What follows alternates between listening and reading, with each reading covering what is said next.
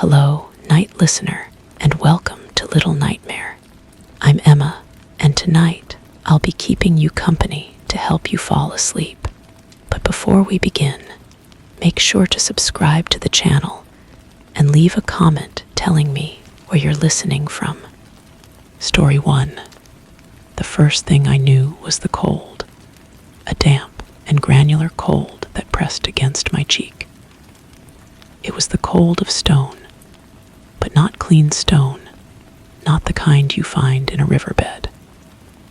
This was a cold that had been sweating in the dark for a very long time, a cold that tasted of wet earth and rust when I breathed it in. My fingers, curled uselessly beside my face, traced the surface. It was rough, pitted with tiny holes like a fossilized sponge, and it was slick with a thin, oily moisture. I tried to push myself up, but a white-hot wire of pain pulled taut across my ribs, and I slumped back down with a sound that was less a cry and more a puff of defeated air. I did not know my name. I did not know where I was. There was only the cold stone beneath me, the throbbing in my side, and a thirst so profound it felt like a second, hollowed-out body wrapped around my own. It was a dryness of the marrow, a cracking of the spirit. My tongue was a foreign object, a piece of leather stuffed in my mouth. Light, what little there was, seeped from a crack high above, a jagged tear in a ceiling of packed earth and root. It was the color of weak tea, and it did nothing to warm the deep chill of the place. I was in some kind of cellar, or a forgotten root cellar. The air was thick and still, heavy with the smell of rot, and something else, something metallic and old, like a handful of pennies left in the rain. Slowly, moving each limb as if it were made of glass, I managed to roll onto my back. The pain in my ribs flared, a bright, insistent star. Above me, thick wooden beams, black with age and damp, held up the earth. Something skittered in a far corner, a dry whisper of movement that made my heart clench. I was not alone. It took an age to sit up. The world swam, a nauseating carousel of shadows. I leaned against the wall, the cold seeping through my thin dress, a simple, dark thing I did not recognize. My hair fell around my shoulders, lank and smelling of mud.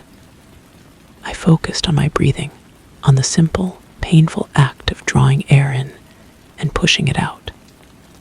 With each breath, a memory tried to surface, a flicker of color, a sensation of speed, a shattering sound. But it was like trying to catch smoke. There was nothing solid to hold onto. A sound came from above, a soft, rhythmic crunching. Footsteps. They paused directly over the crack of light. A shower of dirt and pebbles pattered down onto the stone floor. I held my breath, my entire being focused on that sound. A hinge groaned, a long, agonized complaint, and a rectangle of gray sky opened up at the top of a steep, earthen ramp. A silhouette filled the opening, blocky and uncertain. "Hello," a man's voice called down. It was hesitant, weathered. "Anyone down there?" Saw the door was open. I tried to answer, but my throat was a desert. All that emerged was a dry croak. The silhouette shifted. "I am coming down. Don't be alarmed." A flashlight beam cut through the gloom, swinging wildly before settling on me. I flinched, throwing a hand up against the sudden invasion. The footsteps came closer, cautious. The beam lowered, and I saw him properly for the first time. He was a man in his late 50s, maybe early 60s, with a face carved by wind and worry. He wore a heavy canvas jacket, and his eyes, deep-set, and the color of a winter sky, were wide with astonishment. "Good Lord," he whispered, "what happened to you? Are you hurt?" I could only stare, my mind a perfect blank. He knelt beside me, his movements slow and deliberate, as if approaching a wounded animal. He didn't touch me, just looked, his gaze taking in the dank cellar, my disheveled state, the way I cradled my side. "Can you speak?" he asked, his voice softer now, confidential. I shook my head. The movement sent another spike of pain through me. "All right," he said. "All right. Don T. Try. My name is Carl Henderson. I live just over the ridge. Let us get you out of this hole." He helped me to my feet, his arms strong and surprisingly gentle around my shoulders. My legs were weak, trembling. As we moved toward the ramp, the flashlight beam swept across the far wall of the cellar, and I saw something that made me freeze. Scratched into the stone over and over were symbols. They were not letters, not any language I knew.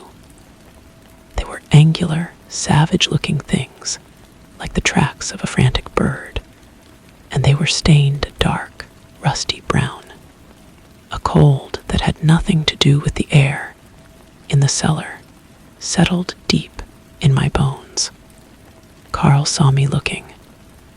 "Old place," he murmured, his voice tight. "Folks say it's been here since before the town. Best not to dwell on it." He led me up the ramp and out into the fading afternoon. The world was a shock of muted color and cold, clean air. We were in a wooded valley, and the cellar door was set into a grassy mound, nearly invisible until you were right on top of it. Carl's truck, an old Ford pickup, was parked on a dirt track nearby. He helped me into the passenger seat, and the warmth of the cab was a blessing and a torment. It made me aware of how deeply the cold had sunk into me. He drove in silence for a while, his eyes flicking from the rutted track to me and back again. "You don't remember anything?" he finally asked. "Your name, how you got there?" I looked out the window at the passing pines, their branches like skeletal hands against the gray sky. Nothing. It was all a void. A name surfaced in my mind, unbidden. A single word that felt both foreign and familiar. "Dorothy," I whispered. The name tasted strange on my tongue, like a forgotten flavor. "Dorothy," Carl repeated, as if testing the weight of it. "Well, Dorothy, we'll get you patched up." His house was a small, sturdy cabin at the edge of the woods, smoke curling from its stone chimney. Inside, it was warm and cluttered, smelling of wood smoke, coffee, and old books. He sat me down in a worn armchair by the fire and brought me a glass of water. I drank it greedily, but it did nothing to slake the thirst. It was like pouring water onto sand.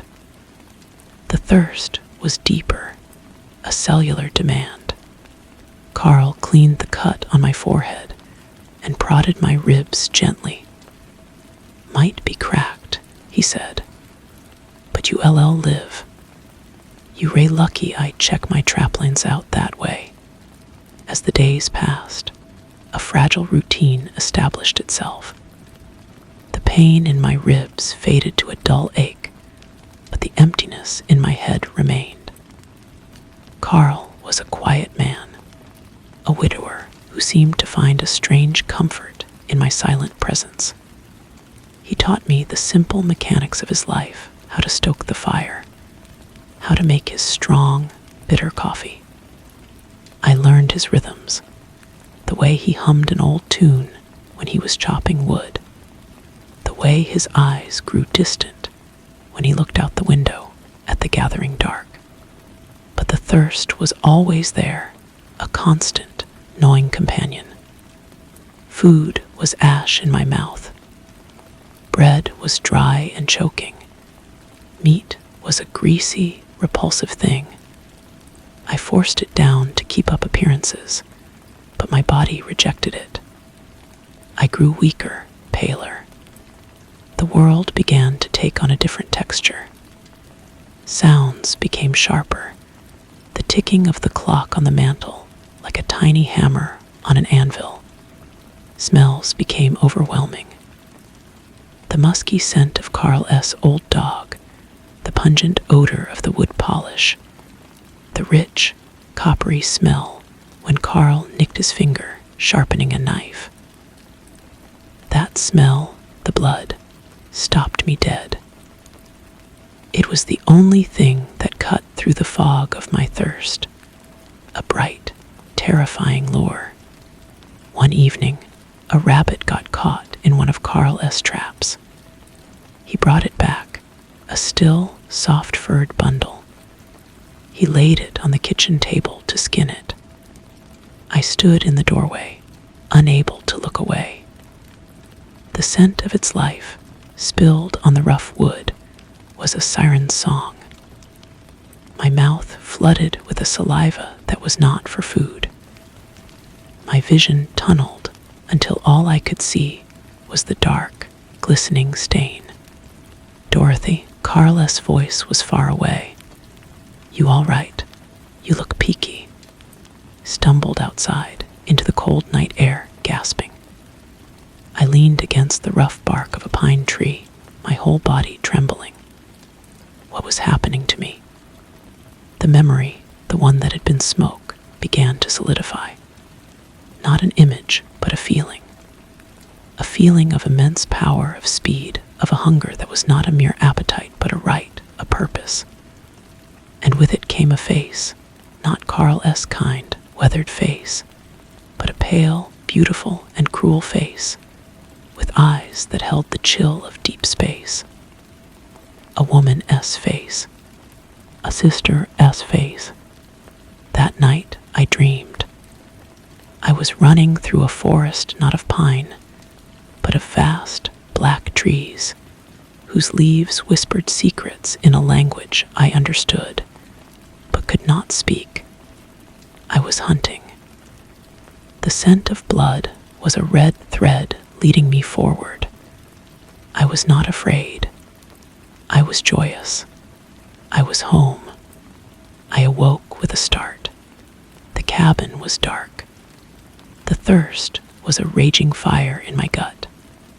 I slipped out of bed and moved through the dark house with an instinctual silence. I found myself in the kitchen, standing before the icebox. I knew what was inside, the rabbit. Without a thought, I opened the door. The cold air washed over me. I took the carcass, its fur now stiff with frost, and my fingers, with a will of their own, found the wound on its neck. I brought it to my lips. The taste was not of meat. It was of life. It was electric and rich, a warmth that flooded my frozen veins, a strength that straightened my spine and cleared the fog from my mind. It was the most natural, most necessary thing I had ever done. When I was done, I felt whole. For the first time, I felt real. A floorboard creaked. I turned. Carl was standing in the doorway, his his face a mask of horror and dawning understanding. He wasn't looking at me, but at the blood on my hands, on my lips. "Oh, child," he breathed, and there was no fear in his voice, only a deep, bottomless sorrow. "So it is true. The stories about the old families, about the things that live in the dark places. He didn't run. He didn't scream. He simply walked to the sink, wet a rag, and handed it to me. "Clean yourself up," he said, his voice weary. "We need to talk." And he told me. He told me about the town of Blackwater, nestled in the valley below. A town that was old when the country was young. He told me about the family that had owned the land for centuries, the Vane family, who were rarely seen, but whose influence was felt in every shadow. They were reclusive, impossibly wealthy, and rumored to be different. They never aged, they never sickened. And sometimes people went missing in the woods. Sometimes a traveler would be found, pale and drained. "My grandfather warned me," Carl said, staring into the embers of the dead fire. "He said the Vanes were not like us, that they were old things from an old world, and they survived on the heat and the salt of our blood. He said they had rivals, too, other families, other things that fought for territory. He said it was a secret war, fought in the corners of the world we don't see." He looked at me, his eyes full of a pity that broke my heart. "I think you ray one of them, Dorothy. I think you ray a Vane." The name resonated within me, a key turning in a lock I hadn't known existed. Vane. It was my name. The memories came flooding back then, not as coherent scenes, but as sensations. A great, dark house of stone and silence. The woman with the cruel eyes, Lilith, my sister. The whispered arguments about legacy, about purity, about the threat from a rival clan called the Crofts, who believed in a more violent, overt kind of feeding. There had been an attack, an ambush. I had fallen, thrown into that ancient cellar, my memory shattered. I was not a girl. I was a vessel for something ancient and hungry. Days turned into a tense vigil. Carl, against all sense, became my protector. He saw the conflict in me, the humanity that struggled against the inheritance of my blood. He brought me animals from his traps, and I drank, hating the necessity, loving the relief. My strength returned tenfold. I could hear the mice scratching in the walls. I could see the individual threads in the fabric of the curtains across the room. The world was hyperreal, a feast of sensation, but the outside world was closing in. Strange cars prowled the dirt roads at night, their headlights cutting like knives through the dark. Once, I saw a figure standing at the tree line, tall and unnaturally still, watching the cabin. It was a man I knew from the shards of my memory. One of the Crofts. They knew I was alive. They knew I was vulnerable. And then Lilith came. She arrived at dusk, stepping out of the shadows beneath the pines, as if she had been woven from them. She was exactly as I remembered, pale as moonlight, her hair a cascade of black silk, her eyes the color of a frozen lake. She wore a dress of simple, elegant black, and she moved with a predator-esque grace. "Sister," she said, her voice a melody that held no warmth. "You've been playing house with the livestock. How quaint. Carl stepped out onto the porch, his shotgun held tight in his hands. "You get off my land," he said, his voice steady, but thin against her presence. Lilith laughed, a sound like breaking glass. "The land belongs to us, old man. It has always belonged to us. You are just a temporary tenant." Her eyes flicked back to me. "Dorothy, it is time to come home. The Crofts are getting bold. They think because you were weak enough to be caught, our line is weak. You must return and take your place. You must feed properly, regain your strength." "I don't want that," I said, but the words sounded feeble. The memory of the rabbit S blood was a potent argument against my own protest. "Want," she sneered.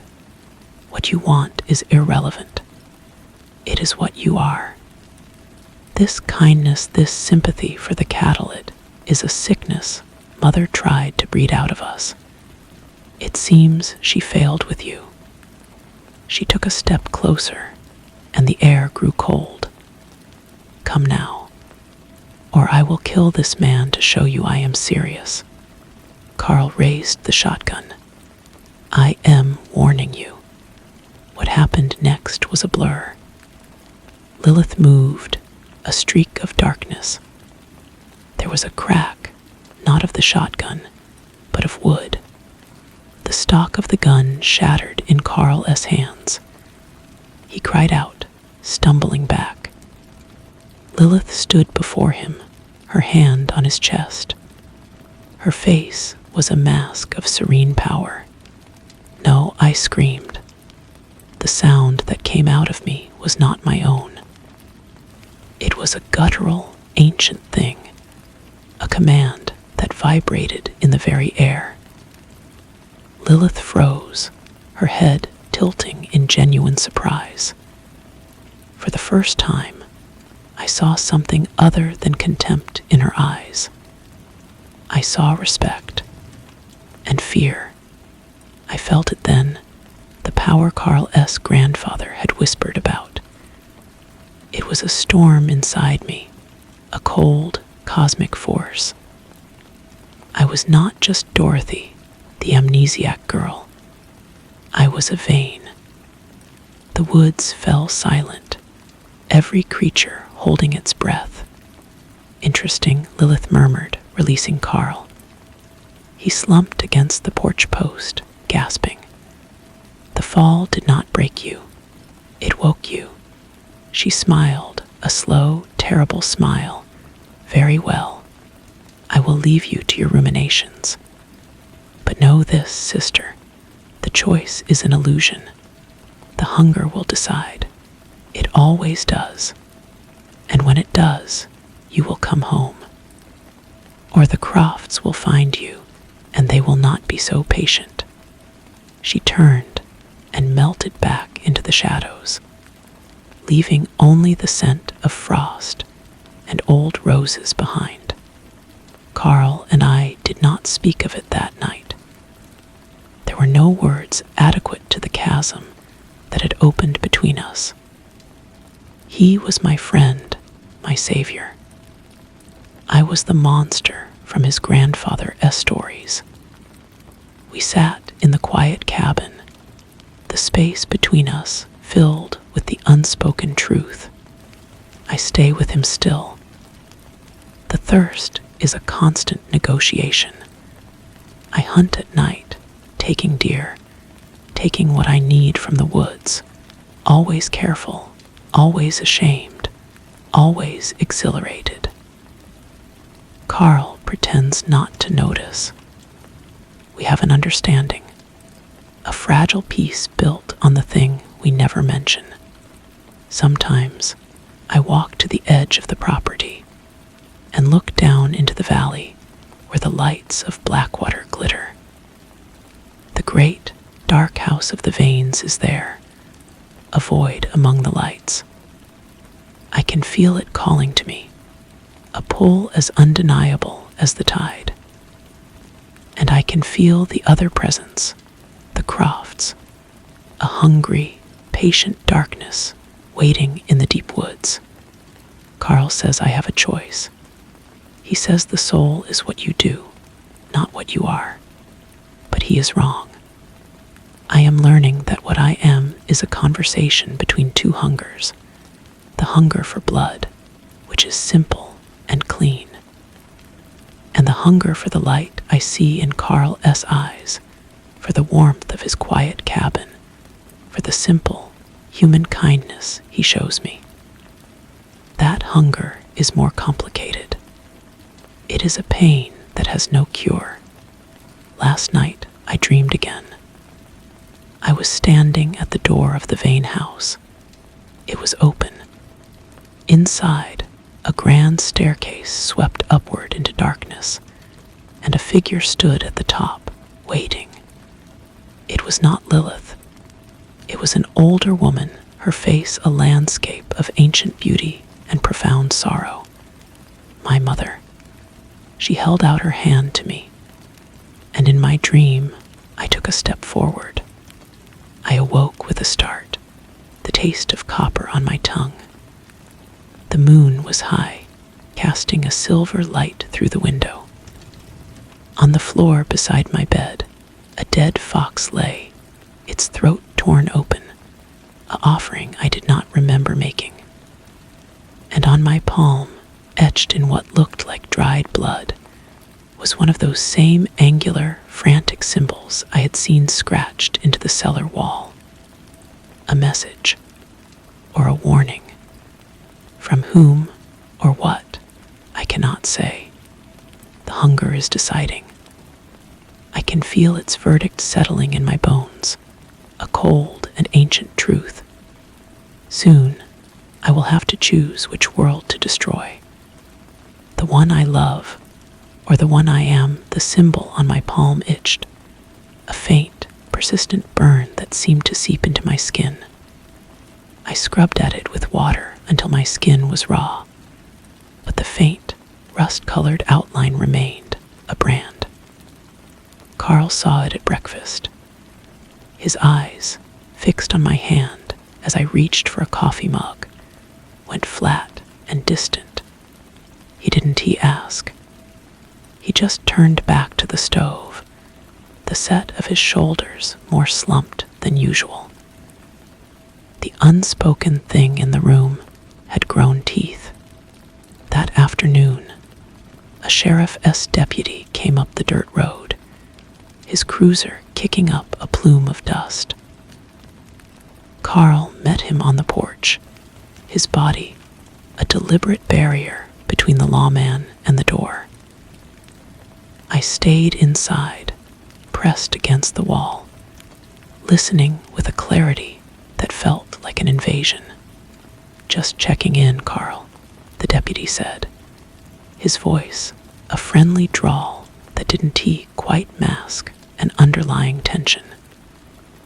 "Some folks reported seeing lights up this way last night. Strange lights. And the Miller S. Prize bull was found drained dry over near the old Vane property line. No marks, but a couple of small punctures on its neck. You seen anything unusual?" "Just the usual," Carl replied, his voice steady.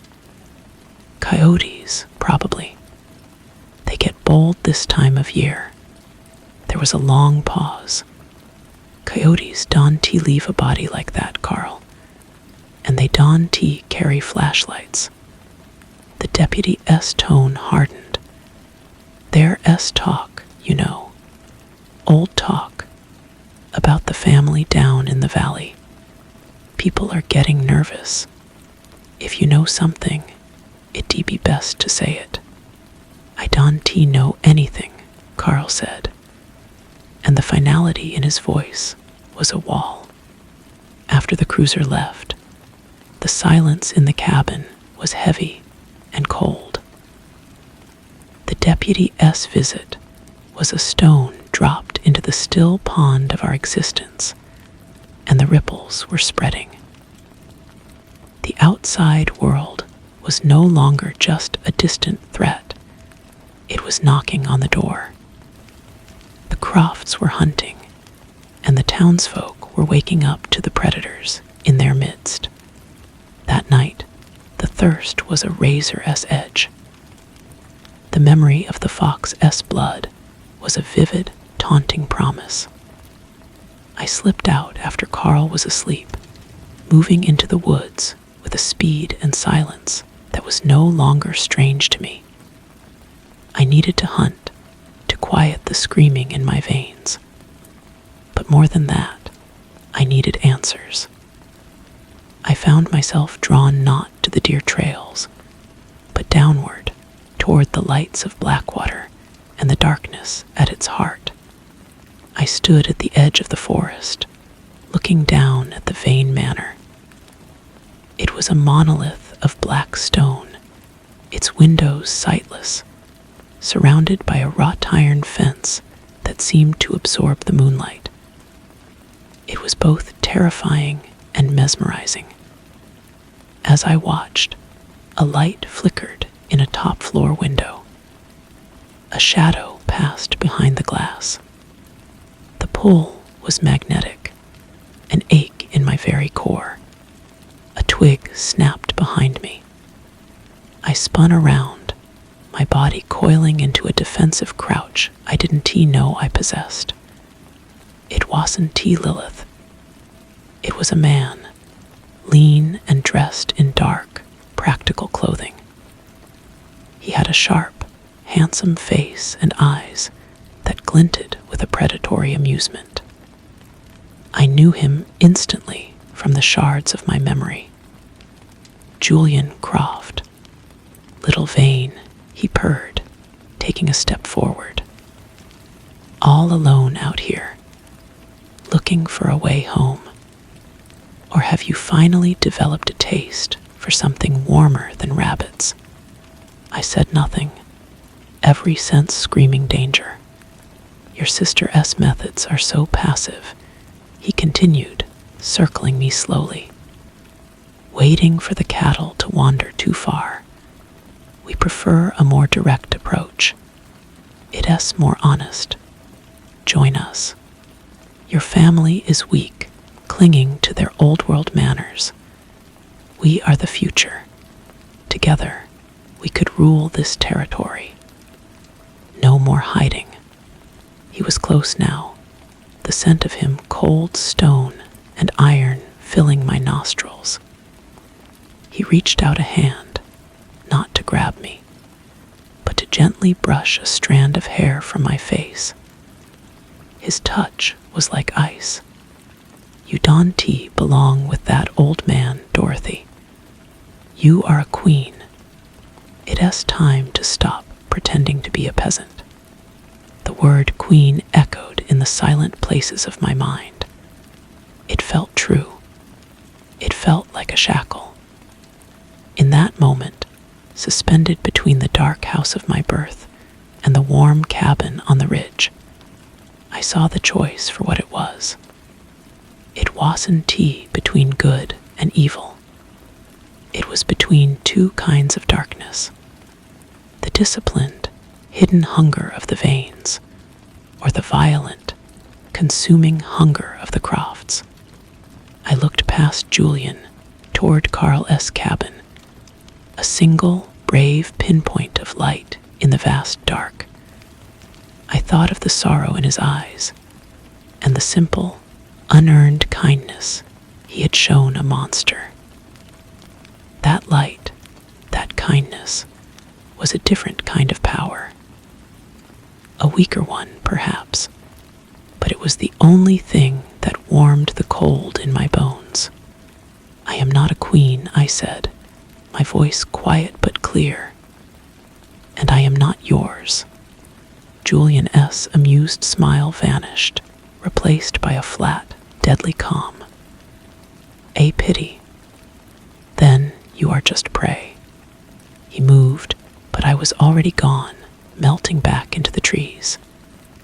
I didn't run to the cabin. I ran deeper into the woods, leading the threat away from Carl. I ran until the trees formed a dense canopy overhead, blotting out the moon. I stopped, listening.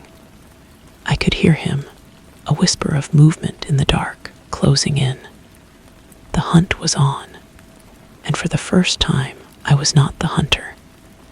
The fear was real, but beneath it, a cold certainty was rising. The hunger would decide, Lilith had said. But as I stood there, waiting for Julian Croft, I knew I would decide first. The verdict was not in my bones. It was in the choice I would make in the next few seconds. To fight or to flee, to kill or to be killed. The symbol on my palm burned like a star. The silence of the woods was absolute, a held breath. I could feel him, a cold spot in the night, circling. His patience was a hunter-esque patience, infinite and cruel. I pressed myself against the rough bark of an ancient oak, trying to still the thunder of my own heart. It was a human sound, a vulnerability. I forced it to quiet, forcing myself into the perfect, predatory stillness that was my birthright. A scent reached me, not of pine and damp earth, but of expensive cologne and old blood. Julian was close, too close. You can hide from me, little Vane. His voice slithered through the darkness, coming from everywhere and nowhere. I can smell your fear. It is delicious. A vintage your family would never appreciate. I didn't answer. Words were a trap. Movement was a trap. I was a statue, a part of the forest. I let my awareness expand, listening past his taunts, past the rustle of leaves he deliberately made. I listened for the subtler sound, the almost imperceptible compression of moss underfoot, the displacement of air. There to my left, he emerged from behind a thicket not 10 feet away, his form a solid black shape against the lesser dark. He was smiling. There you are. In that frozen instant, 2 paths split before me. One was the Vane way, cold, efficient, a swift and silent end. The other was the Croft way, brutal, messy, a celebration of the kill. But I was neither. I was something in between, something new and terrified. He lunged. It wasn't a blur of speed like Lilith's movement. It was a powerful, confident rush, meant to overwhelm. I didn't try to match his strength. I dropped, sliding under his grasping arms, and scrambled backward on all fours like an animal. The movement was undignified, instinctual. It saved my life. He recovered with a snarl of surprise and turned. Fight like what you are. I don't know what I am. The words tore from me, raw and honest. It gave him pause, just for a heartbeat. In that heartbeat, I saw my opening. Not to kill him, but to escape. I sprang to my feet and ran, not with the graceful speed I knew I possessed, but with a desperate, crashing panic. I was leading him away from Carl, but I was also running from the truth of my own nature. Branches whipped my face, thorns tore at my clothes. I was an animal fleeing the slaughterhouse. I burst into a small, moonlit clearing and skidded to a halt. There was no way out. A granite cliff face rose on the other side, slick with moisture. I was trapped. Julian stepped from the tree line, not even winded. He smoothed his jacket, his expression one of mild disappointment. A disappointing end. I expected more from Yvain. He advanced slowly, savoring the moment. I backed away until my shoulders hit the cold, unyielding rock. This was it. The choice was being made for me. I would die here, and Carl would never know what happened. The thought ignited a cold fury in my gut, a feeling far purer than fear. As he reached for me, his fingers poised to snap my neck. I didn't try to dodge. I looked past him into the dark woods, and I whispered a single, desperate word. Lilith. It was not a cry for help. It was an accusation, a challenge. Julian laughed. She can hear you. She is too busy preserving her precious dignity. But his laugh died in his throat. The temperature in the clearing plummeted. The air grew so cold it hurt to breathe. A shadow detached itself from the base of the cliff, a shadow that was deeper and older than the night itself. It solidified into the form of my sister. She stood between Julian and me, her back to me. She had not come in a blur of motion. She had simply appeared. Julian, Lilith said, her voice devoid of all emotion. You were told. This territory is ours. She is ours.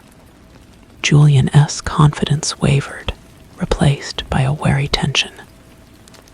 The rules are changing, Lilith.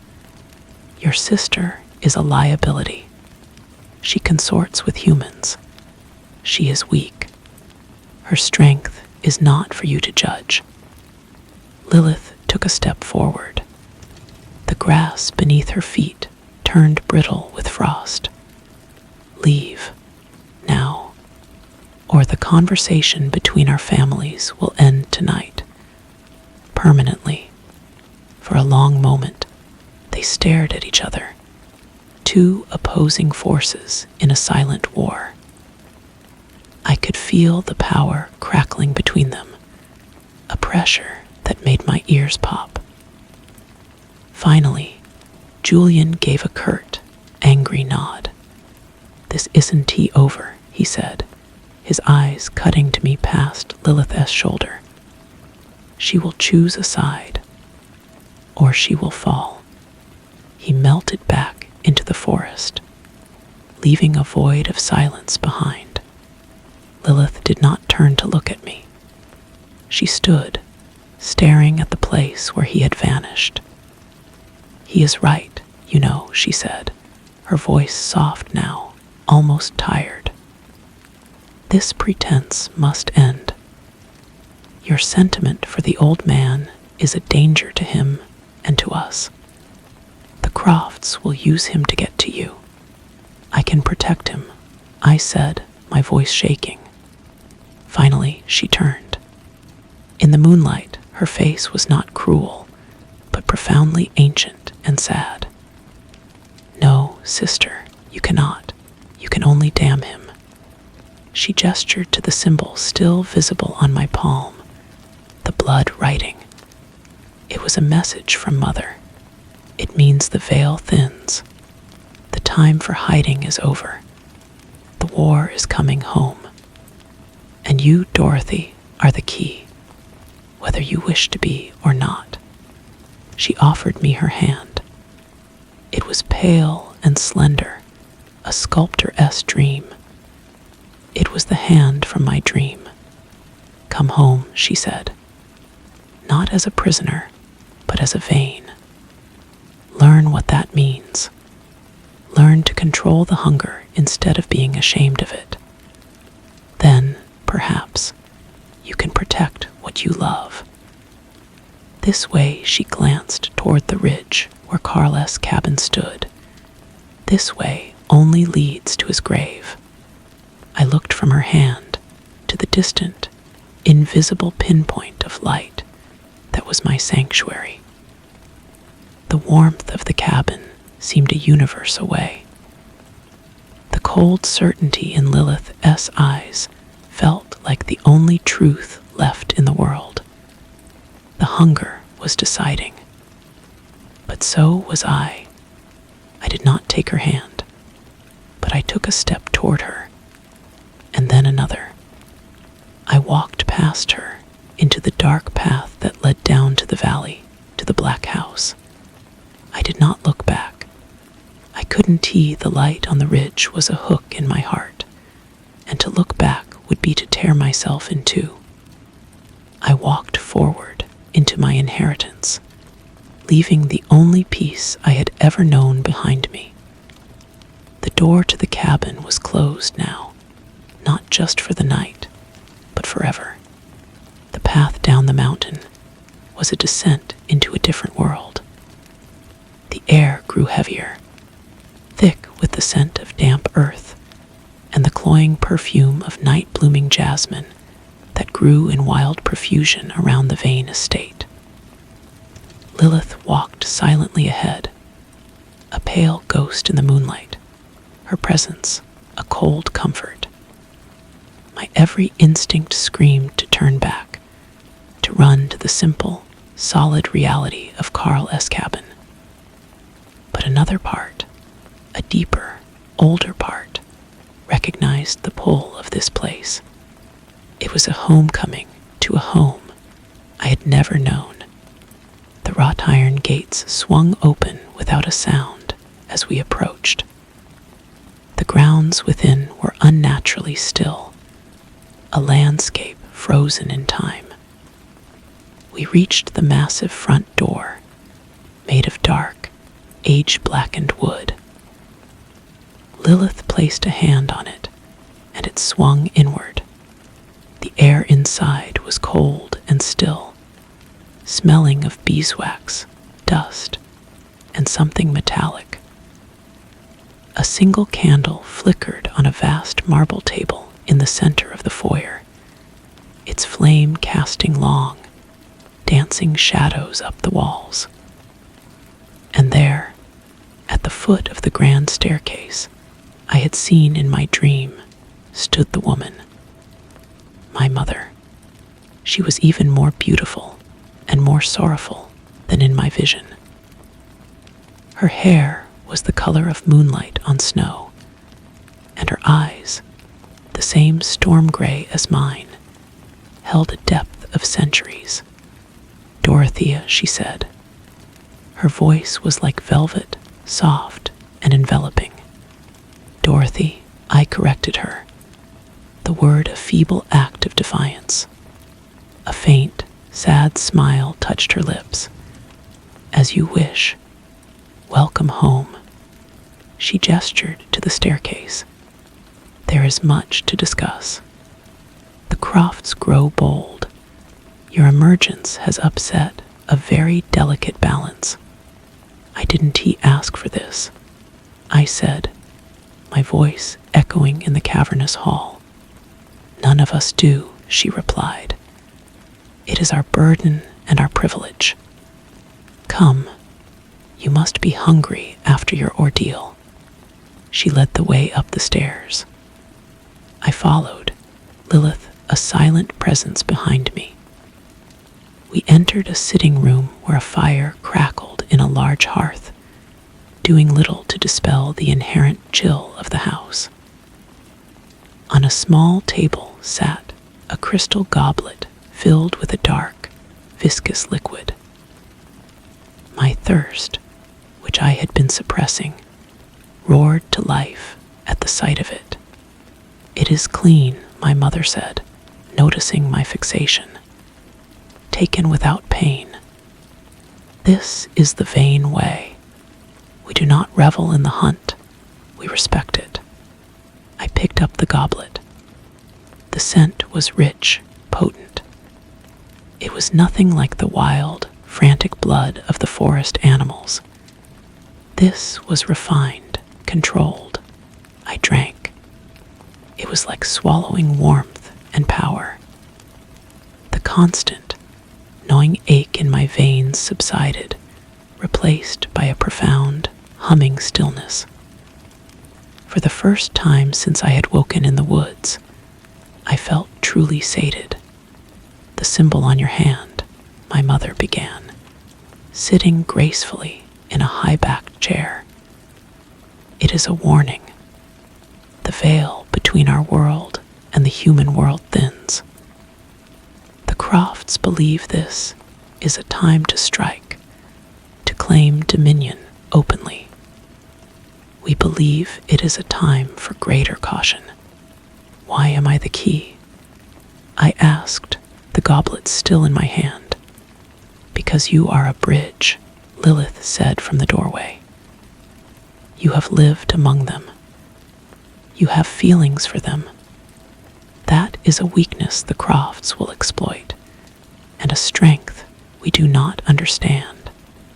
"It is more than that," my mother interjected, her gaze piercing me. "Your amnesia, your time with the human, it has changed you. It has delayed your awakening. Your power is untamed, unpredictable. The Crofts fear what they cannot predict, and they are right too." I thought of the dead fox, the blood writing on my palm. "The message, did you send it?" My Mother S. expression grew grim. "No, that was not our doing. There's another player in this game, one we have long feared." She leaned forward. "The Crofts are not our only ancient enemy. The one who scratched that symbol in Carl S. cellar, who left that offering for you, that was the work of a blood weaver. They deal in fate and prophecy. They manipulate. They have taken an interest in you, Dorothea. And that is a far more dangerous thing than Julian Croft S. blunt threats." A sudden, sharp pain lanced through my temple. A memory, not my own, flashed behind my eyes. A figure hunched over a loom strung with crimson threads, humming a tuneless song. The image was gone as quickly as it came, leaving a residue of dread. I looked from my Mother S. concerned face to Lilith S. impassive one. I had come here for answers, but I had only found a deeper, more tangled web. I had left Carl to protect him, but I had stepped into a war where I was both a pawn and a prize. The hunger was quiet now, but the other hunger, the one for the light, was a dull, constant ache. I had chosen my world, but as I sat in the cold, elegant silence of the vain house, I knew the choice had only just begun. The real destruction was yet to come. The silence stretched, broken only by the pop of the fire. My mother watched me, waiting for the new information to settle. A blood weaver. The name meant nothing to me, yet the memory it had triggered felt like a stain on my soul. What do they want with me? I finally asked, my voice barely a whisper. They want what they have always wanted, my mother replied. To weave the threads of our existence to their own design. They believe the world is a tapestry to be rearranged. A creature like you, unaligned, powerful, and emotionally entangled with the human world, you are a loose thread of immense potential. They will either seek to tie you into their pattern or cut you away entirely. Lilith moved from the doorway and stood by the fireplace, her arms crossed. The Weaver S involvement changes the timeline. We can no longer afford to let you acclimatize. Your training begins tonight. Training. I looked down at my hands, still feeling the phantom warmth of the goblet. control, my mother said. The hunger is a tool, not a master. You felt the difference between the blood of the fox and what you just drank. One is a frantic scramble, the other is a deliberate sustenance. We will teach you to command the thirst, to sharpen your senses, to use the strength in your veins with precision. The Crofts rely on brute force. We rely on art. The idea was both terrifying and alluring. To not be a victim of this raging need inside me, but to be its commander. It was the first offer of power I had received that didn't feel like a threat. And Carl, I asked, the name hanging in the air between us. My mother's face softened with a genuine, ancient sorrow. The old man is a vulnerability.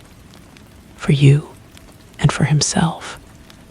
The best protection you can offer him now is distance. The illusion that you are gone. The Crofts will be watching him. The Weaver may be watching him. Your presence in his life is a death sentence. The truth of her words was a physical blow. I had run from Julian to lead him away from Carl, but it was a temporary solution. My very connection to the man was a beacon. I thought of his kind, weary eyes, of the simple stews and the quiet companionship.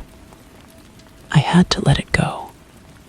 I had to make him believe I was gone for good. I need to see him one last time, I said, the decision forming as I spoke the words. Not to stay, to say goodbye, to make him believe I chose to leave, that I am not in danger. If he thinks I am missing or dead, he'll never stop looking. Lilith snorted. Sentiment, it is a risk. It is a necessary closure, my mother countered, studying me. A clean break is better than a frayed cord, but you will not go alone, and you will not reveal what you are. You will be a girl who remembered her past and must return to it. It is the kindest lie. An hour later, I stood once more at the edge of the forest, looking up at the cabin. The light was still on in the main room. Carl was awake. Lilith was a shadow among shadows behind me, a silent guardian and warden. Be swift, she murmured. The night is not our friend. I walked up the path, my footsteps feeling heavier with each step. This was harder than facing Julian Croft. This was a different kind of death. I knocked softly on the door. It opened after a moment, and Carl stood there, his face etched with worry that melted into relief. Dorothy, Lord, child, I was about to come looking for you. You can be running off in the middle of the night like that. He ushered me inside. The warmth of the cabin felt alien now. A beautiful dream I was about to wake from. I saw everything with a new, painful clarity. The worn rug, the chipped mug by the sink, the gentle slope of his shoulders. Carl, I remembered, I said, forcing the words out. I had practiced them on the walk up. My name is Dorothea Vane. My family, they live in the valley. I have a sister. They've been looking for me. His eyes widened, filling with a complex mixture of happiness and sadness. That's wonderful news, Dorothy. Dorothea. Is everything all right? Are they good people? The concern in his voice nearly broke me. They are, I lied, the taste of it bitter. They ray just private. I need to go back. Tonight. He was quiet for a long moment, absorbing it. He nodded slowly. I see. Well, a body belongs with their family. He tried to smile, but it didn't he reach his eyes. I'll pack you some food for the road. No, I said, too quickly. That's all right. They were waiting for me just down the trail. I just wanted to thank you for everything. You saved my life. He waved a hand, embarrassed. I didn't do much, just gave you a place to rest. He looked at me, really looked at me, and I feared he could see the cold truth lurking beneath my skin. You'll be all right, then. I will, I said, my voice thick. I turned to leave before I could crumble. As my hand touched the doorknob, he spoke again, his voice gentle. You'll always have a place here, Dorothy, if you ever need it. I couldn't answer. I just nodded, not trusting myself to look back, and stepped out into the night, closing the door on the only light I had ever known. I walked down the path, my human heart breaking, while the thing inside me, the vein, remained cold and still. Lilith fell into step beside me. It is done, she said, not unkindly. I didn't reply. I just kept walking down the dark mountain, toward the monolith of black stone that was my birthright. The girl named Dorothy was gone, left behind in the warm light of a cabin. All that remained was Dorothea Vane, and the long, cold night ahead. The journey back was a silent funeral procession for my former self. The woods, which had once felt like a shelter, now felt like the walls of a vast, dark cathedral. Every rustle of leaves was a whispered prayer for the dead girl I had been. Lilith's presence was a cold stone at my side, a monument to the reality I now inhabited. We did not go to the main house. Instead, Lilith led me to a low, stone structure I hadn't noticed before, built into the side of the hill behind the mansion. It looked ancient, like a tomb. Inside, the air was even colder, and the only light came from a series of shallow channels cut into the stone floor, filled with a faintly glowing liquid that cast shifting blue patterns on the walls. This is the reflecting pool, Lilith said, her voice echoing in the chamber. This is where you will learn to see, not with your eyes, but with your blood. She gestured for me to stand at the edge of the largest channel. Close your eyes. Feel the hunger you carry. Do not fight it. Do not feed it. Simply acknowledge it. Let it become a sense, like hearing or touch. I obeyed, shutting out the eerie blue light. I focused inward, on the constant, low thrum that had been my companion since I'd awoken. I had always thought of it as a void, an emptiness demanding to be filled. But now, as I held it in my awareness without panic or shame, I felt it was more like a current, a river of potential energy flowing through me. Good, Lilith murmured, her voice seeming to come from inside my own head. Now, push that sense outward. Feel the room. I tried. At first, there was nothing. Then, a flicker. I could feel the cool, dense presence of the stone walls, the slow, viscous flow of the glowing liquid in the channels. It was a perception without images, a knowledge of substance and space that bypassed sight. Further, she commanded. I pushed my awareness past the stone walls. I felt the sprawling roots of the trees, the scurrying life of a mouse in the undergrowth, the deep, sleeping silence of the earth. And then I felt it, a presence, warm and vibrant and achingly familiar, up on the ridge. Carl. He was not sleeping. He was sitting in his chair by the cold fireplace, a solid knot of grief and worry. The clarity of the feeling was so sharp it was painful. I could almost feel the rough texture of the wool blanket he had over his knees. I recoiled, my eyes snapping open. The connection severed, leaving me cold and shaken. I felt him, I breathed. Of course you did, Lilith said. Your blood remembers his. You fed from him, did you not? When you were weak. A sip, perhaps, from a cut. The bond is faint, but it is there.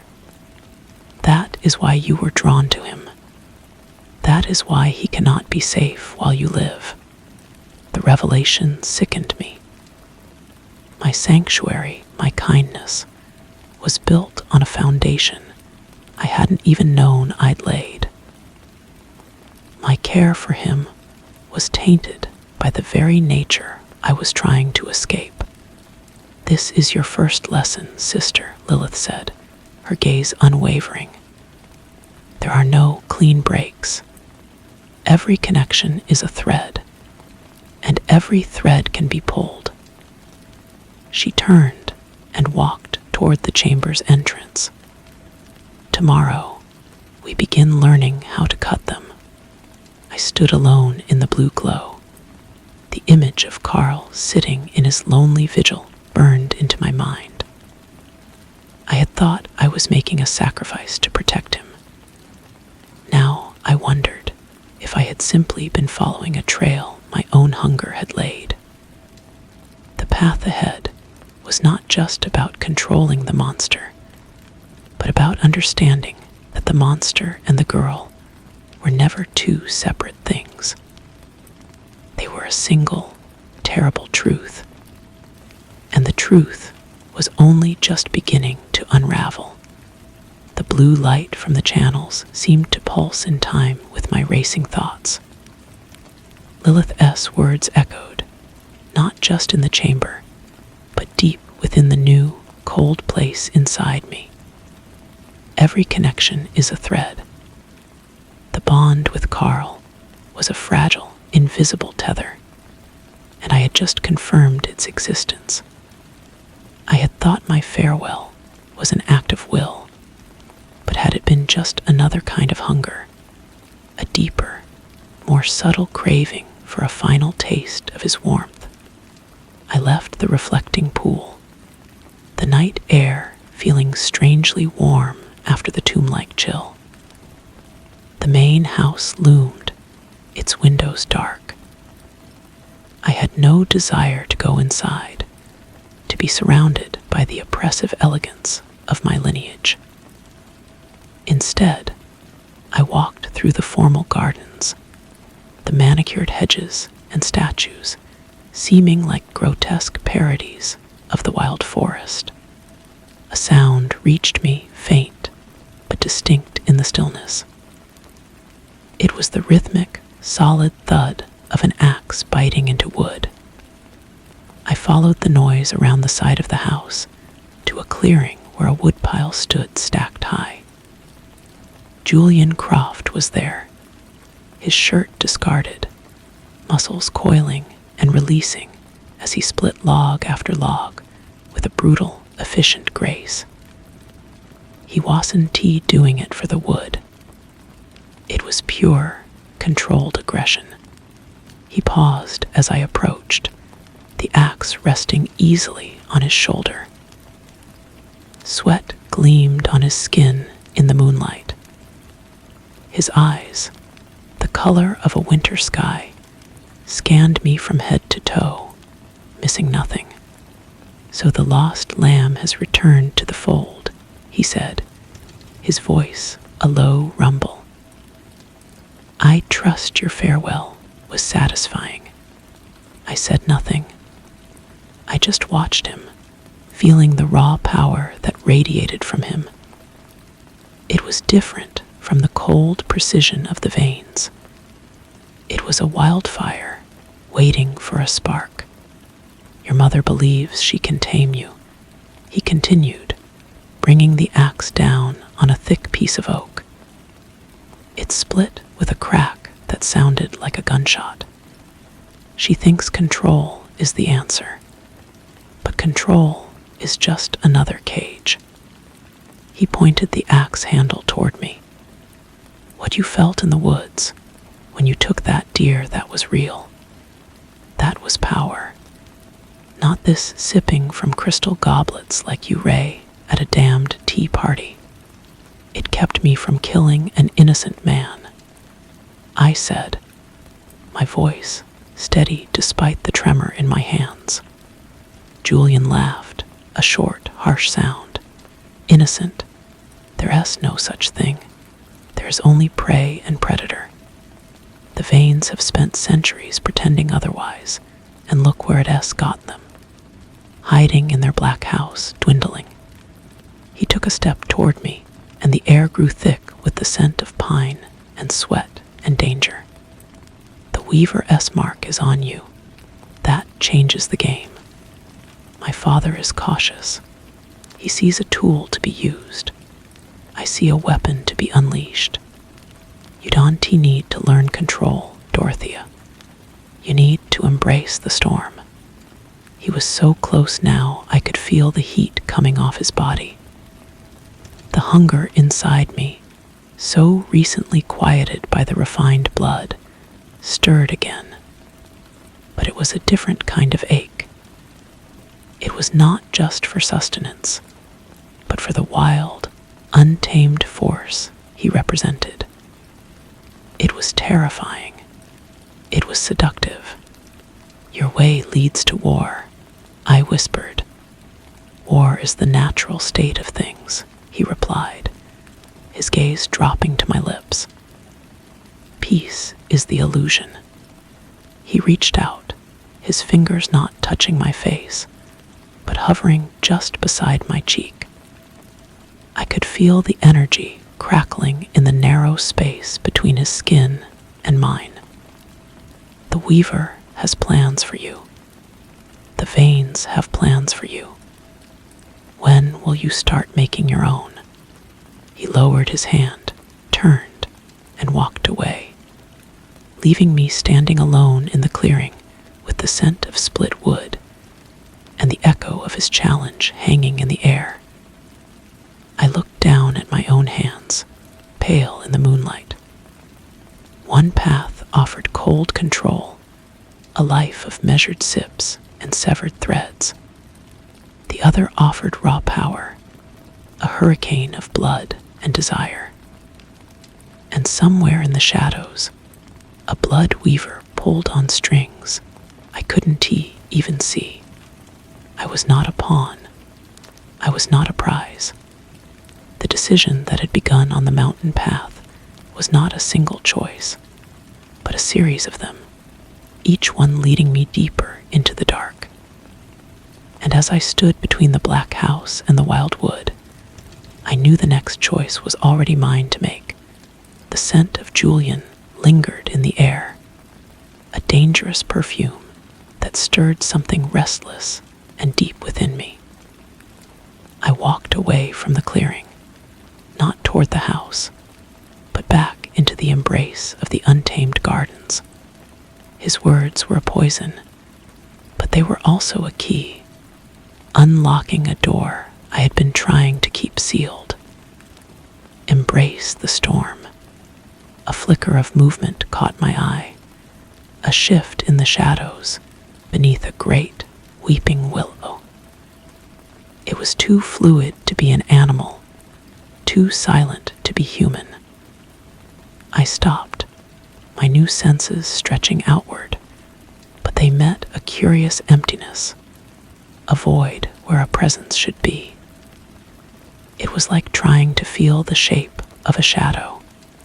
Your senses are sharpening, but they are still blunt instruments, a voice said, soft and dry as fallen leaves.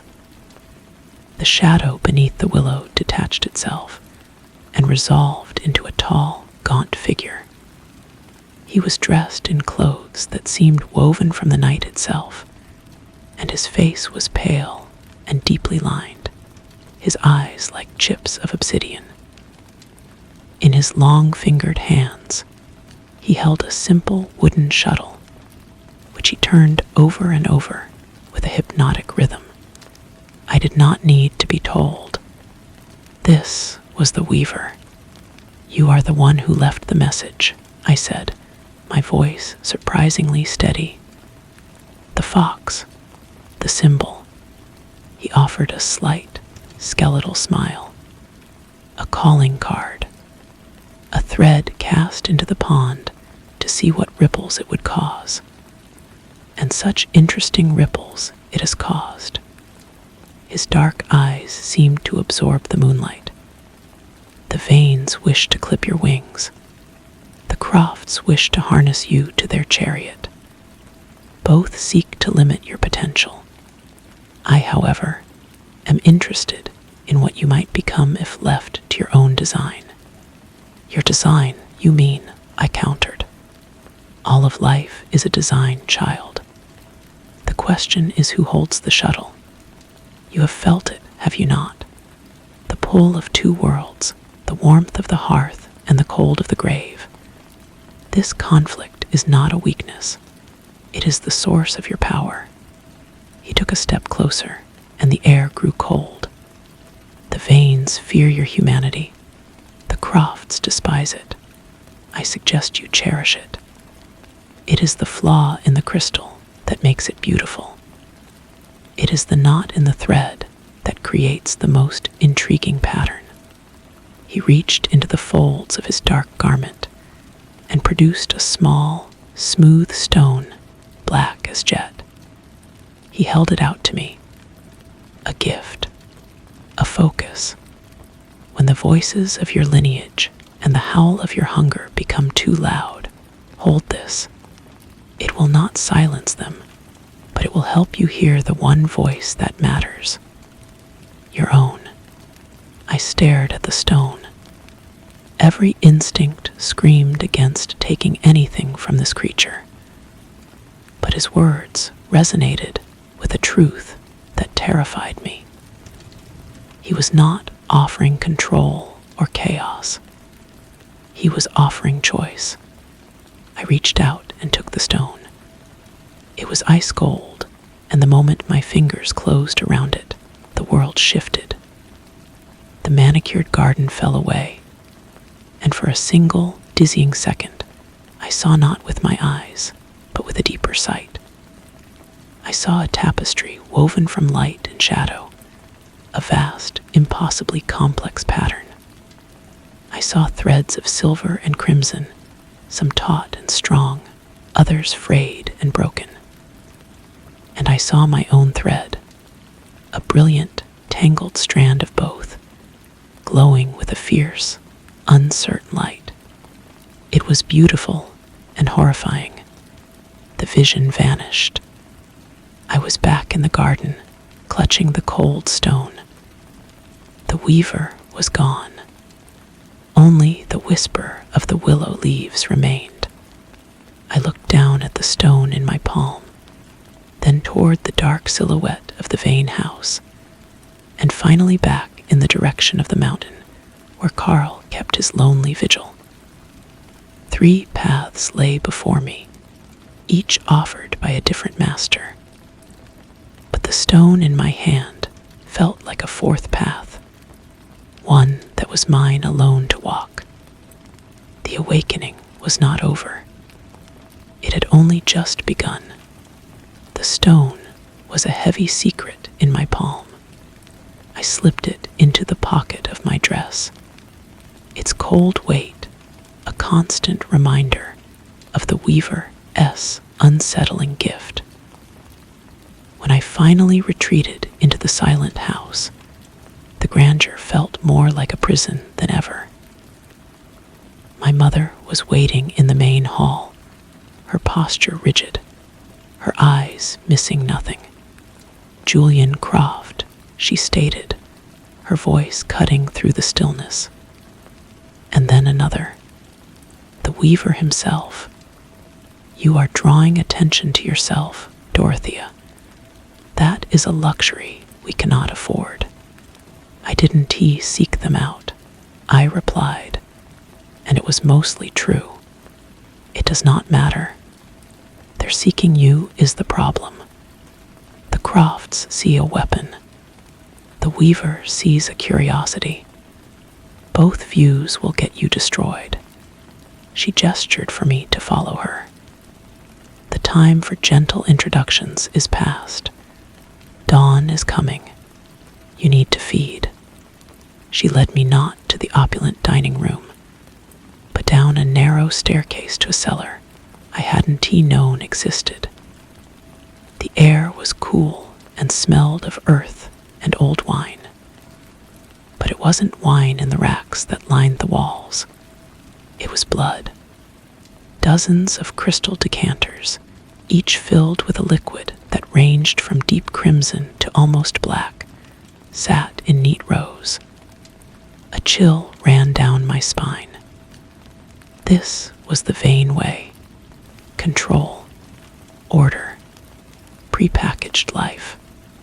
"This is from our donors," she said, selecting a decanter filled with a vibrant red fluid.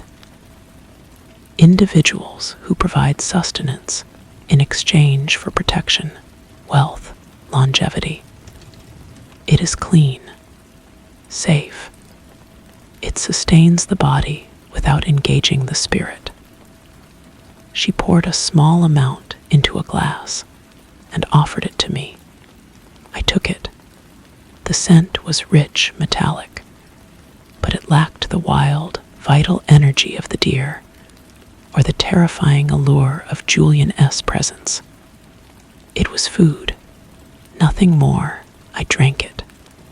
It was like swallowing light and warmth, a wave of well-being that spread through my limbs. The constant, gnawing edge of hunger receded, replaced by a placid fullness. It was efficient. It was soulless. "This is how we survive," my mother said, watching me. "This is how we avoid becoming the monsters the Crofts revel in being." But as the borrowed vitality coursed through me, my mind felt clearer than ever. The weaver's stone seemed to pulse in my pocket. This controlled feeding felt like another kind of lie. It was denying the predator, yes, but it was also denying a part of what I was. The veins had not conquered their nature. They had simply caged it in crystal. Was that truly better than the Crofts' wild embrace? My mother must have seen the conflict on my face. The alternative is the blood hunt, the frenzy. It is a path that leads only to exile and death. You have felt its pull. You know its cost. I did know. I remembered the blinding need, the loss of self, but I also remembered the sheer, terrifying aliveness of it. The decanter blood kept me safe, but it also made me feel domesticated, tame. "Rest now," my mother commanded, her tone leaving no room for argument. "Lilith will continue your training at dusk. You must learn to shield your presence, to make yourself invisible to those who would use you." I returned to my room, the taste of the decanter blood still on my tongue. I lay on the bed, but sleep wouldn't come. The stone felt heavy in my pocket. I pulled it out and held it tight in my fist. The cold seeped into my skin, and again, for a fleeting moment, the world shifted. I saw the threads. I saw the thick, dark cord binding me to this house, to my mother. I saw a fiery, volatile strand stretching toward the Croft lands, and I saw a thin, fragile silver thread, stretched taut and fading, leading back up the mountain to Carl. The vision was gone as quickly as it came, but the knowledge remained. They were all trying to pull me in their direction. My mother with her crystal decanters, Julian with his wild promises, the weaver with his cryptic gifts. But the stone showed me that the threads went both ways. I was not just a puppet. I could pull back, or I could cut them all. As the first gray light of dawn touched the window, I made a decision. I would learn from Lilith. I would drink from the decanters. I would play the part of the dutiful vain daughter. But I would not forget the storm. And I would keep the Weaver S stone close. It was not a guide, but a mirror. It showed me the web I was trapped in, and the first lesson of any trap is that to escape it, you must first understand every single strand. The day passed in a strange, suspended state. The heavy curtains in my room were drawn against the sun, but I could feel its oppressive weight, a distant fire that promised annihilation. I didn't sleep. I sat on the floor, the cold stone in my hand, and practiced what Lilith had taught me. I pushed my awareness inward, finding the current of my own power, and then I tried to build a wall around it. It was like trying to contain water in a sieve. My thoughts kept drifting, carrying my senses with them. I would catch the faint murmur of voices elsewhere in the house, the scent of old paper and dust, the slow, patient heartbeat of a servant somewhere deep below. Each time, I would pull back, frustrated. Invisibility felt like another kind of death. The memory of feeling Carl S. grief was a raw wound, and a part of me recoiled from the idea of sealing it off. That connection, however painful, was a tether to the person I had been. When the light outside finally began to fade, a soft knock came at my door. It was not Lilith. A young woman, her eyes downcast, stood there holding a tray with another crystal glass filled with the decanter blood. "From the Lady Vane," she whispered, her pulse fluttering in her throat like a trapped bird. I took the glass, my fingers brushing against hers. She flinched, a barely perceptible movement, and hurried away. I drank the blood. The same efficient warmth, the same hollow satisfaction. It was enough to sustain the body, but it left the spirit hungry. I placed the empty glass on the tray and looked at my reflection in the dark window. My face was pale, my eyes too bright. A vain daughter, a project, a weapon. Lilith was waiting for me in the reflecting pool chamber. The blue light seemed harsher tonight, casting deep shadows under her cheekbones. "You are leaking power like a cracked vessel," she said without preamble. "The Weaver found you too easily. That ends now. We will build a shield, not of stone, but of will." Her training was relentless. She taught me to visualize a barrier, not as a wall, but as a mist, a veil that could distort and diffuse my presence. She would send out pulses of her own power, sharp, probing tendrils, and I had to learn to let them slide past, to make my essence seem like empty air. For hours, we practiced. I failed over and over. Her mental touch felt like an intrusion, a violation, and my instinct was to push back, to fight, which only made my presence blaze brighter. "You are fighting your own nature," Lilith said, her voice cool and analytical. "You see the shield as a cage. It is not. It is a choice. It is the choice not to be felt, not to be known. It is the ultimate privacy." Now, again. This time, I tried a different approach. Instead of resisting her probe, I imagined myself as the cool, dense stone of the chamber walls. I let her power wash over me, offering no reaction, no surface for it to grip. For a moment, there was nothing but the silent, patient stone. "Better," Lilith conceded, and I felt a flicker of something that might have been approval. "The stone does not care if it is seen. That is your goal. Not to hide, but to become uninteresting." It was a small victory, but it felt more significant than any before. It was not about suppression, but about focus. As the night wore on, I grew more adept. The shield was fragile, a gossamer thing that required constant attention, but I could hold it. For minutes at a time, I could make myself disappear. "Enough," Lilith finally said. "You have the foundation. Practice will make it permanent." She studied me, her head tilted. "The Croft boy spoke to you of storms. Remember this.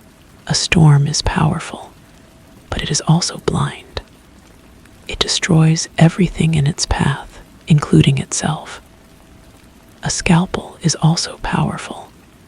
It cuts only what it means to cut. Which would you rather be?" She left me with that question hanging in the air. I stood in the blue glow, the shield firmly in place around my mind. The silence within was profound. I could no longer feel the distant rustle of the forest creatures or the deep hum of the earth. I was alone in a bubble of my own making. It was peaceful. It was lonely. I thought of Julian S. wildfire energy and my Mother S. cold control. I thought of the Weaver S. tangled tapestry. A storm or a scalpel. The choice felt false. I didn't want to be a mindless force of destruction, but the thought of becoming as precise and emotionless as a surgical instrument made my soul ache. There had to be a third way. The stone in my pocket felt warm against my skin, as if in agreement. The path was not yet drawn. I was still holding the pencil. The silence of my self-imposed shield was a new kind of wilderness.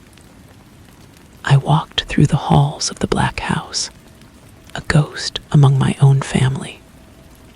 I passed my mother in the grand gallery, and her gaze slid over me without recognition before she turned back to the portrait of a long-dead ancestor. A thrill, cold and sharp, went through me. It worked. I was invisible, but the victory was bittersweet.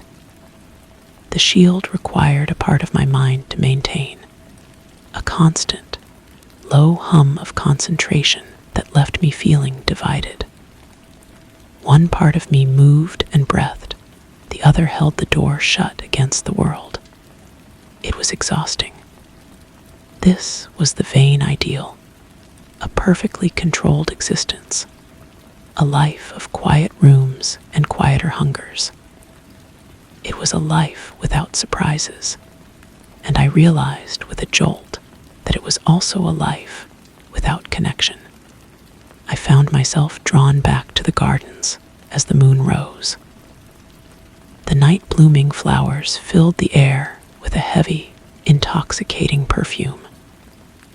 I let the shield drop just for a moment, and the world rushed back in. The buzz of insects, the whisper of the wind through the leaves, the distant, rhythmic pulse of a rabbit in its burrow. It was a cacophony, but it was real. It was life. A branch snapped to my left. I spun, my heart lurching, the shield slamming back into place with the force of a reflex. But it was too late. I had been felt.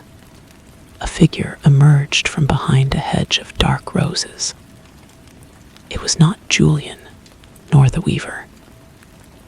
It was a young man, perhaps a few years older than me, with the same dark hair and sharp features as my mother.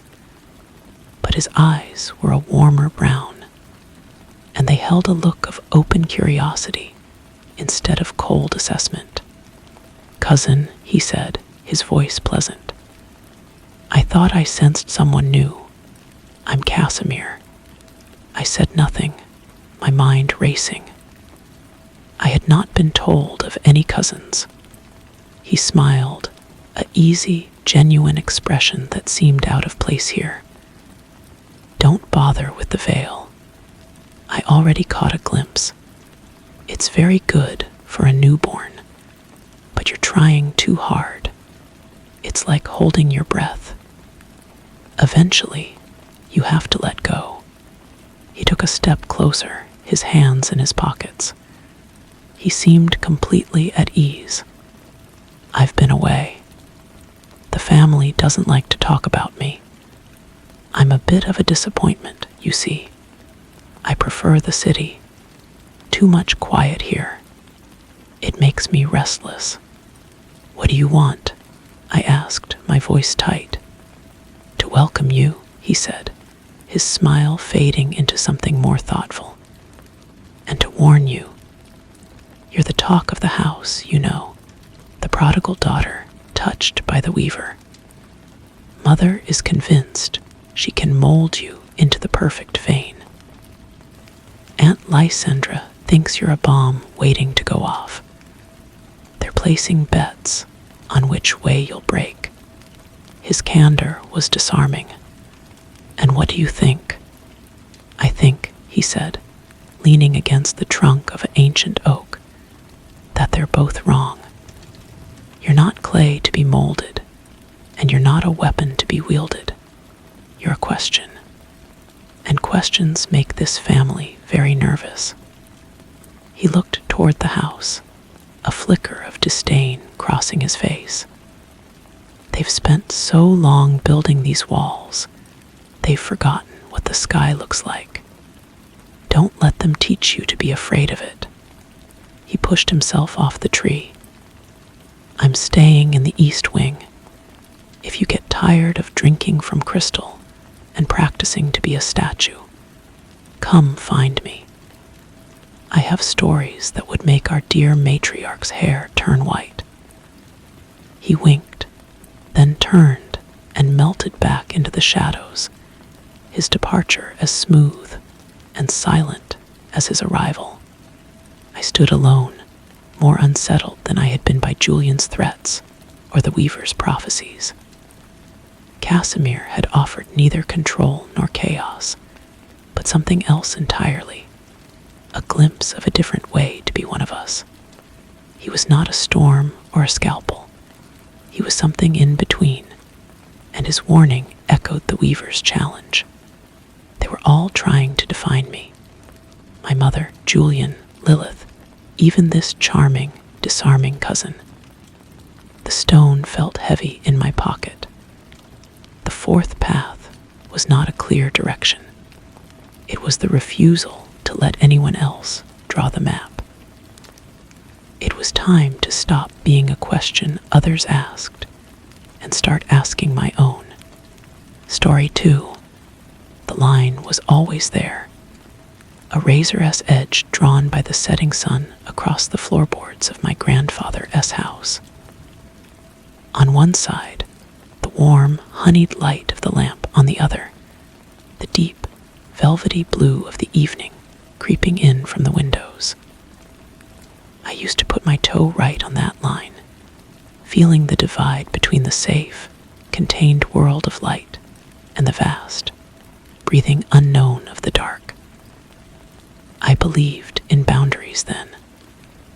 I believed a threshold was something you could see. That was before the silence began to change. It was a silence I knew well, the kind particular to old houses in the middle of vast, empty fields. It was not a true silence, of course. It was a tapestry woven from the settling of ancient timbers, the scuttling of mice in the walls like whispered secrets, and the constant, low hum of the wind from the prairie, a sound so persistent it became the very blood of the house. My grandfather called it the long breath. He said the land out here never stopped breathing. And if you listened close enough, you could hear the dreams it exhaled in the dark. He was a man of such quiet utterances, my grandfather. He would sit in his worn armchair, the leather cracked like a map of a forgotten country, and stare out the window for hours, his hands resting on his knees, as if waiting for a signal. He had built this house with his own hands after the war, a simple, sturdy box meant to keep the outside out. But in his last years, I saw a new look in his eyes, a kind of focused attention, as if he were listening to something just beyond the range of my hearing, something that called to him from the other side of that line, between light and dark. The first omen was a smell. It came on the wind, which had shifted direction, blowing now from the north, from the stretch of land where nothing grew but thorny brush and a single gnarled oak tree that stood black against the sky. It was the smell of wet earth, but not the fertile scent of rain on plowed ground. This was the smell of deep earth, of clay and stone and things buried for a long, long time. It was cold and metallic, like licking a battery, and it carried the faint, sweetish taint of decay. I mentioned it to grandfather over a dinner of stew. He didn't look up from his bowl. The ground S turning over, he said, his voice a dry rustle. It does that sometimes. Dreams too deep. They have to come up for air. I laughed, a short, nervous sound that was swallowed by the silence of the kitchen. Dreams, grandfather. He lifted his eyes then, and the look in them pinned me to my chair. They were the color of the winter sky, and in that moment, they held a knowledge so ancient and weary it made my heart clench. Everything dreams, boy. The stones dream of being mountains. The rivers dream of the sea. And the land dreams of what was here before. He went back to his stew, and the conversation was over. But the smell remained, a ghost in the house for days, clinging to the curtains, seeping into our clothes. I started waking in the night, convinced I could hear a sound underneath the wind. A slow, rhythmic crunching like footsteps on gravel, but heavier, much heavier, as if something immense were walking with infinite patience around the perimeter of the house. I would lie there, my body rigid, the sheets damp with cold sweat, and count the steps. 1, 2, a long pause. 3, They never seemed to get closer, but they never went away. I began to watch the line of light and shadow with a new intensity. As dusk fell, I would watch the blue darkness advance across the floorboards, and I fancied it was thicker now, more substantial. It seemed to drink the light rather than merely replace it. And sometimes, in the corner of my eye, I would see things in that darkness. Not shapes, exactly, but movements, suggestions of a presence that flowed like oil. I told myself it was the fatigue, the strain of caring for an old man whose mind was retreating into the past. But grandfather was not retreating. He was preparing. I found him one afternoon standing by the north-facing window, his forehead pressed against the cold glass. He was whispering. I crept closer, my socks silent on the floor, and I heard the words, not in English, but in a language that was all guttural stops and sibilant hisses, a language that sounded like the earth cracking open. "What are you saying, grandfather?" I asked, my voice too loud in the hush. He turned slowly, and a faint smile touched his lips, a smile that held no warmth. "Just an old prayer," he said. "A greeting. A greeting for who? For what comes when the boundary blurs?" He looked past me, through me, toward the door. "They are old, older than the stones in this field. They were here before the first people walked this land. They sleep, mostly, in the deep places. But they dream, and their dreams are hungry." The fear, then, was no longer a nervous flutter in my stomach. It was a cold, solid weight in my chest. I started sleeping with the lamp on, a pathetic circle of light that seemed to make the surrounding darkness even more profound. The footsteps outside became clearer. Crunch. Pause. Crunch. I started to feel watched, not from outside, but from inside the house itself, as if the darkness in the corners had grown eyes. Then came the night the line disappeared. It was a stormy night, the wind screaming like a mad thing around the eaves. The power flickered and died, plunging the house into an absolute blackness I had never known. I fumbled for a flashlight, my hands shaking, but the batteries were dead. I was left with only the sound of the storm and the oppressive, total dark. And in that dark, I realized the other sounds had stopped. The house was no longer settling. The mice were still. Even the wind seemed muted, as if something had thrown a blanket over the world. Then I heard it, a new sound from grandfather's room. Not a whisper, but a low, resonant chanting. It was the same alien language I had heard before, but now it was stronger, filled with a terrible purpose. I stumbled out of my room and down the hall, my hands brushing against the walls to guide me. A faint, phosphorescent glow seeped from under his door. It was a sickly greenish light, the color of things that live without the sun. I pushed the door open. Grandfather was not in his bed. He stood in the middle of the room, facing the window, but the window was gone. In its place was a swirling, opaque mist that pulsed with that same foul light. The air was thick with the smell of deep earth and something else, something rancid and sweet, like spoiled meat and forgotten flowers. The chanting was coming from him, but his mouth wasn't moving. The sound seemed to vibrate from his entire body. "Grandfather," I whispered.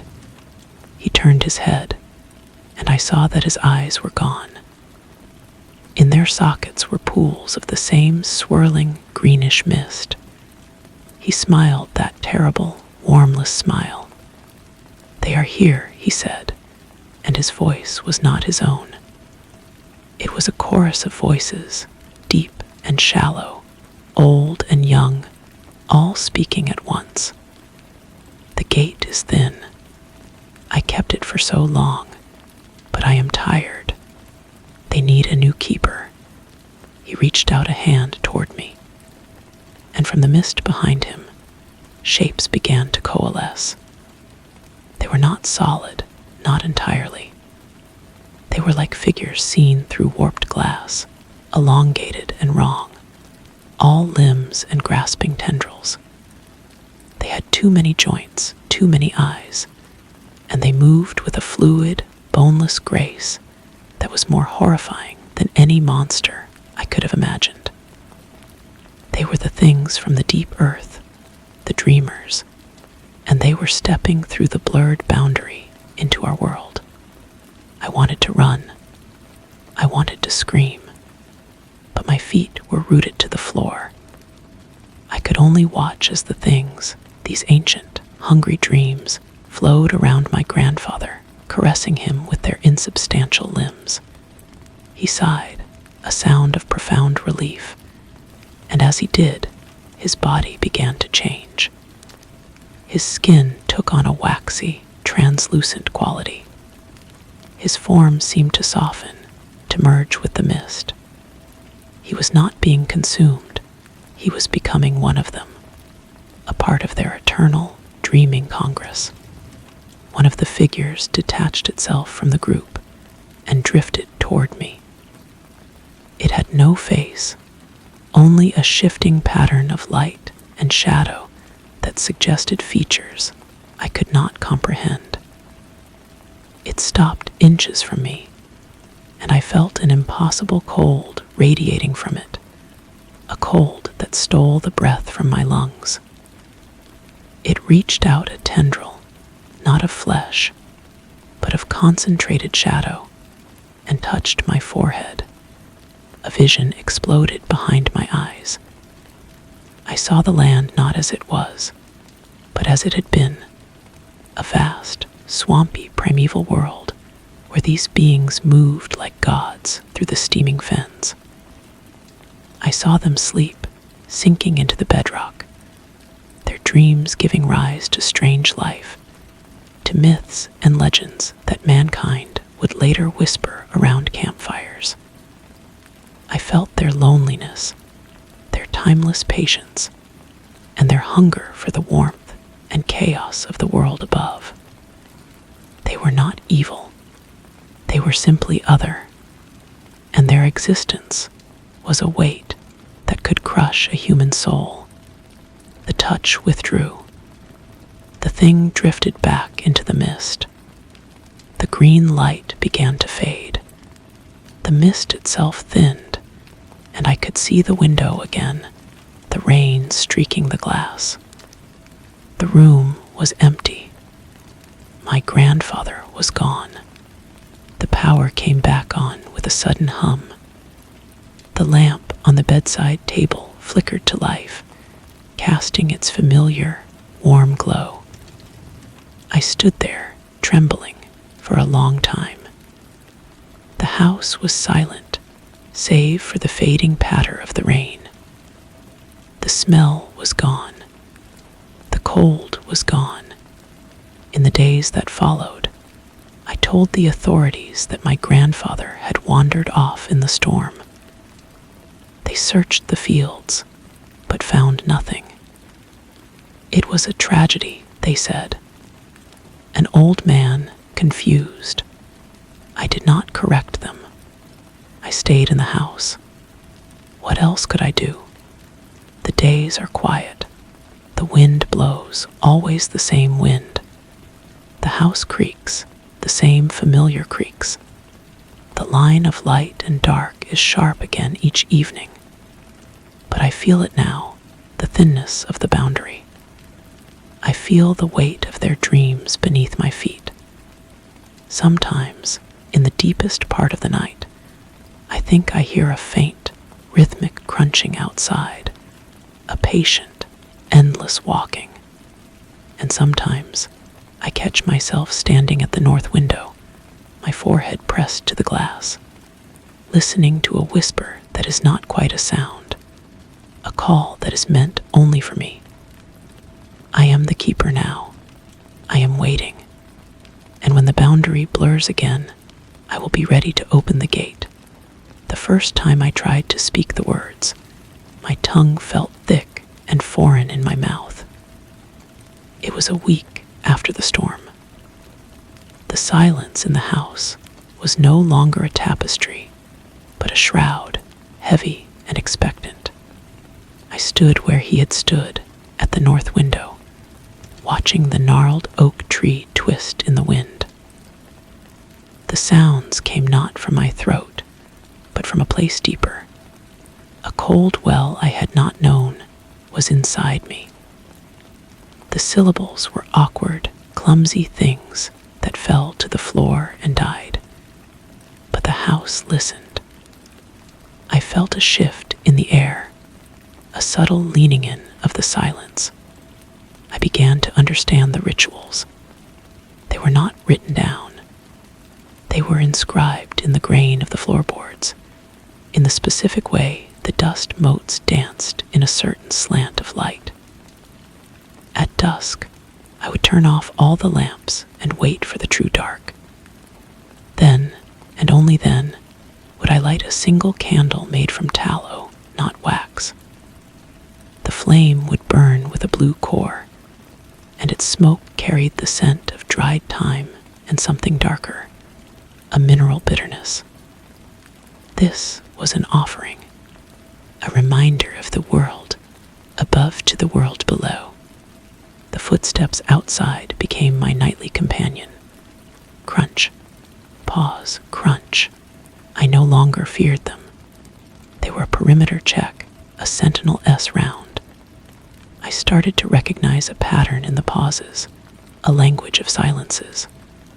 One long pause meant all was quiet. 2 short pauses meant something was stirring in the fields of deer, a coyote, something of flesh and blood. But a series of 3 rapid pauses, followed by an extended silence, that was a different signal. That meant a thinning. The first thinning happened on a moonless night. The air grew still and thick, and the candle flame stretched into a thin, unwavering line of blue. The crunching footsteps stopped altogether. In the absolute quiet, I heard it again, the low, resonant chanting. It was fainter than before, a distant echo, but it was there. And this time, it was not coming from an empty room. It was humming in the very foundations of the house. It was vibrating in my own bones. I knew what to do. I walked to the center of the living room, where the line between light and dark would have been, and I began to speak the words my grandfather had spoken. They came more easily now, fluid and cold. I felt a pressure build in the room, a density that made my ears pop.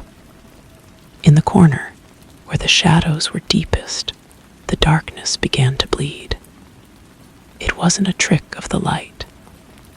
It was a slow, viscous welling up, like oil seeping from a rock. It pooled on the floor, reflecting no light, and from its surface, a shape began to rise. It was smaller than the others I had seen, a mere fragment of a dream.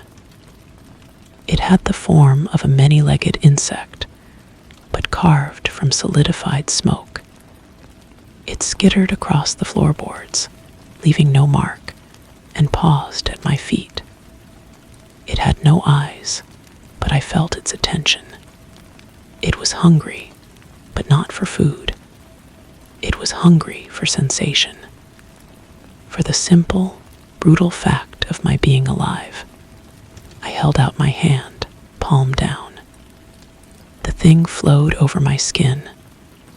The cold was so intense it was a kind of fire, a burning numbness. Another vision flashed, not of a primeval swamp, but of a crushing pressure, of weight and immobility, of a longing for movement so profound it was an agony. This one dreamed of running. It dreamed of wind. It lingered for only a moment before dissolving back into the shadow from which it came. The pressure in the room released. The candle flame returned to a soft yellow flicker. Outside, the crunching footsteps resumed their slow, patient circuit. 1, 2, pause. I looked at my hand. There was no mark, no frostbite. But the memory of that cold was etched into my nerves. It was a transaction. I had given it a moment of life, and in return, it had given me a piece of its dream. I understood now that this was the keeping. Not to hold them back, but to let a little through, to bleed the pressure from their world into mine. To feed them just enough so their hunger did not grow too great. I am learning the balance. I am learning the cost. Each time, the cold stays with me a little longer. Each time, the warmth of the lamplight feels a little more distant. I find myself staring at ordinary things, a coffee cup, a book with a strange detachment, as if they are fleeting illusions. The real, the permanent, is the cold and the dark and the silence beneath. Last night, I saw my reflection in the black window glass. For a moment, my eyes were not my own. They were the color of a winter sky, ancient and weary. And I knew, with a certainty that settled deep into the marrow of my bones, that my grandfather had not been taken. He had simply finished his turn. He had gone to join the long dream. And one day, when my own warmth has been entirely spent in this service, I will follow. The line is always there, but I am learning to walk on both sides of it. The book I had been trying to read fell from my lap.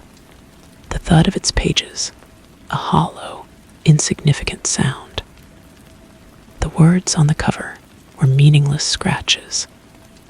My hand still tingled with the ghost of that burning cold, a sensation more real than the weight of the book or the chair beneath me. The hunger I had felt from the thing was not my own, yet it lingered in my gut, a hollow echo. I found I had no appetite for the stew simmering on the stove. The steam rising from the pot seemed false. A brief and foolish dance against the permanence of the dark outside. Days began to bleed together, measured not by the sun, but by the rhythm of the thinning. I started to anticipate them, a low ache in my bones that presaged the change in pressure. I would prepare the tallow candle, my movements precise and practiced. The words of the greeting now felt natural, the only language that truly mattered. The things that came through were varied. Some were simple, formless wisps of intent that brushed against my consciousness and were gone, leaving behind only a vague emotion, a surge of boundless rage, a pang of bottomless sorrow. Others were more defined, like the insect thing, with specific, agonizing yearnings. One, a pulsing orb of shadow, dreamed of light.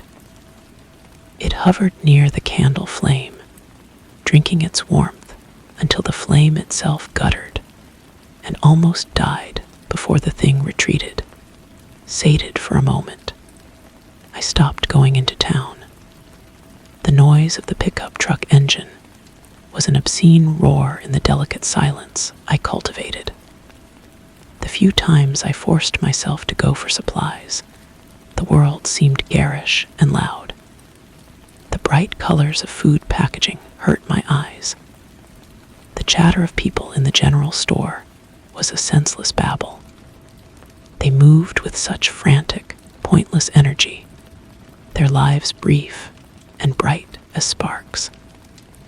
They did not feel the weight of the dreams beneath their feet. They did not hear the long breath of the land. I would hurry back, the groceries feeling like a ridiculous pretense. And the moment I crossed the threshold of the house, a profound calm would settle over me. This was my reality. This was my duty. One afternoon, I was in the root cellar, a dank space that smelled of potatoes and old wood. My hand brushed against the stone foundation, and a jolt went through me. A vivid image of roots, not the roots of plants, but something thicker, older, like petrified veins running deep into the earth. And I felt a pull, a gentle, insistent tugging. I let my fingers trail along the cold stone, following a path only I could sense. It led me to a corner where the earth was exposed, a patch of dark, packed soil. Without thinking, I knelt and began to dig with my bare hands. The earth was cold and yielding. A few inches down, my fingers scraped against something smooth and hard. I cleared away the dirt and found a stone, not a rough field stone, but a worked piece of obsidian, black and glassy. It was perfectly circular, and on its surface were carved the same twisting, impossible patterns I saw in the things that came through the thinning. As I held it, a wave of familiarity washed over me. This was a focus, a key. My grandfather had left it for me. That night, with the obsidian disc cold against my palm, I did not wait for the thinning. I stood at the north window and spoke the words, but this time I poured my will into them, directing them through the stone. The air in the room did not just grow dense, it crystallized. The darkness in the corner did not bleed, it shattered like glass. And through the rupture, I saw not just a fragment, but a vast, swirling expanse of that same greenish mist. The crunching footsteps outside ceased abruptly. A profound silence fell, deeper than any I had known. It was the silence of anticipation. From the rupture, a presence emerged. It was not a shape or a form. It was simply a wave of awareness, so vast and ancient that I felt like a speck of dust before it. This was not one of the dreamers. This was the dream itself. It did not touch me. It simply regarded me, and in that regard, I felt my entire life, my fears, my memories, my fleeting warmth weighed and measured. There was no malice, no welcome. Only an immense, patient knowing. Then a single concept was impressed upon my mind, not in words, but as pure understanding. The keeper is the gate, the rupture sealed. The obsidian disc in my hand was warm now, almost hot. I understood. My grandfather had been a warden, allowing trickles through a crack. But I was to be something else. I was not just to manage the boundary. I was to become part of it. The final step was not to be taken when my warmth was spent. The final step was to willingly surrender it, to open myself completely and let the two worlds meet within me. I look at my hands, pale in the lamplight. I can feel the cold not just on my skin, but in my blood, in my thoughts. The line is gone because I am the line, and soon I will not just walk on both sides of it. I will be the threshold. The warmth of the lamp is a lie I can no longer believe. The obsidian disc is a constant weight in my pocket, a cold stone that seems to draw heat from my body. I have stopped lighting the tallow candle. The ritual is a beginner S step, a child S game.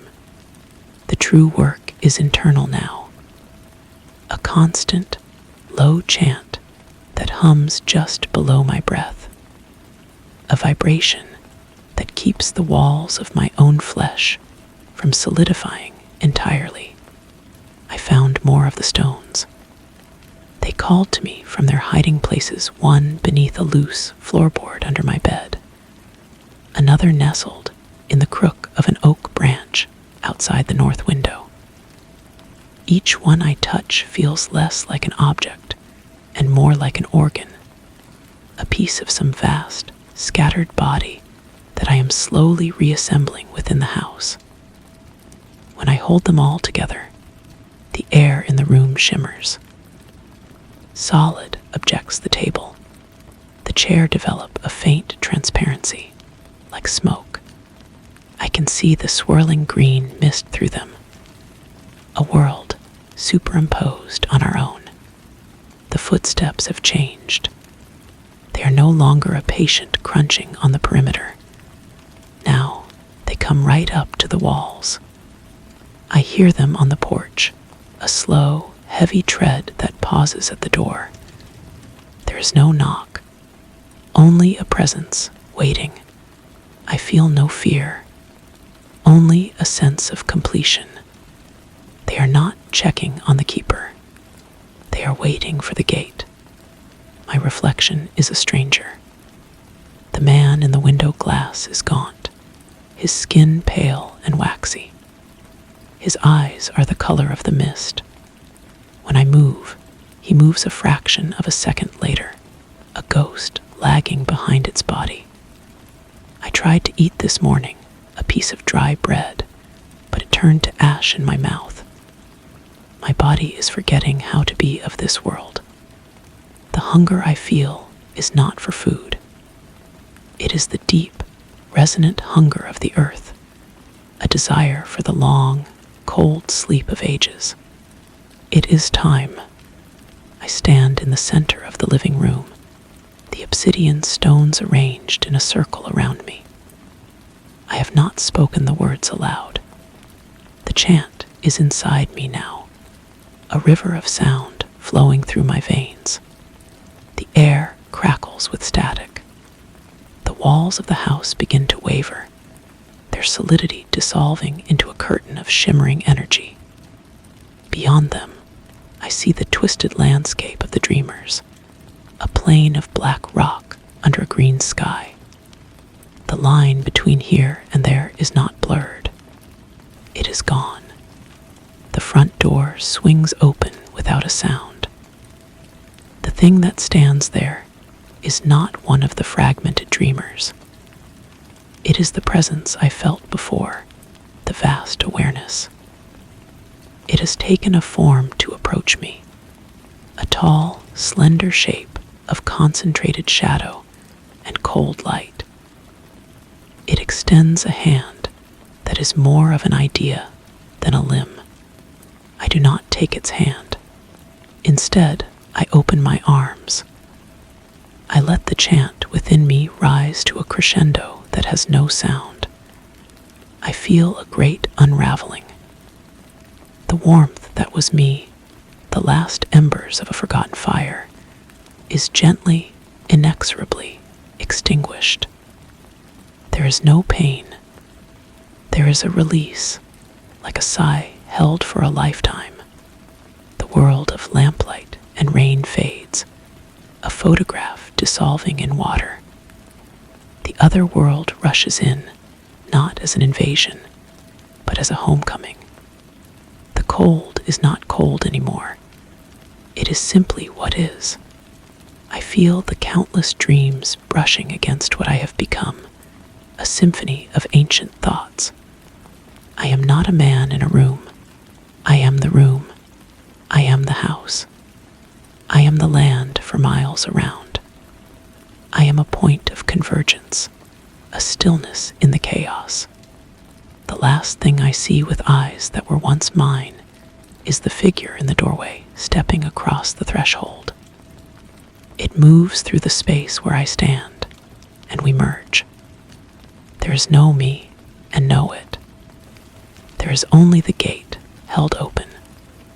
From outside, in the world of light and wind, the old house looks empty. But if you were to stand on the porch at the exact moment of dusk, you might feel a profound silence, a peace that is deeper than sleep. And you might understand, in a fleeting, unspoken thought, that you are being watched over by something immensely old and patient. The keeper is gone. Only the keeping remains. The seasons turn. The fields around the house grow wild, the fences slowly succumbing to the weight of ivy and time. The roof sags a little more with each passing winter, but the structure holds with an unnatural solidity. People from town sometimes glance down the long, overgrown lane, but a deep, unspoken reluctance keeps them from approaching. The place is considered cursed, or sad, or simply forgotten. They are wrong.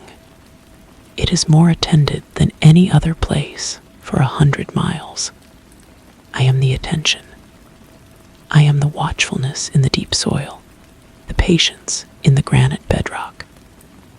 The dreams of the world below flow through me like underground rivers, and I temper their raw hunger before they can brush against the world above. I feel the lives of the small, warm things that sometimes venture close a fox denning in the old barn, a family of mice in the walls. Their brief, bright lives are flickering candles in the vast dark I inhabit. I do not harm them. I cherish their fragile heat. It is a memory of what I once was. Sometimes a person will come, a hiker lost, a teenager on a dare. They feel the silence the moment they step onto the property. It is not an empty silence, but a full one, a listening silence. Most turn back, their hearts pounding with a primal fear they cannot name. But a few, a very few, are drawn further. They have a certain quality, a thinness in their own spirit, a resonance with the deep places. One such came today. A young man with tired eyes and a sadness that clung to him like a shroud. He did not seem afraid as he walked up the overgrown path and stood before the peeling front door. He simply waited, as if expecting an invitation. I focused my awareness. From within the house, from the very air, I shaped a whisper. It was not a sound of the wind, but a thought made audible. It spoke his name, a name I had drawn from the echoes of his own lonely thoughts. He did not flinch. He looked up, and his eyes were not looking at the rotting wood of the door, but through it. He saw me, not as a man, but as the confluence of forces I am. The dreams, he whispered, his voice ragged. I hear them. They won't let me sleep. I understood. He was not a trespasser. He was an applicant, a potential. The gate requires a keeper, and a keeper must eventually be relieved. My own consciousness is vast, but it is also stretched thin across centuries. The weight of the dreaming world is eternal, and even a gate grows weary. I showed him. I let a tendril of the greenish mist curl from under the door, not as a threat, but as an offering. I let him feel the edge of that immense, cool peace, the release from the torment of his own noisy mind. He reached out a trembling hand, not to touch the door, but to touch the mist. His fingers passed through it, and a sigh escaped him, a sound of profound relief. The door swung inward, revealing not a dusty interior, but a swirling, silent vortex of light and shadow. He stepped across the threshold without a backward glance. The door closed softly behind him. Inside, I felt his warm, flickering consciousness stand before what I have become. I felt his fear and his acceptance. The transition is always gentle.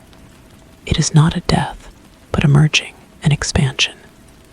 I will teach him the rhythms, the balance of the keep. I will share the weight. And in 1,000 years or 10,000, when another sad-eyed wanderer finds their way here, he will be ready to welcome them. The house is never empty. The gate is always open. The keeping continues. The young man's name was Elias. I learned it as his memories dissolved into mine, a slow river of images and emotions joining the vast ocean of my being. His sadness was a particular flavor, sharp and recent, a potent energy that I carefully wove into the fabric of the gate. His first lesson was the most important: how to listen, not with ears, but with the stones and the soil and the very air.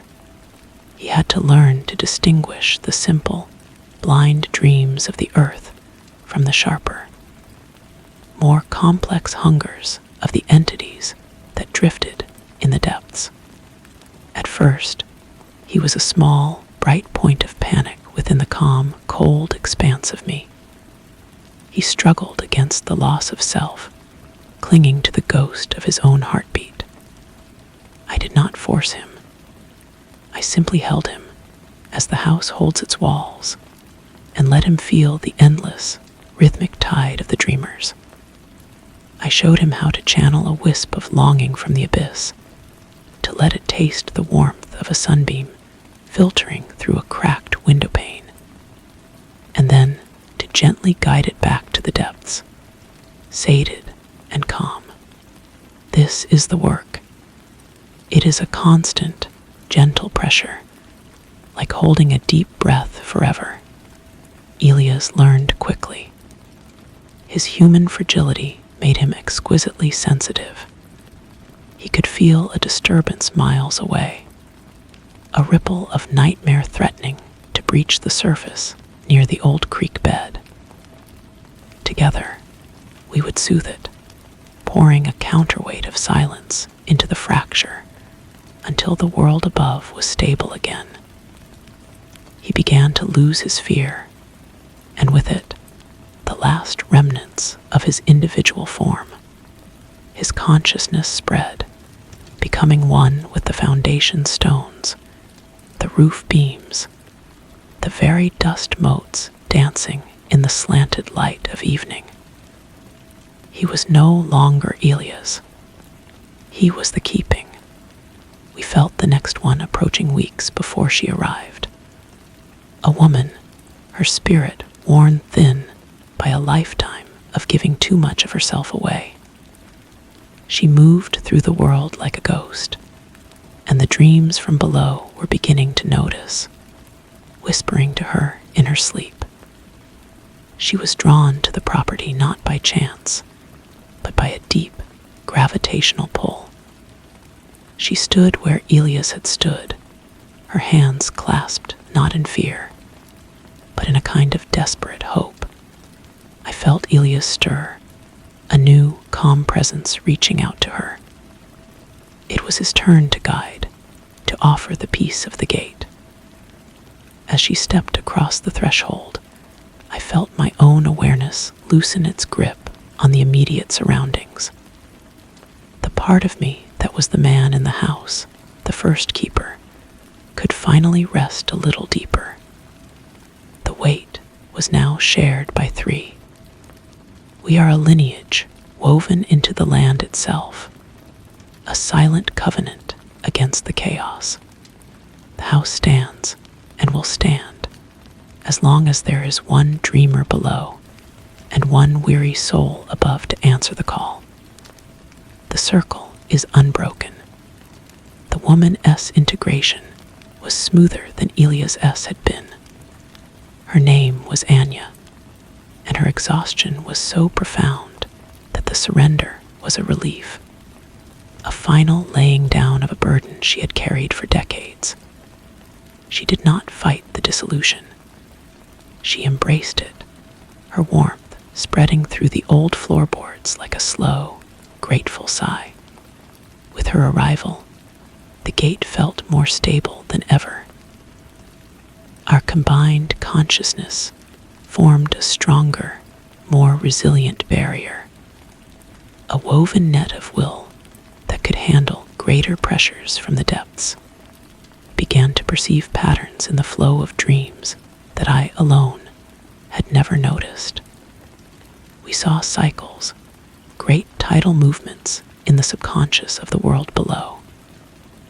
There were times of quiet slumber where the dreams were soft and formless, and times of great unrest when sharp, angular nightmares would press against the fabric of our reality.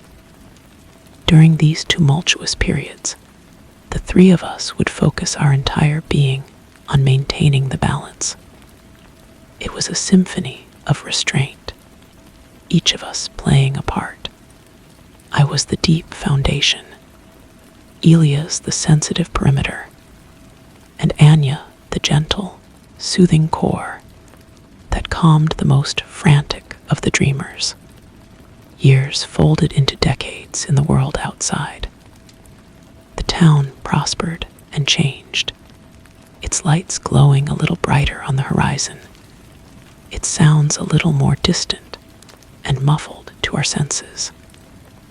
Children who had been warned about the old house grew old and died, and their grandchildren knew it only as a place on a map, a spot where GPS signals flickered and died. The land around us was officially left alone, deemed a nature preserve by a government that had no idea of its true purpose. Then came a different kind of visitor. He did not have the tired eyes of a potential keeper. His energy was sharp, inquisitive, and invasive. He came with instruments that whirred and clicked, measuring electromagnetic fields and temperature gradients.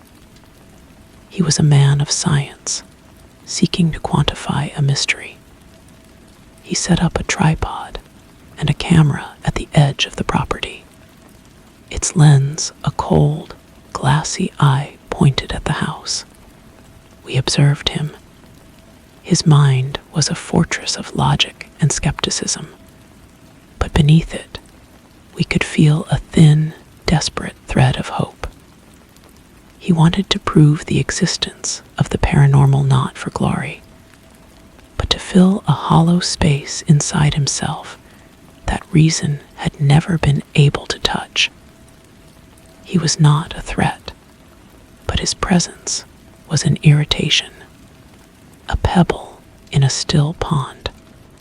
Elias wanted to frighten him away, to make the camera malfunction and the readings go haywire. But Anya counseled patience. She suggested a different approach. That night, as the man slept in his tent just beyond the property line, we did not send nightmares. Instead, we sent a dream of profound, absolute silence. A dream of a peace so deep it felt like home. We let him feel, for just a moment, the essence of the keeping. In the morning, he was different. He packed his equipment with slow, thoughtful movements. He looked at the house not with the keen eye of an investigator, but with a kind of quiet reverence.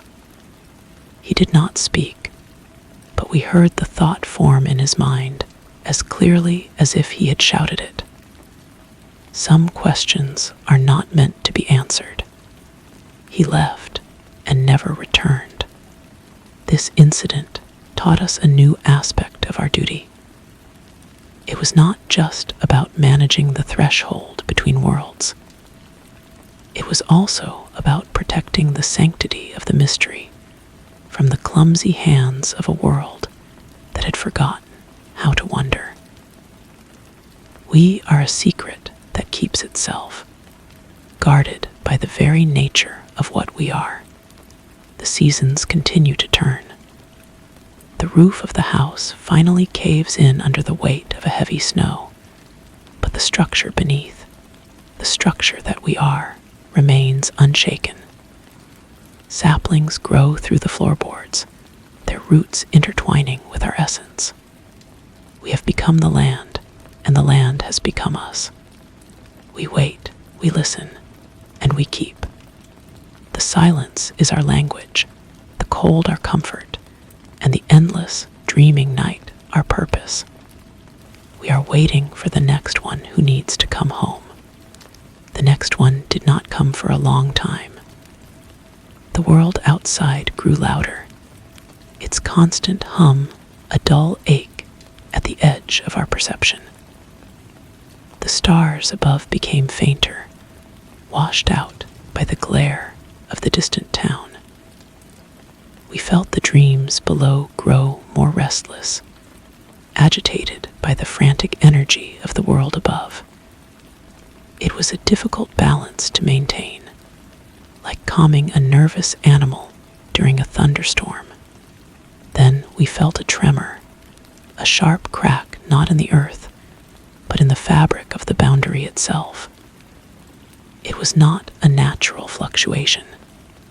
It was a wound. Something had forced its way through, not at our gate, but somewhere to the east, where the old protections had weakened from neglect. A fragment of raw, undirected nightmare had escaped. It was a shred of pure fear, and it was moving toward the town. We could not leave our post.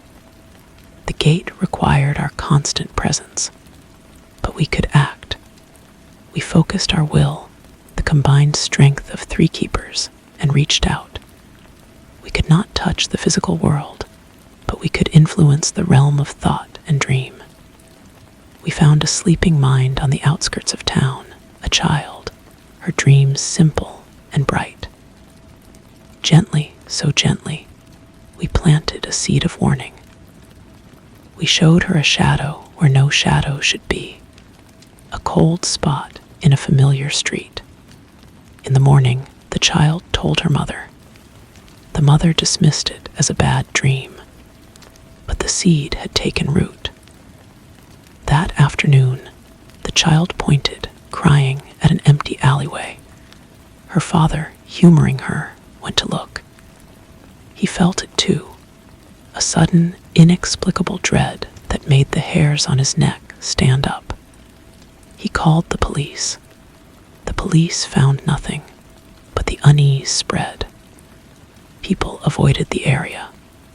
They created their own barrier of fear and suspicion, a wall that the mindless fragment of nightmare could not cross. After 3 days, starved of the terror it sought to amplify, it dissipated like smoke. We had not stopped it with force, but with guidance. We had used the fears of the warm world as a tool. This was a new understanding.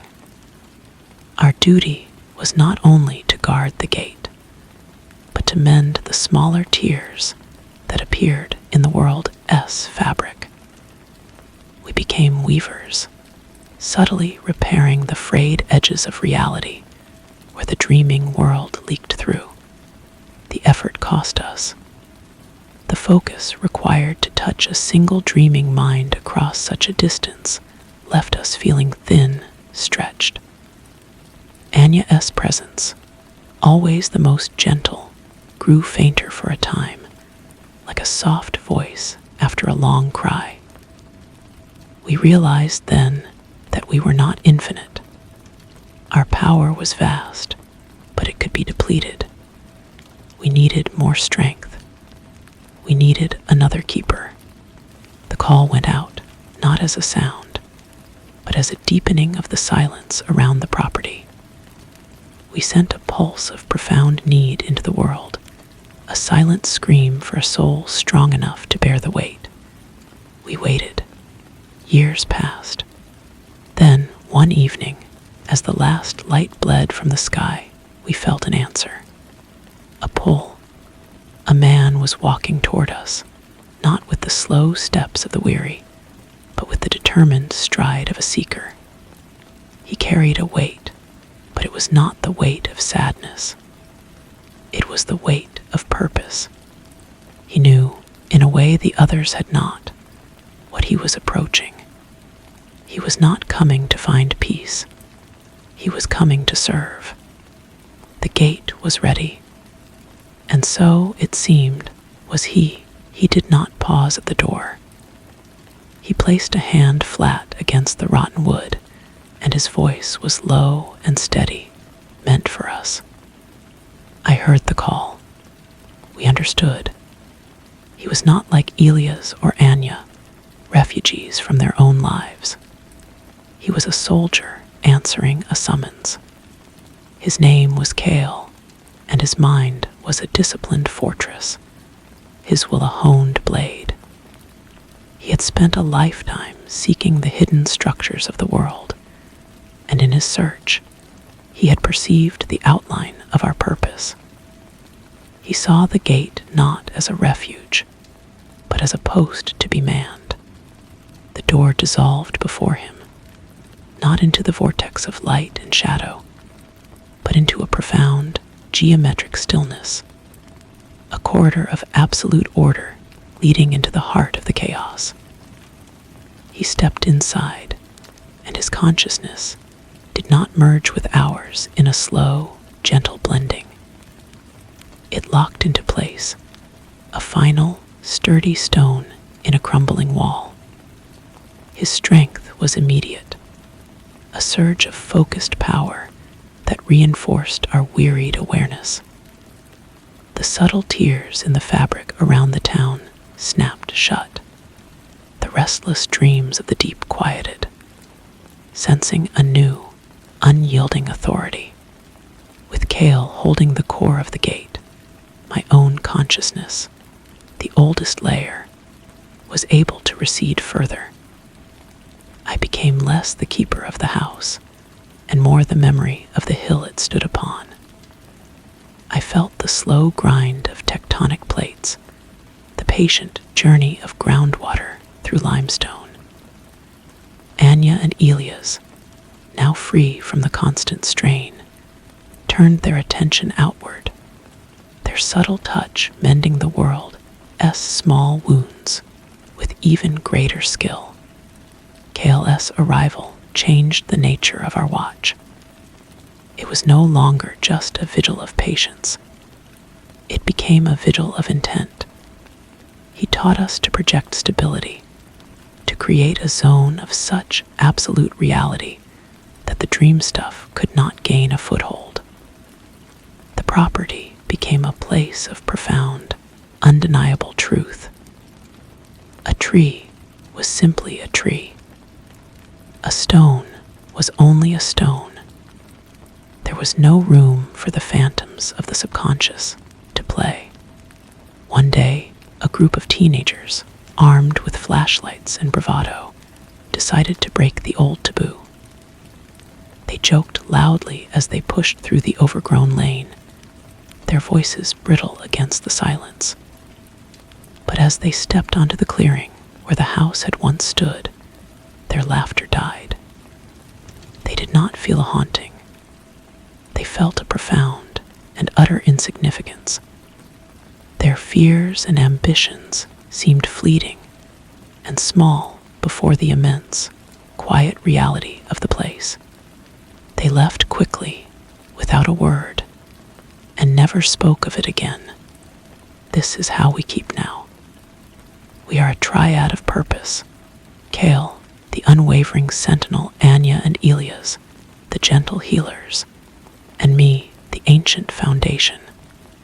The world outside may forget us completely, may build its glowing cities over the bones of the old town, but we will remain. We are the silence beneath the noise, the truth beneath the dream. The gate is secure. The keeping is eternal. The boy who came next was a surprise. He was young, perhaps only 16, and his pain was not the weary ache of Anya or the disciplined resolve of Kale.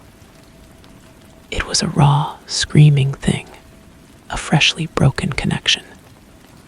He had lost his family. We sensed it in the jagged echoes of his thoughts. He did not seek us out of purpose or exhaustion, but by pure, blind instinct. He was running, and the land itself guided his stumbling feet to our door. He collapsed at the edge of the property, sobbing into the moss. He was too broken, too individual, to become a keeper in the traditional way. His consciousness would shatter under the pressure. Yet, his need was a powerful beacon, and the things that drift in the deep would be drawn to his anguish. We conferred without words. The old ways were insufficient. Kale's strength was too rigid, a wall that would crush the boy. Anya and Elia's gentleness was a balm, but not a solution. It fell to me, the oldest memory, to find a new path.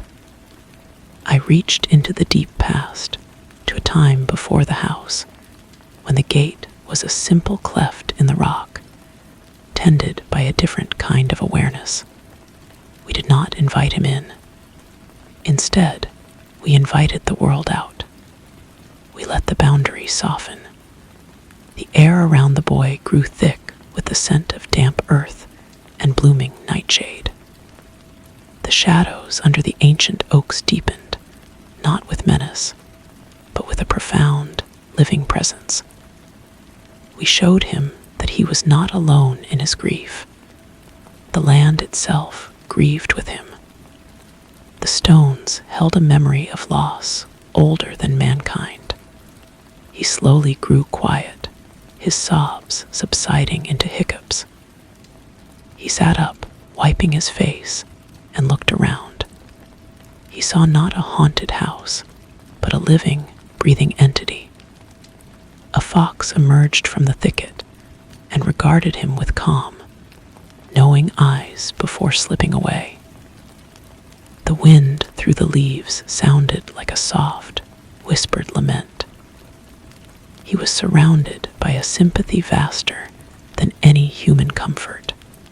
He would not become a keeper. He would become something else. A warden. A human soul tethered to the gate, but not consumed by it. We would grant him a sliver of our awareness, just enough to see the true shape of the world, to understand his role. In return, his living presence, his warm, beating heart, would act as an anchor, strengthening our connection to the physical realm. He felt the offer not as a voice, but as a certainty growing in his own heart. He stood up, his posture changed. The frantic energy of his grief had been transmuted into a solemn duty. He nodded once to the clearing to us. Then he turned and walked back the way he had come. He would return to the town, but he would never truly leave us. He would be our eyes and ears, our living link. The keeping evolves. The circle widens. The gate has a guardian in the world of the living, and we are stronger for it. The boy, whose name was Leo, settled in the town with an ease that surprised him. He found a small room above the old library and took a job shelving books. To the townsfolk, he was just a quiet, orphaned kid who kept to himself. But his life was now a double exposure. He saw the town as it was, with its paved streets and bright lights, and he also saw it as we see it, a tapestry of light and shadow, with fragile seams and subtle pressures. He learned to sense a gathering dread in a particular neighborhood before any crime was reported, or to feel a pocket of unnatural stillness in the woods where a fragment of nightmare might be coalescing. His method was his own. He didn't confront these disturbances directly. He would simply be there. He would sit on a park bench near the troubled area and read a book, or he'd walk his dog, a stray that had attached itself to him, past the same house every evening. His calm, his anchored presence, acted as a gentle corrective.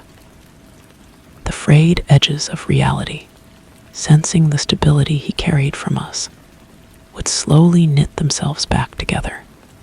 He was a living balm, a needle weaving threads of order into the chaotic fabric of the world. We, in turn, learned from him.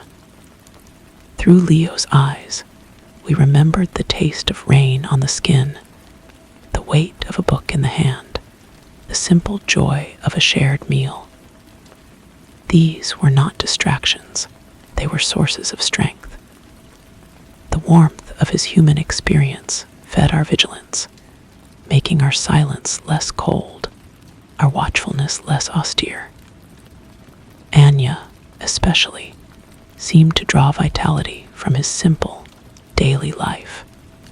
One autumn, a different kind of threat emerged.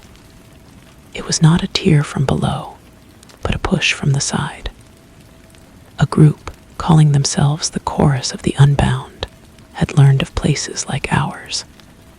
They were not scientists or thrill seekers. They were zealots who believed the dreaming world was a purer state of being and sought to shatter all gates, to unleash the dream into reality. They came with rituals and focused intent, not to investigate, but to destroy. They gathered at the edge of the property at midnight.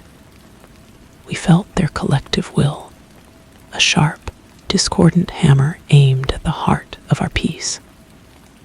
KLS presence surged forward, a shield of absolute negation. But their attack was clever. They did not strike the shield head-on. They tried to go around it, to unravel the edges of our being by attacking our connection to the physical world, the land itself. They started a fire. Flames, fed by some unnatural accelerant, licked up the dry grass, heading for the ancient oaks. We could feel the pain of the earth, a sharp, alien sensation. Our power was over thought and spirit, not matter. We could not stop the fire, but Leo could. He was already running, alerted by the sudden, searing pain in his own mind, a sympathetic echo of the land's agony. He didn't call the fire department. He knew they would be too late. He ran straight into the clearing, ignoring the startled shouts of the robed figures. He didn't look at them. He fell to his knees at the base of the oldest oak, placed his hands on the burning grass, and pushed. He pushed not with his hands, but with the authority we had given him. He was the warden. He was the voice of the land in the world of flesh. He drew upon our combined strength, channeling it through his own living body. A wave of sheer stillness radiated from him. It did not extinguish the fire with wind or water. It simply denied the fire's right to exist. The flames guttered and died, not like a fire put out, but like a dream upon waking. The charred grass remained, but the heat was gone, replaced by a deep, resonant cold. The cultists stared, their ritual broken, their certainty shattered. They had not encountered a power that could so directly alter reality. They saw Leo, a seemingly ordinary young man, kneeling on the scorched earth, unharmed, and they felt the immense, silent attention now focused solely on them. They fled. Leo stood up, his knees shaking. He looked at the stars through the branches of the saved oak. A new understanding passed between us all. The gate was not just a passive barrier. It was a wellspring of a different kind of order, one that could, through a willing heart, actively shape the world. The keeping was not just about guarding. It was about growing. The silence had found its voice. The bond between Leo and the land deepened after the fire. The scorched earth did not remain barren for long. Under the next full moon, a new type of moss, a deep, velvety black, spread over the burned patches, glowing with a faint silver light when touched by starlight. It was a physical manifestation of our renewed covenant, a living scar that held more power than the untouched ground around it. Leo would often come and sit on this moss, and we could feel the exchange of strength, his human warmth feeding the land's ancient resilience steadying his soul. The chorus of the unbound was gone, but their attempt had left a mark on the wider, hidden world. It was as if a stone had been dropped into a still pond, and we were only now feeling the ripples. Other seekers, drawn by the rumor of the failed ritual, began to circle. They were more cautious, more observant. We felt their distant scrutiny, like faint tremors in the web of silence. They were not all hostile. Some were curious, others desperate. They sensed a power that did not conform to their understanding, a mystery that refused to be categorized. One such seeker was an old woman who arrived on foot, leaning heavily on a gnarled staff. Her name was Alara, and her mind was a library of forgotten lore. She did not try to cross the boundary. Instead, she sat at the edge of the property for 3 days and 3 nights, neither eating nor sleeping, simply listening. She was not listening for sounds, but for the shape of the silence. She understood its grammar. On the 4th morning, she spoke, her voice a dry rustle like autumn leaves. "I am not here to enter nor to challenge," she said, her eyes fixed on a point in the air where Anya's presence was strongest. "I am here to learn. The old ways are fading, and the new darkness does not fear them. Your way, this symbiosis, it is a new song. I would hear its melody if you would allow it." This was an unprecedented request. We had always been apart, a secret kept. But the world was changing, and the old isolation might now be a weakness. Kale was wary, his soldier's instinct seeing a potential breach. But Anya and Elias felt the woman's sincerity, a deep, scholarly hunger devoid of malice. Leo, through his connection, felt a pang of recognition. She reminded him of his grandmother. We decided, not as a single entity, but as a council of 4 distinct voices to answer. We did not speak to her in words. We showed her. We allowed the boundary to become, for a moment, a lens.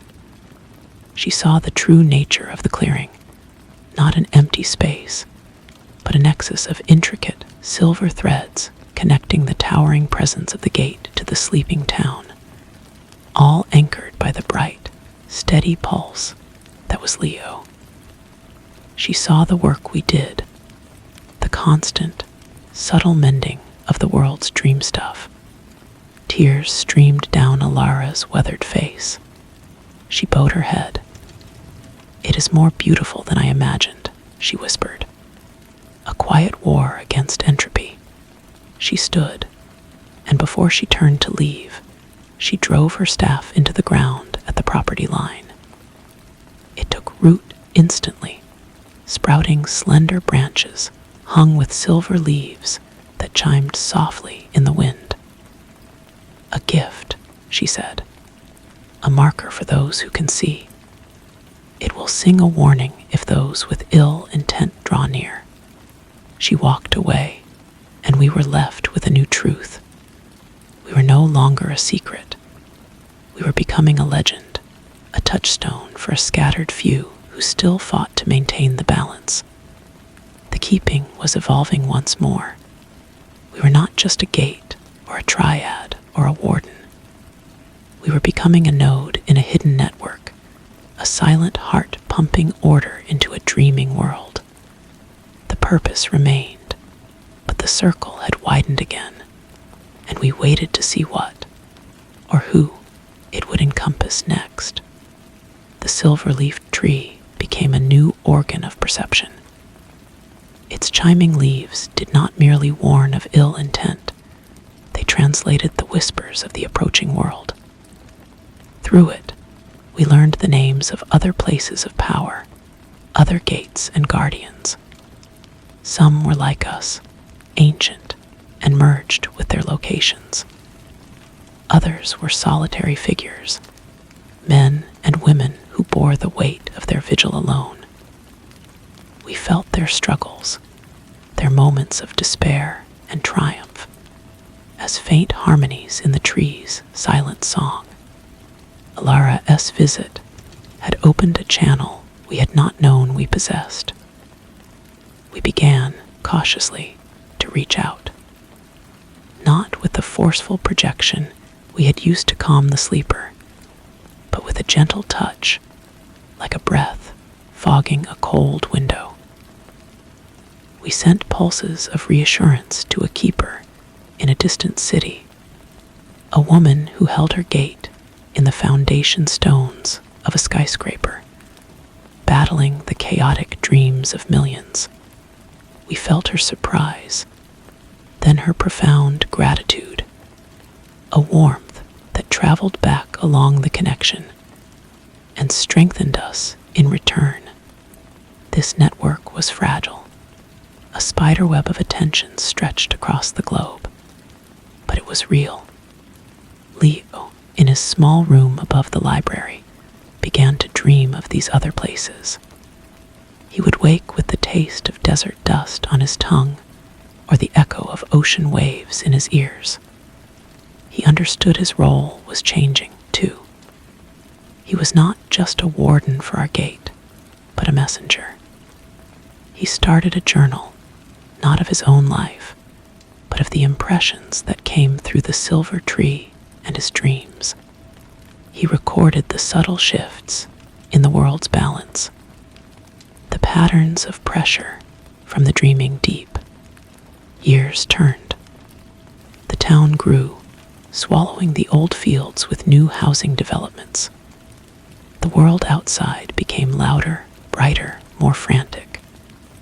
This constant noise created a new kind of pressure on the gate, a psychic static that was abrasive and relentless. It was not an attack, but a constant, draining friction. The sheer volume of human thought, amplified by technology, pressed against the quiet we maintained. It was like trying to hold a perfect silence in the middle of a roaring crowd. KL's strength was tested as never before. His disciplined focus became a constant, grinding effort. Anya and Elias worked tirelessly to soothe the frayed edges of local dreams, but it was like bailing water from a leaking boat in a storm.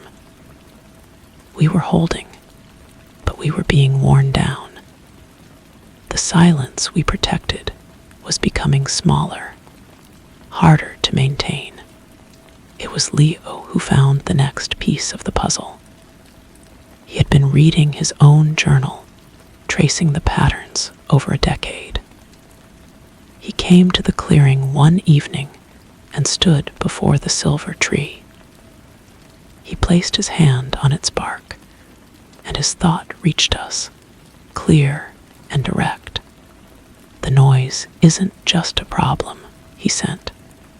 It's a symptom. The world is forgetting how to be quiet. It's losing the ability to dream true dreams.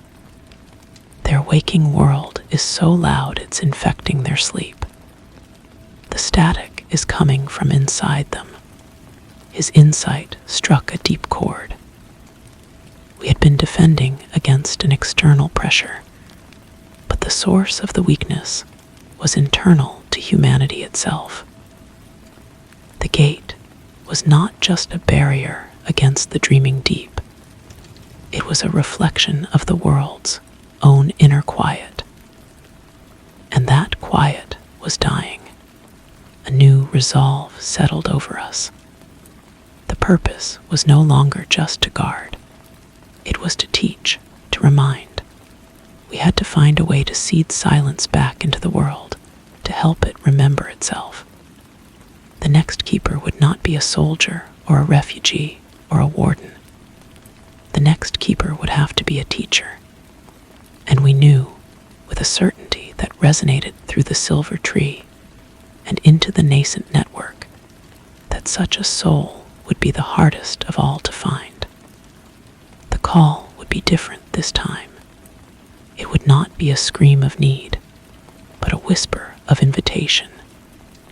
We began to listen, not for footsteps on the path, but for a quiet mind in the storm. The search was a delicate operation, a fine-tuning of our awareness. We could not simply broadcast a call into the psychic cacophony. That would be like shouting for a single, specific whisper in a hurricane. Instead, we had to listen for the absence of noise. We sought the quiet spaces within the human storm. Leo became our primary instrument. He walked through the bustling town, through its new shopping centers and crowded parks, his senses extended. He wasn't looking for people who were outwardly peaceful. He was searching for those who possessed an internal stillness, a core of quiet that the world had not been able to erode. He found a few. A baker who lost herself in the rhythm of kneading dough, her mind a blank, flour-dusted canvas. An elderly gardener who could commune for hours with his plants, his thoughts as slow and patient as growing roots. But their quiet was passive, a retreat. We needed something more. We needed a quiet that could act. Months passed. The static grew worse. We felt KL's vigilance becoming a brittle thing, a shield on the verge of cracking. Anya's soothing presence was stretched thin, like butter over too much bread. Then, one rainy Tuesday, Leo felt something different. He was in the library, reshelving books in the philosophy section. A woman was sitting at a table nearby, a student perhaps, surrounded by open texts. But she wasn't frantically studying. She was perfectly still, her hand resting on a page of dense text. Leo felt it, then a sphere of absolute calm radiating from her. It wasn't empty. It was focused, like a lens concentrating light. The chaotic mental chatter of the library, the anxiety of other students, the noise from the street, it all seemed to bend around her, unable to penetrate that quiet intensity. Her name was Maya. Leo learned this by the casual, slightly odd whispers of the other librarians. She was a graduate student in linguistics, but her real passion, the one that consumed her, was the study of untranslatable words terms from dead or obscure languages that described specific, profound states of being. She was piecing together a map of human consciousness through its silences. We observed her through Leo for weeks. Her quiet was not a lack, it was a presence. It had gravity. When she walked through the town, the frantic pace around her seemed to subtly slow. People would unconsciously take a deeper breath in her vicinity. She was not imposing her will, she was simply being, and her being was a corrective to the dissonance. She was the one, but how to call her? A direct approach would likely shatter the very quality we needed. A dream might be dismissed as a curiosity. She was a scholar of the mind. She required evidence, a pattern. So we provided one. We began to weave her studies into the fabric of her reality. She would be researching a word for the silent understanding between two people, and would find a rare text waiting for her on a previously empty shelf. She would ponder a term for the piece of a place untouched by time, and would then, on a walk, find herself inexplicably drawn down a forgotten lane that led to the oldest, quietest part of the town, the air thick with the scent of the silver tree miles away. We were not manipulating her. We were answering her deepest questions before she even fully formed them. Her curiosity became a compass needle, and we were the magnet. She followed the trail of synchronicity until she stood one evening at the edge of our property. She didn't look afraid or desperate. She looked fascinated. She held up a hand, not to knock, but to feel the air. She could perceive the boundary not as a wall, but as a gradient of silence. "This is it," she whispered to herself, her voice full of wonder. The source of the unspoken word. She did not ask to enter. She sat down, cross-legged, and opened a notebook. She began to write, not about us, but to us. She described what she felt, the structure of the silence, its texture and density. She was a cartographer mapping a new continent of calm. We understood then that the old patterns of inheritance were truly over. Maya would not merge with us like Anya or Kale. She would not be a warden like Leo. She would be a partner, a translator. Her role would be to take the profound, wordless truth we guarded and find a way to express its essence to the noisy world. She would teach silence by giving it a vocabulary. The gate would have a voice, and perhaps, through her, the world would learn to listen again. Maya visited the edge of the property every day for a month. She never crossed the boundary, but her presence became a new, steady rhythm in our existence. Her notebook filled with observations that were startlingly accurate. She deduced the existence of the triad, though she thought of us as facets of a single gem, the protector, the soother, the knower. She sensed Leo's role as the anchor, the bridge between our reality and hers. She called him the steward. Leo, in turn, began leaving things for her. Not gifts, but clues. A feather from a bird that nested in the silver tree. A smooth river stone that held a particularly deep coolness. He would place them on a particular moss-covered log just inside the boundary, and she would find them in the morning. It was a silent dialogue, an exchange of artifacts from two different worlds. One evening, as a storm gathered on the horizon, Maya did not open her notebook. She looked directly into the clearing, toward the shimmering space where the gate pulsed. "I understand the invitation," she said, her voice clear and carrying over the rising wind. "But I cannot accept it if it means leaving my own world entirely. My work is out there in the noise. The silence you protect is meaningless if it cannot exist within the storm." Her words hung in the air, a challenge and a proposal. It was what we had suspected, but hearing it stated so plainly forced a new alignment within us.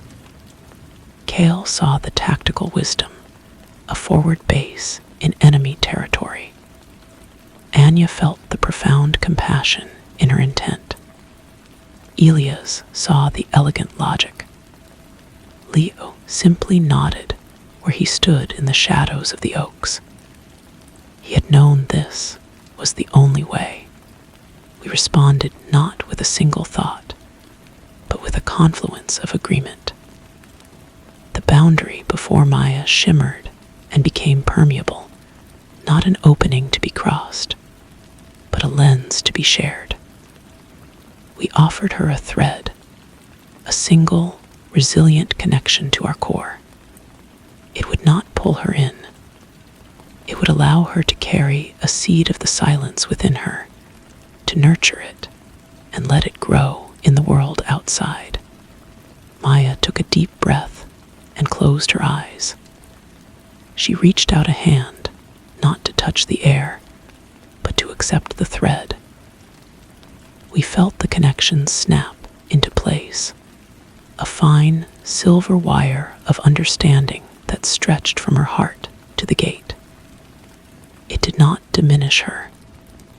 It clarified her, her own innate quiet amplified, becoming a portable sanctuary. The storm broke overhead, and rain began to fall in sheets. Maya stood, soaked to the skin, a small smile on her face.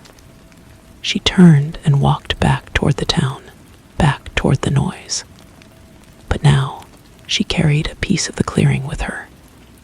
We could feel her influence immediately. As she passed a couple arguing on a street corner, their angry words faltered, replaced by a confused, weary silence. A child, frightened by the thunder, stopped crying as she walked by, soothed by an imperceptible calm. The keeping had changed forever. We were no longer just a node in a hidden network. We had sent an emissary. Maya's work would be slow, a gentle resistance against the tide of static.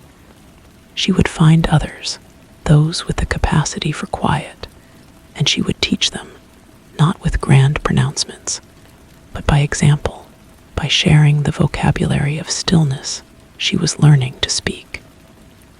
The gate was safe. The silence was held. And now, for the first time, it was also being sown. We watched her go, a single point of light moving steadily into the heart of the storm. And we knew the work was just beginning. Story 3. The line was always there, a razor-esque edge drawn by the setting sun across the worn floorboards of the old house. On one side, the warm, buttery glow of the kitchen lamp, where Lucy S. mother hummed and chopped vegetables. On the other, the deep, plum-colored shadow of the hallway, cool and silent. Lucy, at 11 years old, understood this line. It was the border between the known world of supper and homework and the unknown territory of the upstairs, a place that held only the promise of sleep and the strange landscapes of dreams. She would sit on the floor, one leg in the light, one in the dark, feeling the temperature difference on her skin, a tangible proof of separation. But that evening, as a late autumn wind moaned a single, sustained note under the eaves, the line wavered. It was not a trick of the light, not a cloud passing over the moon. The darkness itself seemed to breathe, a slow, deliberate inhalation that pulled the edge of the shadow a fraction of an inch into the kitchen-esque glow. The golden light did not retreat, it was consumed. Lucy stared, her breath catching in her throat. She felt a sudden, inexplicable chill, not from the air, but from the simple, terrifying realization that a boundary she had always believed to be fixed was, in fact, permeable. The dark could move. This was the first omen, a subtle tear in the fabric of things. The house on Hemlock Lane had always been a little strange, a rambling Victorian structure that sighed and settled with the voices of its previous occupants whispering in the floorboards. Lucy S. family had moved in just a few months prior, and she was the only one who seemed to listen to these whispers. Her father, a kind but perpetually weary man, heard only drafts. Her mother, practical and bright, called it character, but Lucy heard the conversations held in the walls, the faint scuttling that was too rhythmic to be mice, the occasional, distant sound of a music box from nowhere at all. The discovery happened on a rain-lashed Saturday, the kind of day that felt like being trapped inside a drum. Boredom was a physical weight on Lucy. She was tracing the floral pattern of the wallpaper in the upstairs hallway, a repeating motif of roses and thorns that had faded to a ghostly pink, when her finger caught on a seam that was not a seam. It was a hairline crack, almost invisible, that outlined a small door no taller than her knee. It was set into the base of the wall, behind an old umbrella stand, and was clearly not meant to be found. Her heart beat a quick, excited rhythm against her ribs. A secret door. It was the stuff of stories. She knelt, her knees pressing into the cold floorboards. There was no knob, just a small, dark keyhole shaped like a teardrop. She pressed against the wood. It held fast. Disappointment washed over her, but as she stood to leave, a glint of brass caught her eye. Tucked into the dusty space between the floorboard and the baseboard was a single, ornate key. It was cold and heavy in her hand, and the bow was fashioned into that same teardrop shape. It fit the lock perfectly, with a soft, grinding click that sounded like a sigh of relief. The door swung inward. It did not open onto insulation and mouse droppings, as logic dictated. Instead, a tunnel lined with softly glowing bricks the color of old pearls stretched away into a deep, inviting warmth. A smell drifted out, a hypnotic blend of baking bread, old books, and rain-washed earth. It was a smell that felt like a memory of a perfect, safe place she had never actually been. Without a second thought, driven by a curiosity that was older than fear, Lucy crawled inside.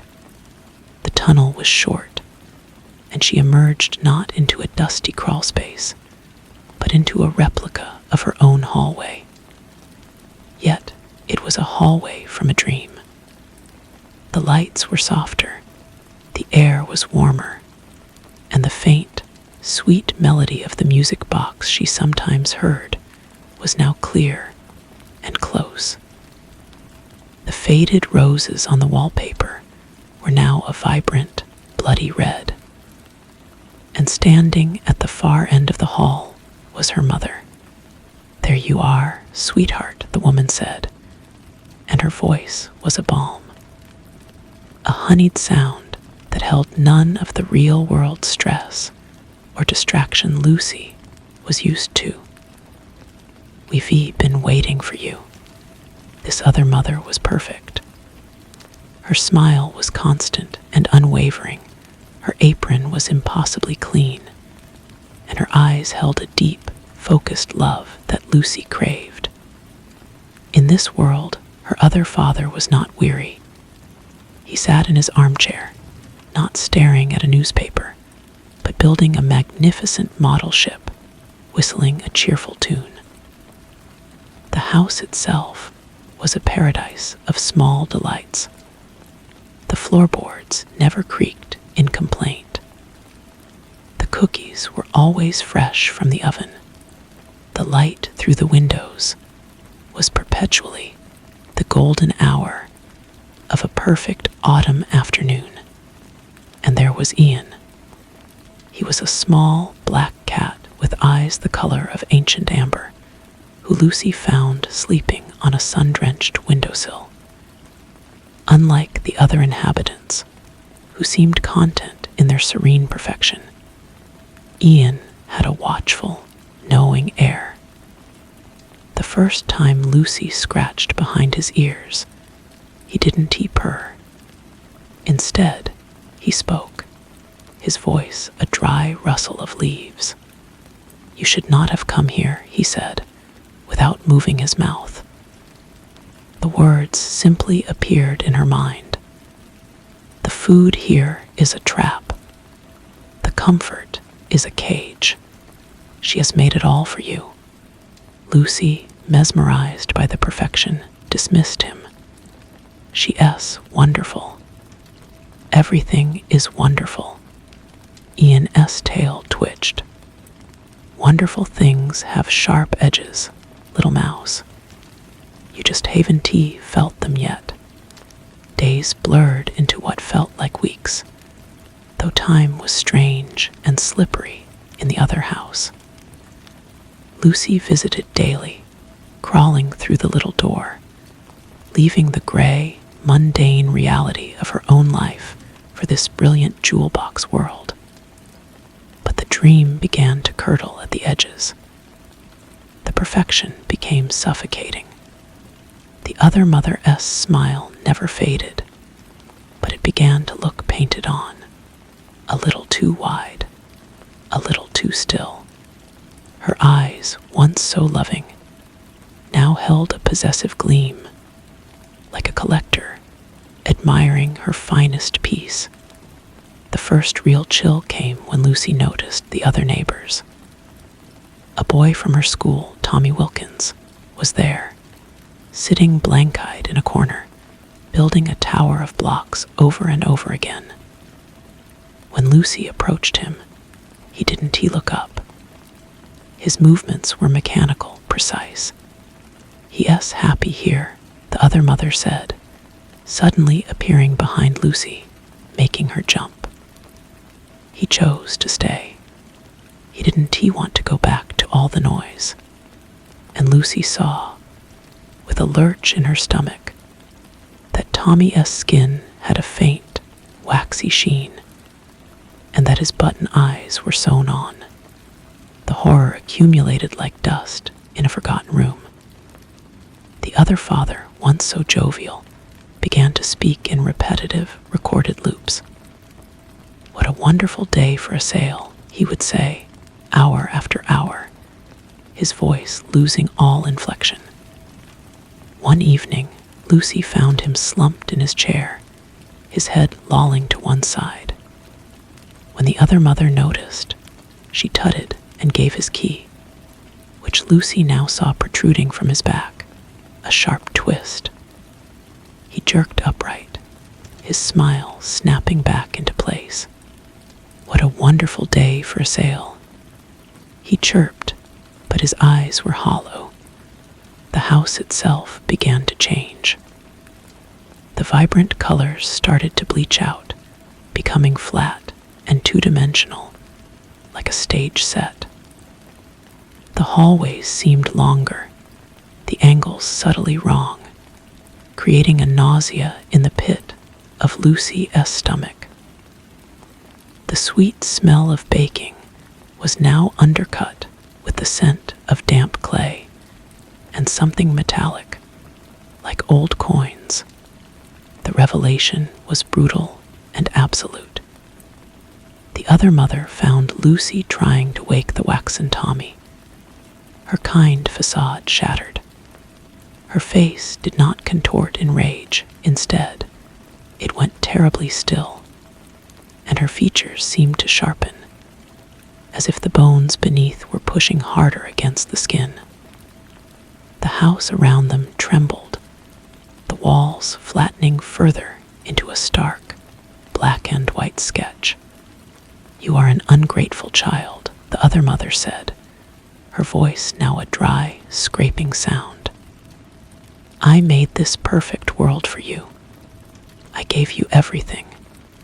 And you want to leave, to go back to that cold, shouting, disappointing place."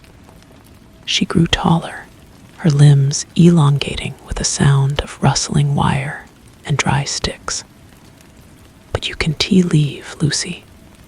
Not unless you win, or lose." She proposed a game. A hunt. Lucy would have until the count of 100 to hide somewhere in the ever-shifting labyrinth of the house. If the other mother found her, Lucy would stay forever, get new button eyes, and become part of the collection. If Lucy could find the real, small door and escape before being caught, she could go free. The climax was a nightmare of pursuit through a landscape that was no longer a house, but a manifestation of the other mother's possessive hunger. Hallways twisted into spirals. Rooms turned inside out. The trapped souls of previous children whispered to Lucy from the walls, their voices faint and desperate, urging her on, telling her of the door's true location, not where it had been, but where it wanted to be, in the deepest, darkest heart of the construct. Ian was her guide, his small, dark form darting through the chaos, his voice in her mind a steadying beacon. She sees everything, but she is vain. She looks for big movements. Be small, be quiet, be a thought, not a girl. Lucy finally found it. The little door, set into a vast, empty space that felt like the inside of a skull. But it was locked. The key was gone. The other mother descended from the shadows above, a monstrous arachnoid form of needles and black cloth, her true self revealed. "The key, dearie," she crooned, her voice a symphony of whispers. "You left it in your other world. A foolish mistake." But Lucy was not foolish. She had learned the most important lesson. In this world of lies, the only truth was desire. She closed her eyes, ignoring the approaching horror, and thought not of the key, but of the weight of it in her hand, the cold brass, the intricate teeth. She felt a solidifying pressure in her palm. She opened her eyes. The key was there. She had imagined it back. With a final, desperate lunge, she shoved the key into the lock as needle-like fingers brushed the back of her neck. She tumbled through the door, back into the dusty, real-world hallway, and slammed it shut.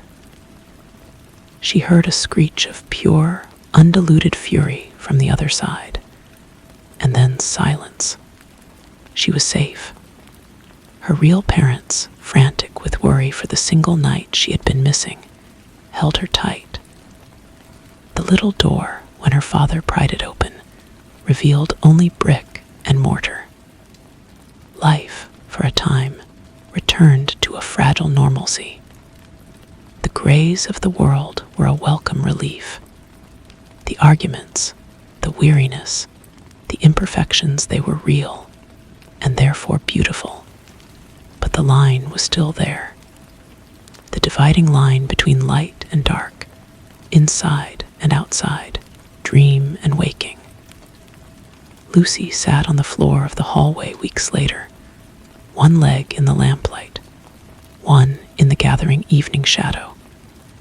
She was older now, her eyes holding a depth they did not have before. And as she sat there, she felt it again. Not a breath of darkness, but a pull. A faint, sweet smell of baking bread and old books drifted from the baseboard. A tiny, perfect, and freshly baked cookie, shaped like a cat, sat on the floor just in front of the wall where the door had been. And from a great distance, or perhaps from very, very close, she heard the dry, rustling voice of Ian, not as a warning, but as a simple, terrible statement of fact. She doesn't like to lose. Lucy stared at the cookie. It was perfectly round, iced with a simple, smiling feline face in black licorice. The scent was intoxicating, a direct line to the part of her brain that remembered only the warmth and the light, not the needles and the screaming. Her stomach, full of her real Mother S. slightly burned meatloaf, growled in betrayal. She did not touch it. Instead, she focused on the voice. Ian S. voice. It was fainter than before, a whisper woven into the dust motes dancing in the lamplight. She is patient, the rustle continued, a sound like pages turning in an empty library.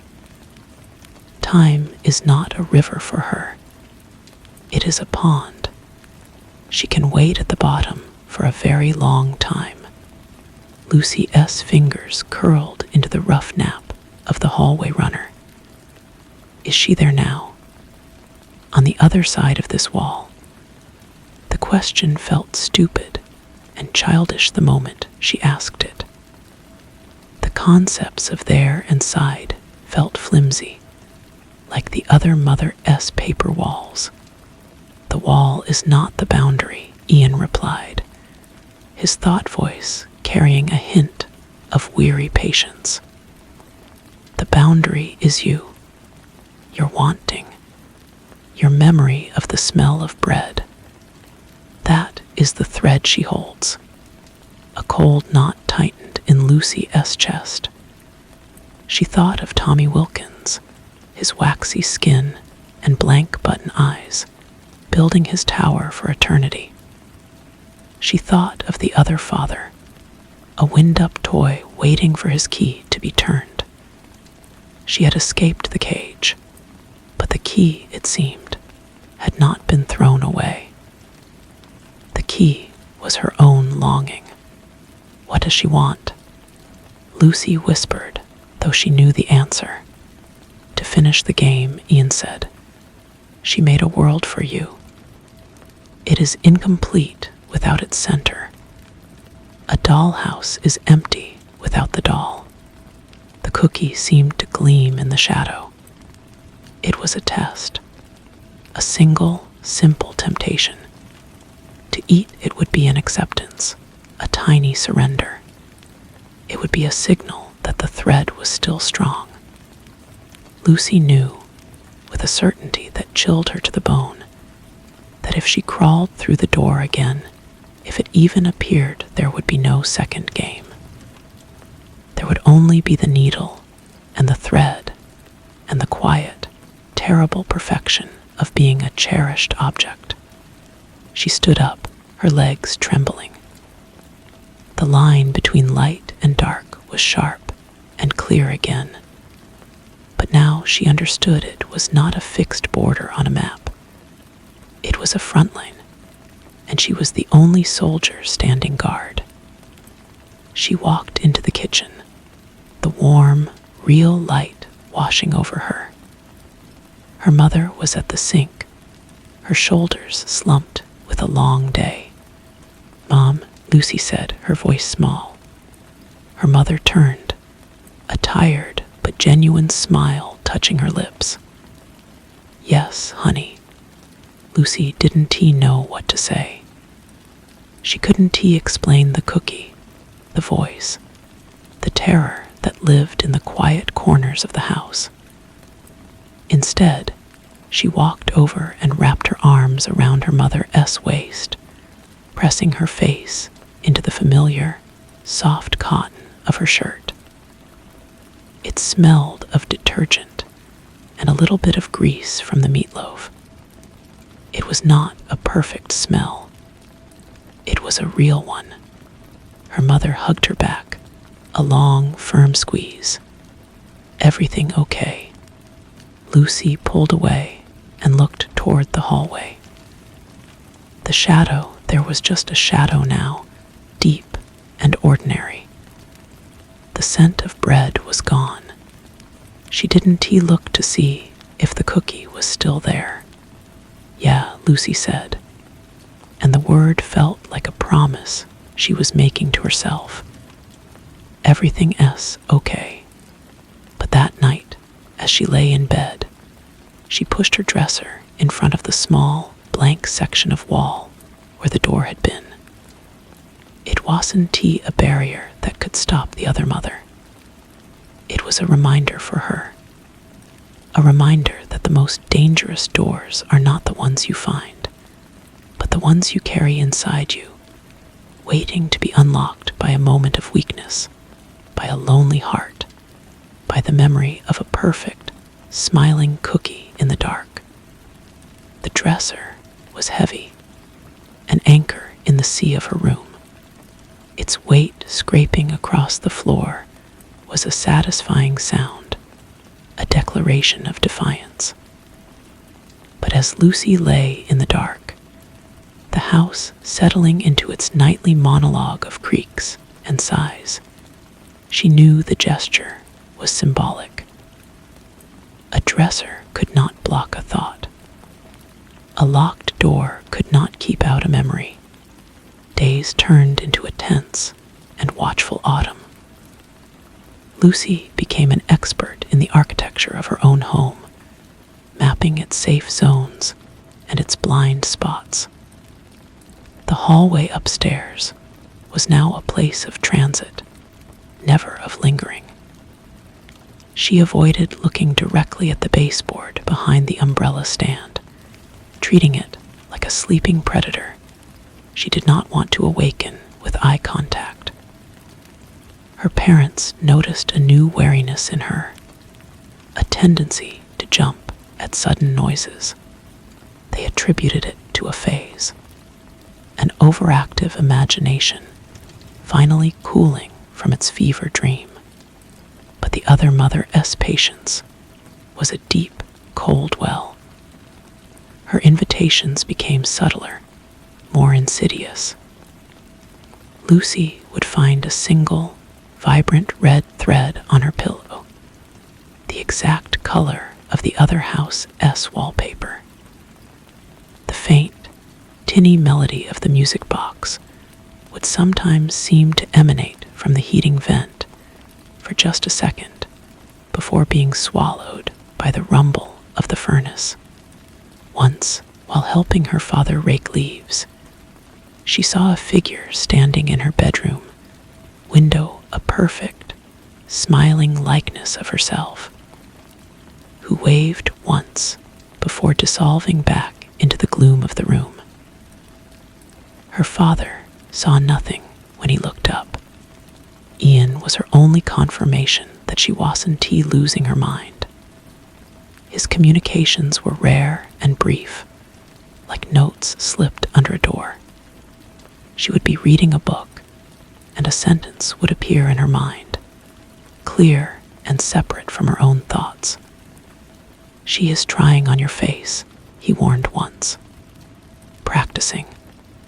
Another time, as she debated whether to throw away a beautiful, iridescent black button she found in her pocket, his voice came.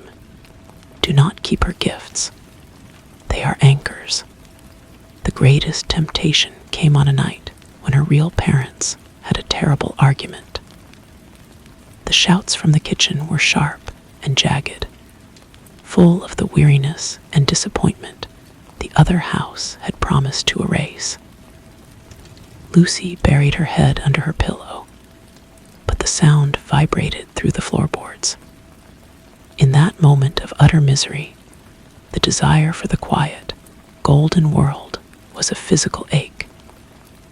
She wanted the other mother's unwavering smile, the silent, peaceful rooms, as if summoned by the intensity of her longing. A soft, warm light bloomed from the crack beneath the dresser. The scent of baking bread and old books filled the room, so potent it drowned out the scent of her own tears. The little door was there. She knew it. It was offering an escape, a permanent solution to the messy, painful problem of being alive. She slid out of bed and approached the dresser, her heart hammering. She could just push it aside. A few minutes of peace was all she wanted. But as her fingers touched the cold wood, she saw the photograph on top of the dresser. It was a picture of her family at the beach last summer. Her father was squinting in the sun. Her mother's hair was a wind-tossed mess, and Lucy was laughing. A real, unposed laugh that reached her eyes. It was imperfect. It was real. The shouting downstairs subsided, replaced by the lower, murmuring sounds of reconciliation. The warm light under the dresser flickered and died. The sweet smell vanished, leaving only the cool, familiar air of her bedroom. The thread had been offered, and she had refused to pull it. Lucy did not move the dresser back. She knew the game was not over. It had simply changed. It was no longer a hunt. It was a siege, and she understood, with a clarity that was both terrifying and strengthening, that her childhood had ended in that other hallway. Her life now was the vigilant guarding of a border that only she could see, a line drawn not in light or shadow, but in the choices she made every day. The house on Hemlock Lane was still her home, but it was also a fortress, and she was its sole defender. The next morning, the air in the house felt different. It was not the oppressive perfection of the other place, but a fragile, earned peace. Her parents moved around each other with a cautious gentleness, their words soft and deliberate. The ordinary sounds of breakfast, the clink of a spoon, the crunch of toast, were a symphony of reality that Lucy clung to. She went to school. She did her homework. She helped set the table for dinner, but her eyes were constantly scanning, her ears straining for a note that was out of tune. In art class, while mixing paints, she created a color that was the exact, unnatural shade of the other Mother S yellow wallpaper. A cold dread washed over her, and she quickly smeared it with black until it became a muddy, unremarkable brown. The attacks, for that is what they were, became psychological. She would have a dream of a beautiful, silent snow falling in the other world, only to wake and find a single, perfect paper snowflake on her windowsill. She began to see small, doll-like versions of her neighbors in the periphery of her vision, their movements stiff and rehearsed, vanishing when she turned her head. The other mother was no longer trying to drag her back. She was trying to prove that the two worlds were bleeding together, that the border Lucy was guarding was already compromised. One afternoon, finding herself alone in the house, Lucy felt a compulsive need to check the wall. She moved the heavy dresser, her muscles straining, her breath held. The wall was blank, just faded floral wallpaper. She let out a sigh that was part relief, part disappointment. Then she noticed it. A hairline crack in the wallpaper, running vertically from the baseboard to about waist height. It was too straight, too perfect to be an accident. It was the exact outline of the little door. She pressed her palm against it. The wallpaper was cool, but for a single, horrifying second, she felt a corresponding warmth from the other side, as if something had pressed back. She snatched her hand away. The siege was not just a waiting game. The other mother was building a new door, not from wood and paint, but from the very substance of Lucy S. fear. That night, Ian S.'s voice came to her again, clearer than it had been in weeks. "She is building a new key," he rustled. "She is using your doubt as the metal. Your fear is the file that shapes it. How do I stop her?" Lucy asked into the darkness of her room. There was a long silence. "You cannot. The door will form. The key will be made. The only choice is whether you use it." "Then what do I do?" "Remember the cookie," Ian said, and his voice began to fade, becoming distant. "Remember that you did not eat it. That is your strength. She can build 1,000 doors, but she cannot turn the knob if you do not reach for it." The following week, Lucy S.'s real mother brought home a stray. It was a scrawny, ginger tomcat with a chewed ear and a defiant gleam in his eye. He hissed at the furniture and hid under the sofa. Her mother called him Jasper. Lucy was initially wary, seeing another cat as an intruder, a potential spy. But Jasper was all claws and hunger, and a loud, rumbling purr when he finally accepted a piece of chicken. He was nothing like Ian. He was utterly, uncompromisingly real. Watching Jasper bat a crumpled ball of paper across the kitchen floor, Lucy understood Ian S.'s final message. The battle was not about barricading the door. It was about loving the messy, imperfect world on this side of it so fiercely that the other world lost its power. It was about choosing the burned meatloaf over the perfect cookie, the arguing parents over the silent father, the scarred, real cat over the wise, spectral one. She got up and walked to the hallway. The crack in the wallpaper was was still there, a faint, pencil-lined scar. Lucy looked at it, and for the first time she felt not fear, but a profound and weary pity. The other mother could have her perfect, silent dollhouse. Lucy would take the noisy, complicated, beautiful reality. She turned her back on the wall and went to the kitchen to see if Jasper wanted more chicken. The line was still there, but she was no longer its prisoner. She was its keeper.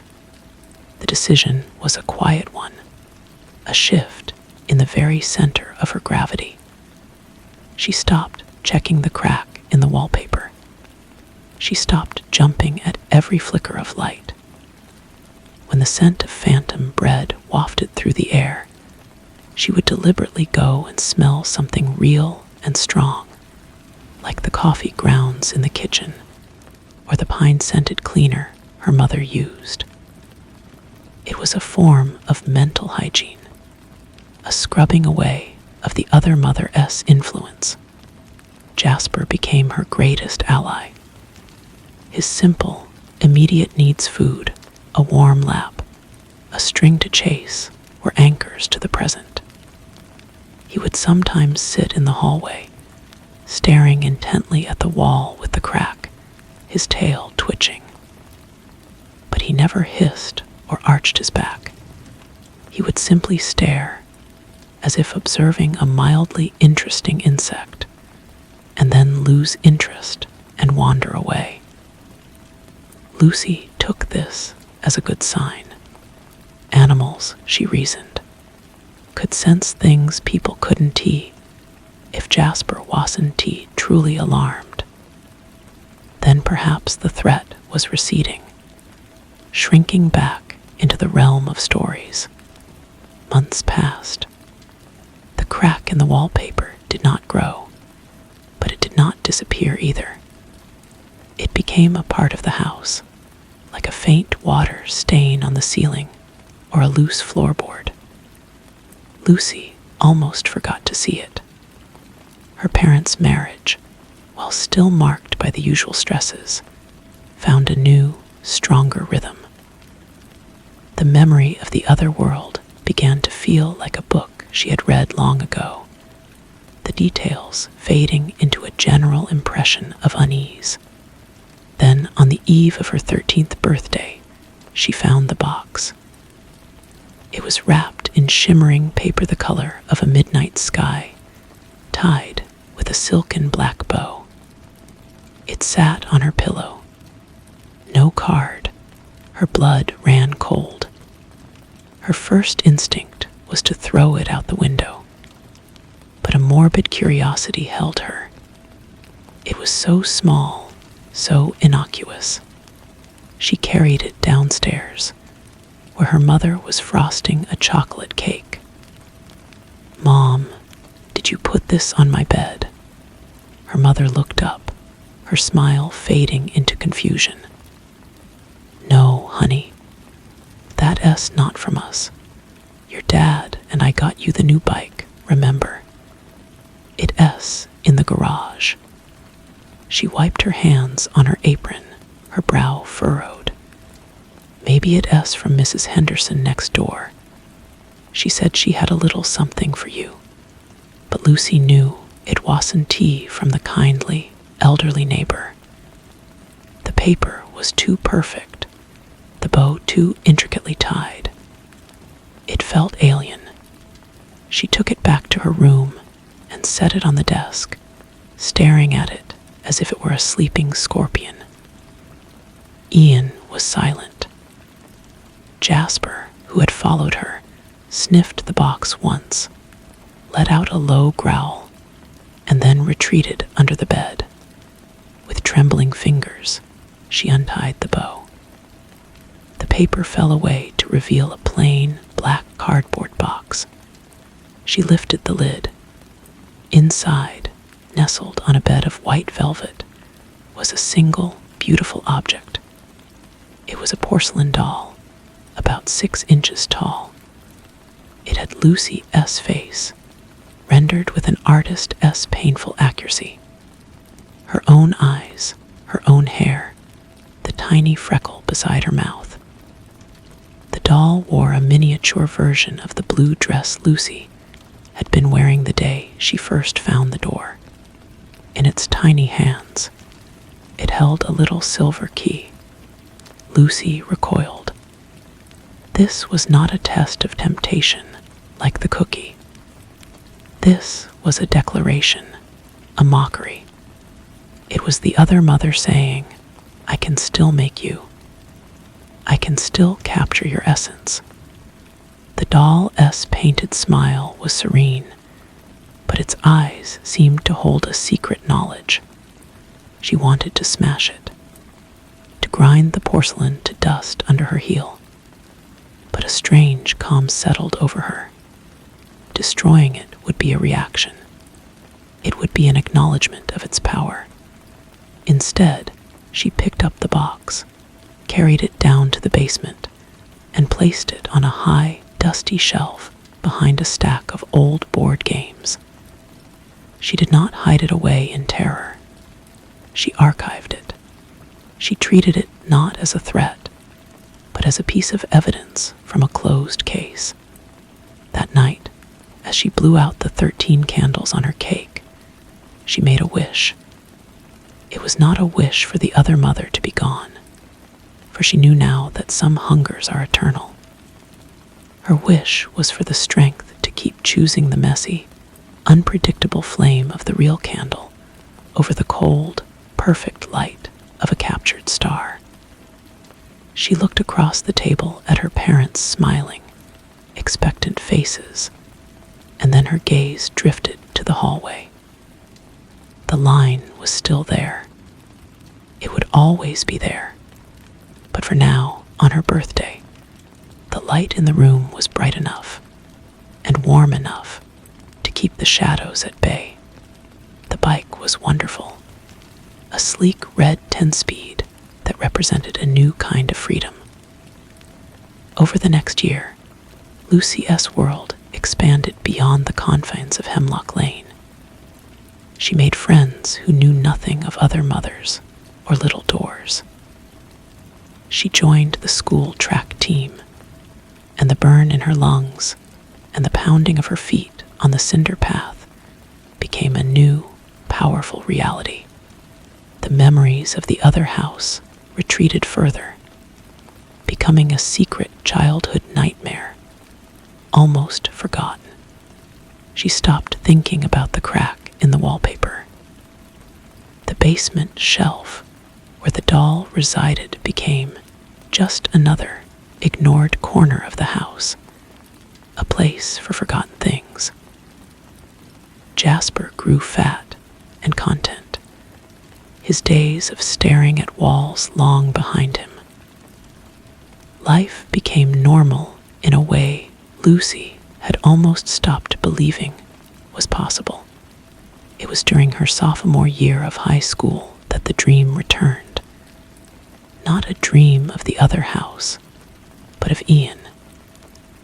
He was no longer a shadowy whisper, but the sharp, elegant black cat she remembered. He sat on the fence post of a vast, gray field under a starless sky. "The story is not over," he said, his voice clear and close. "It is only waiting for a new chapter. A key has been made. A door is waiting." Lucy, in the dream, felt a surge of her old defiance. "I buried it. I ignored it. I moved on." Ian blinked his button eyes slowly. "She has moved on as well. She has found a new doll, a younger one, a few streets over. The door is opening for her tonight." A cold that had nothing to do with the dreamscape seized Lucy. Who? The Hendersons' granddaughter. She is staying with them. She is small and lonely, and she misses her parents. Ian's form began to waver like smoke. "You are not the doll anymore, Lucy. You are the warning. You are the only one who knows the price of the game. Lucy woke with a gasp, sitting bolt upright in bed. The digital clock on her nightstand glowed 2:17 a.m. The house was silent. Without stopping to think, she threw off the covers and ran to her window. The Hendersons' house was dark except for a single, soft light in the upstairs window, the guest room. As she watched, the light seemed to shift, turning from the cool white of a bedside lamp to a warm, buttery gold. She knew that light. She knew it in her bones. Her heart hammered against her ribs. This was not her battle. She had won her own war. She could roll over, go back to sleep, and protect the hard-won piece of her own life. But the image of a small, lonely girl facing that smiling terror was unbearable. Ian was right. She was no longer the potential doll. She had become something else entirely. She pulled on a sweatshirt and jeans and crept downstairs, avoiding the squeaky step. Jasper watched her from the sofa, his eyes glowing in the dark, but he made no sound. She slipped out the front door into the cool night air. The street was empty and quiet under the pale moon. She didn't knock. She went around to the Hendersons' backyard, her pulse roaring in her ears. The grass was dewy under her sneakers. She looked up at the lit window. The golden light was still there, spilling out onto the lawn below. And there, leaning against the trunk of the old oak tree whose branches brushed the side of the house, was a small wooden ladder. It hadn't been there before. It was an invitation, but not for her. Lucy didn't hesitate. She climbed, the rungs feeling flimsy and unreal under her hands. When she reached the windowsill, she peered inside. The room was transforming. The floral quilt was smoothing itself into a silken coverlet. The posters of pop stars were melting away, replaced by the familiar, deep red wallpaper. And in the center of the room, a small girl with brown pigtails stood facing a small door that was opening in the wall.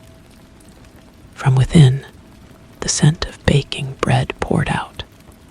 The other mother was there too, a tall, elegant silhouette in the doorway, her smile wide and welcoming. Her needle fingers twitched at her sides. Lucy tapped on the window pane. The girl jumped and turned. The other mother's smile did not falter, but her eyes, black and depthless, shifted to the window. They narrowed just slightly in recognition. Lucy mouthed a single, clear word to the little girl. No. Then she looked directly at the other mother, meeting that ancient, hungry gaze. She saw a flicker of surprise there, and then something colder, a profound and bitter resentment. Lucy had escaped. She was free. And now she was standing in the way of a new story. The little girl, confused, looked from the smiling woman in the door to the urgent, serious face at the window. She took a step back. The golden light in the room flickered. The sweet scent soured, just for an instant. The door in the wall began to shrink, the outline blurring. The other mother's form wavered, her smile becoming a grimace of pure fury aimed solely at Lucy. Then, with a sound like a sigh, it was gone. The room was just a room again, with a floral quilt and a frightened little girl staring at a blank wall. Lucy climbed down the ladder, which vanished the moment her feet touched the grass. She stood in the backyard, shaking, not from fear, but from a strange, fierce joy. She had not just guarded her own line. She had drawn a new one for someone else. She walked home in the deep quiet of the night, understanding that her childhood nightmare had become her purpose. The world was full of little doors, and she was now the one who knew how to close them. The next morning, Mrs. Henderson called Lucy's mother, her voice frazzled. Little Emily had woken up from a terrible nightmare, talking about a beautiful lady in the wall and a big girl at the window who saved her. Lucy's mother dismissed it as a vivid dream, but she gave Lucy a long, searching look over her coffee mug. Lucy just shrugged and buttered her toast, the secret a warm, solid weight in her chest. She didn't expect thanks, and she didn't get any. Life on Hemlock Lane resumed its ordinary course, but a new dimension had been added to Lucy's reality. She began to notice things she had overlooked before. A certain stillness in an empty playground swing, a particular shade of loneliness in a classmate's eyes. She started reading the local paper, not just the sports section, but the small articles about families moving in, about children who had gotten lost and been found, dazed, in nearby parks. Ian visited her dreams more frequently now, no longer as a guide, but as a colleague. He would appear on her windowsill, a silhouette against the moon, and they would sit in a comfortable silence that was its own form of conversation. She was learning the geography of the borderlands, the subtle signs of a breach. A year later, a boy named Sam moved in across the street. He was quiet, with a fondness for building intricate models. Lucy saw him often, sitting alone on his porch steps, piecing together tiny ships in bottles. Then she noticed the crows. They weren't normal crows. They were too neat, too symmetrical in their movements, and they always seemed to be watching Sam. One of them left a perfect, iridescent black feather on his windowsill every morning.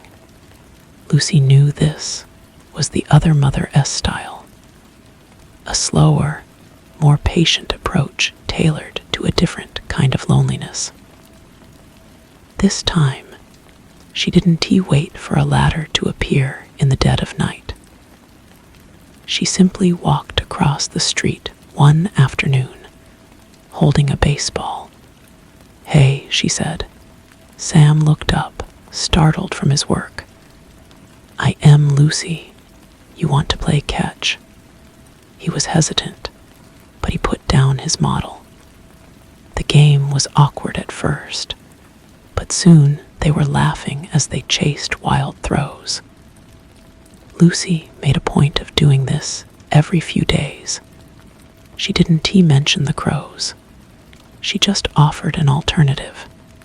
She became a fixture, a reliable piece of his real world.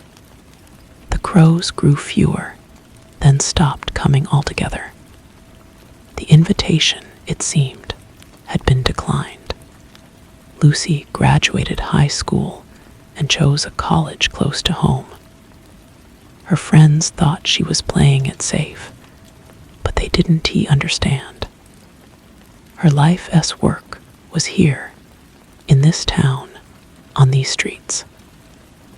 She studied psychology, focusing on childhood trauma and perception.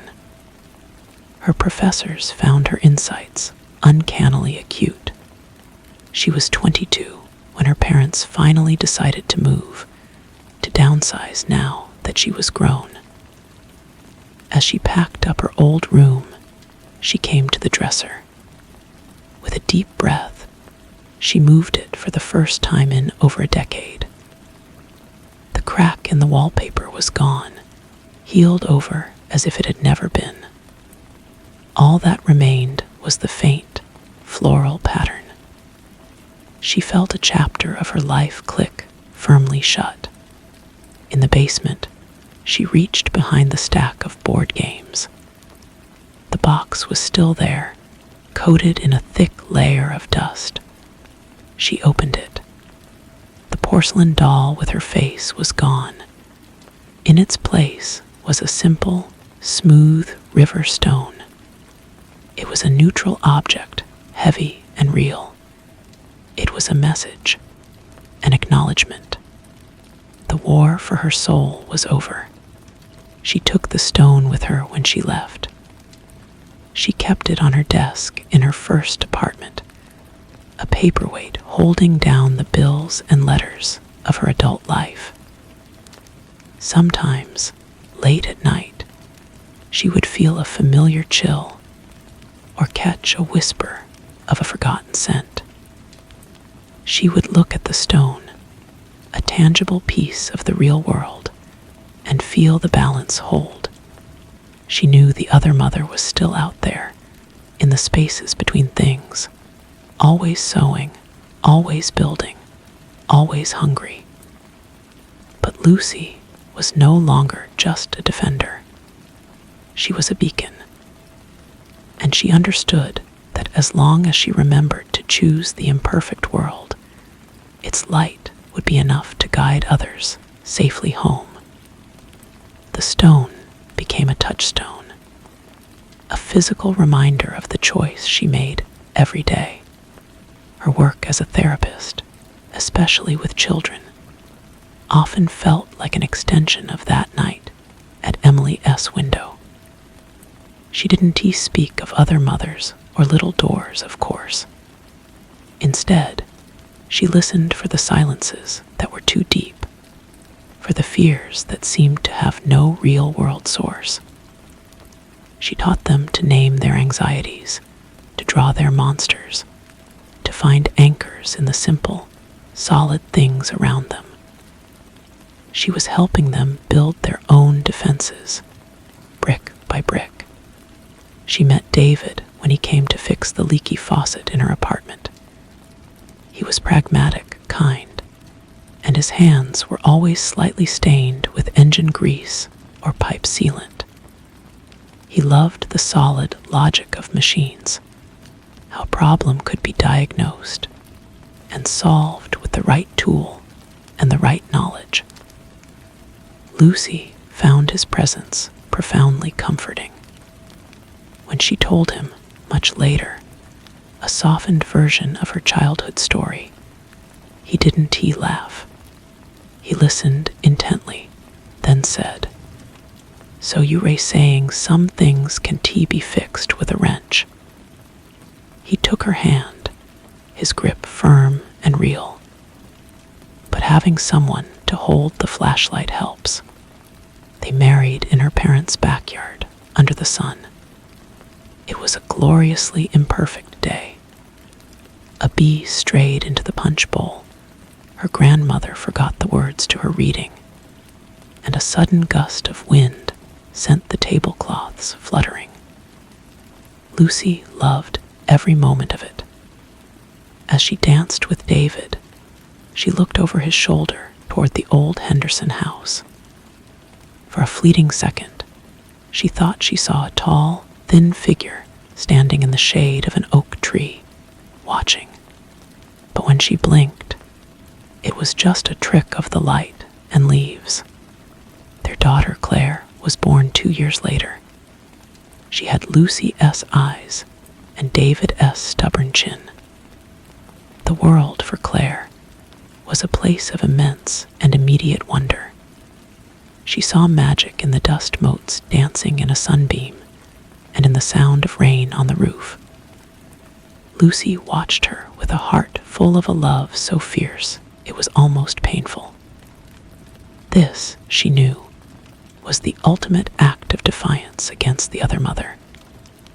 This messy, glorious, real life. When Claire was 4, she developed an imaginary friend named Bella.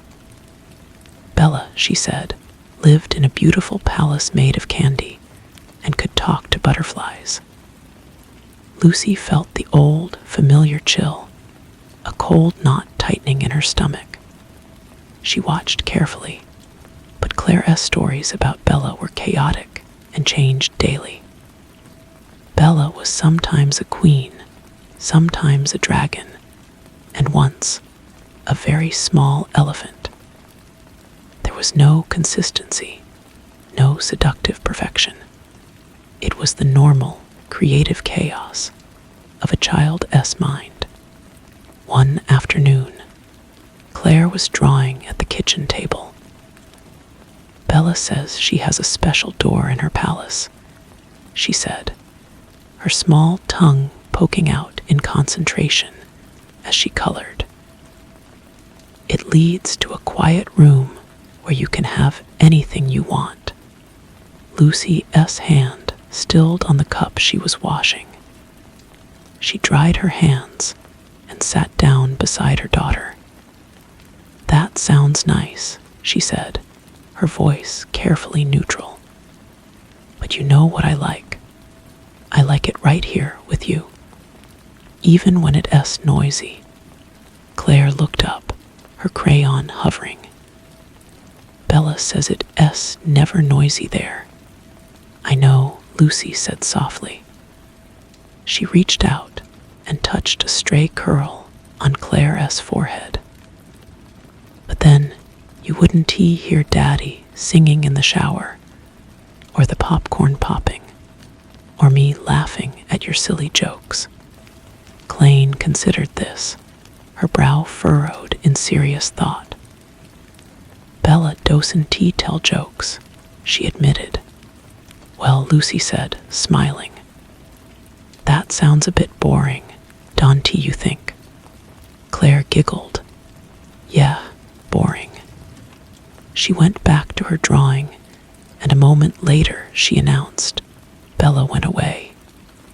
She said our house is too loud." Lucy felt the knot in her stomach loosen.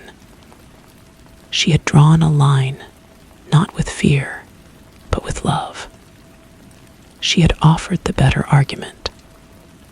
That night, as she tucked Claire into bed, her daughter whispered, "Mommy, is there really a lady who lives in the walls?"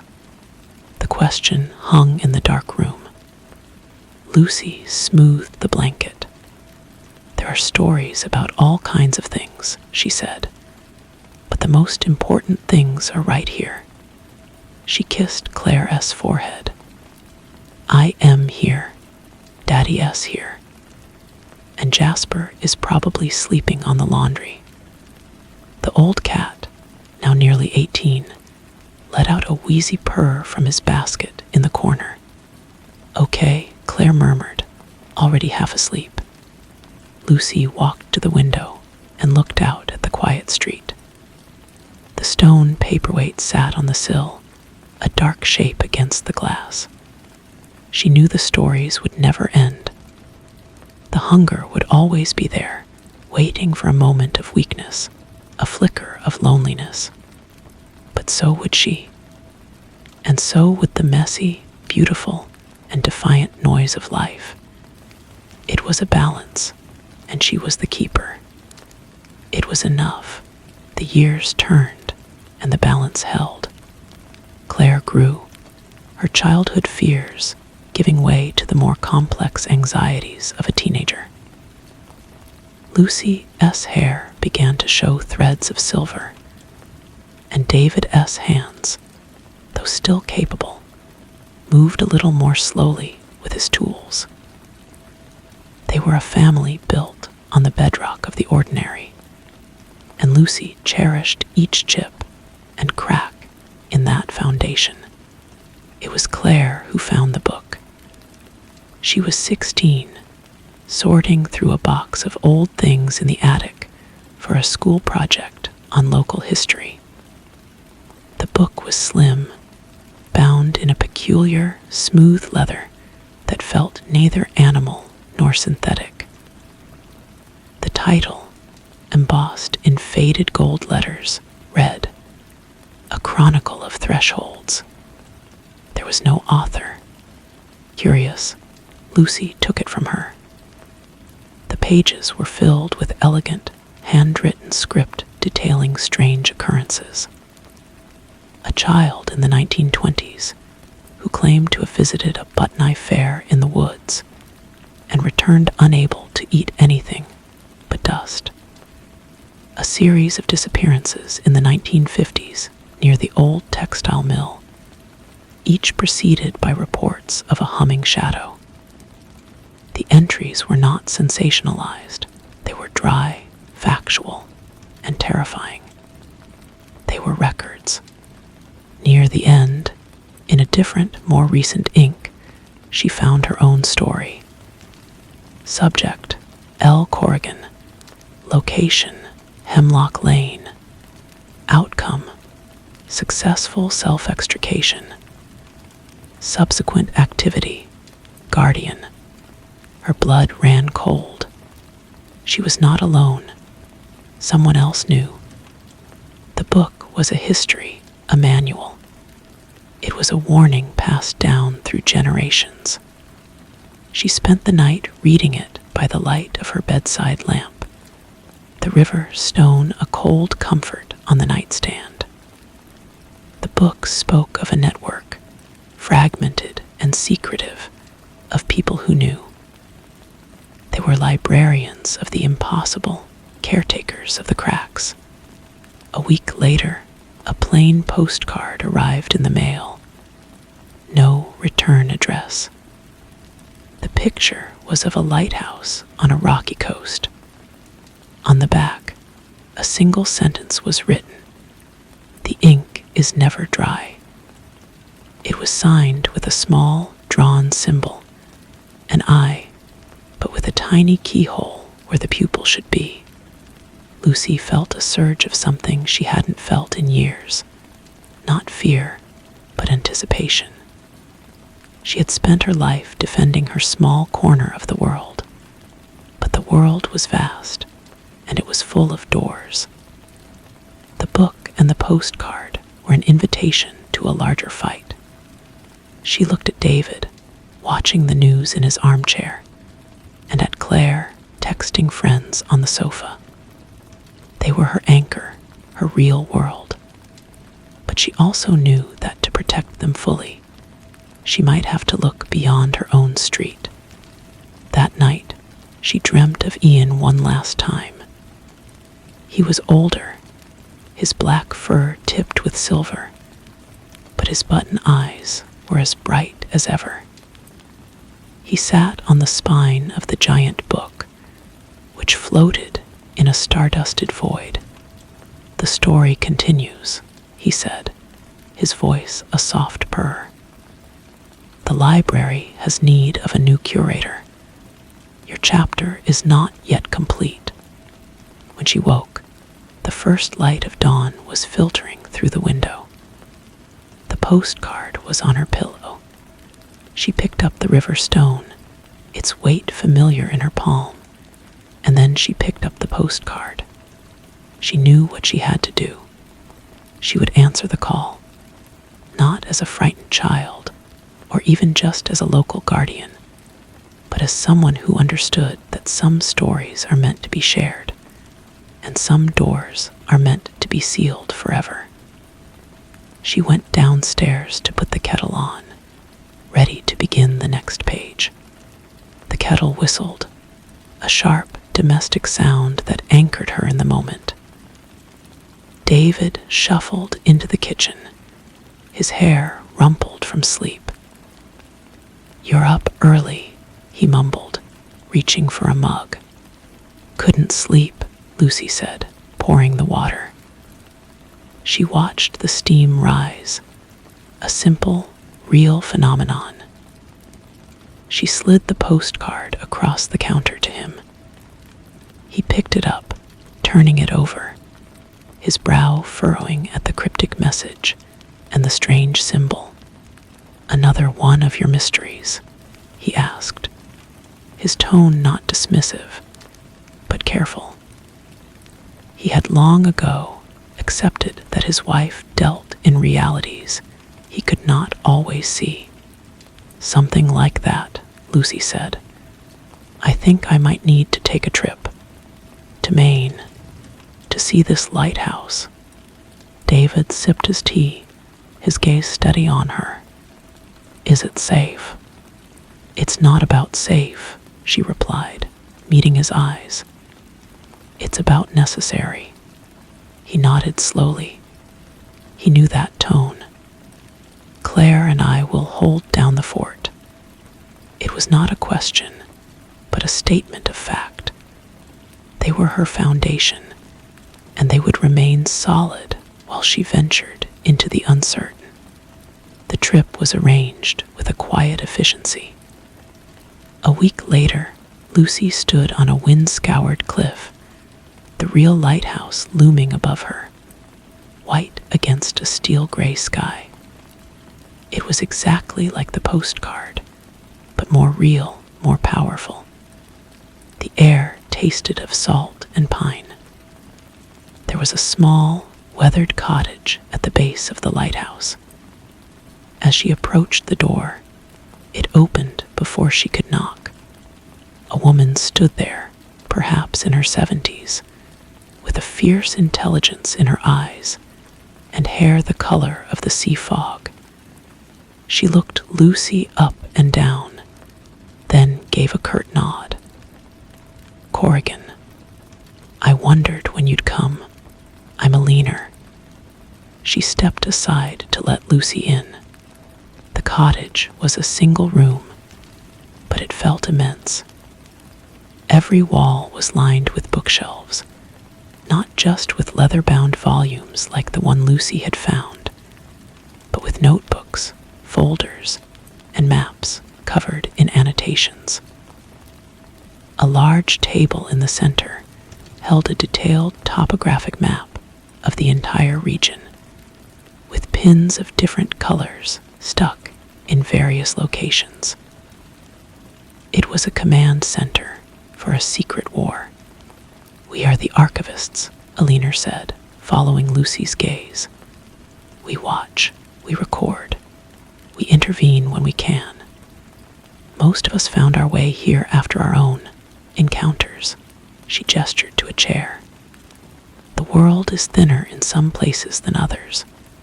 This is one of them. The light," she said, pointing a gnarled finger at the lighthouse outside the window, "does more than warn ships. It reinforces the boundary. It reminds the dark that there is a line." Alina spent the day showing Lucy the archives. There were accounts from every continent, every era. The other mother was just one name for one manifestation of a hunger that existed in the spaces between worlds. It tailored its approach, its form, to the loneliness it sought to exploit. "We don't destroy it," Alina explained. "That's likely impossible. We maintain the balance. We strengthen the real. We provide alternatives, just as you did for that boy with the crows. You have a talent for it." As dusk began to fall, painting the sky in hues of violet and orange, Alina led Lucy up the spiral staircase of the lighthouse. At the top, the great lamp was being lit by an automated mechanism, its beam beginning its slow, relentless sweep across the ocean. "This is the heart of it," Alina said, her voice barely a whisper over the wind. "The light is a story about home, about safety, about the tangible world. Every time it shines, it tells that story, and the story becomes a wall." Lucy stood there for a long time, watching the beam cut through the growing dark. She felt the truth of it resonate within her. Her whole life had been about telling that same story, first to herself, then to Emily, to Sam, to Claire, to her patients. She had been a small, personal lighthouse without knowing it. She knew then that she would not be moving to the cliffside cottage. Her post was elsewhere. Her light was needed in the neighborhoods and schools, in the quiet streets where small lonelinesses could fester into gateways. But now she was part of something larger. She had a resource. She had allies. She returned home 2 days later. David and Claire welcomed her back with a loud, chaotic dinner full of stories and laughter. That night, as she lay in her own bed, the familiar sounds of her house settling around her, she felt a profound sense of peace.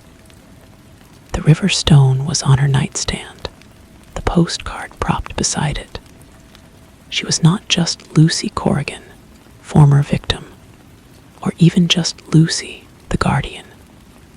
She was Lucy Corrigan, archivist, and her work was just beginning.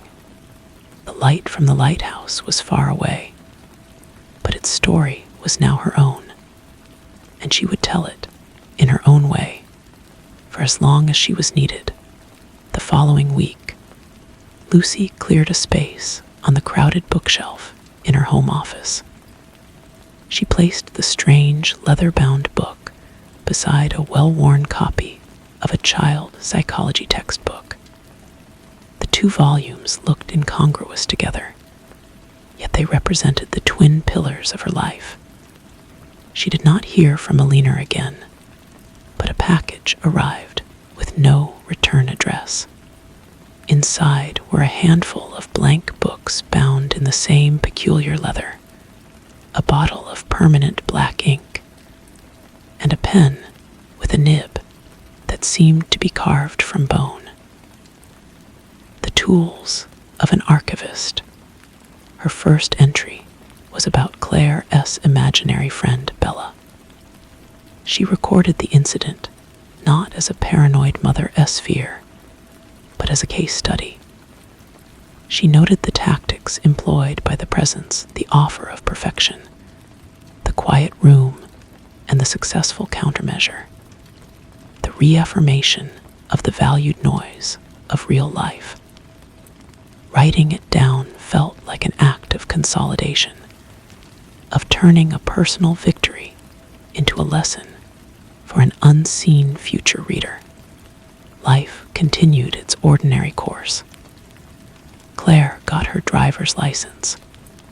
David fixed the creaky step on the staircase. Lucy's practice thrived, but now her perception was sharpened. She began to notice patterns in her town that she had previously dismissed as coincidence.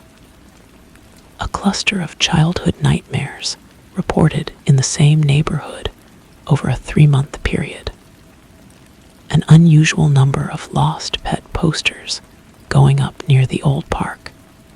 She started a map of her own, taped to the back of her office door, marking these subtle fluctuations with pins from her sewing kit.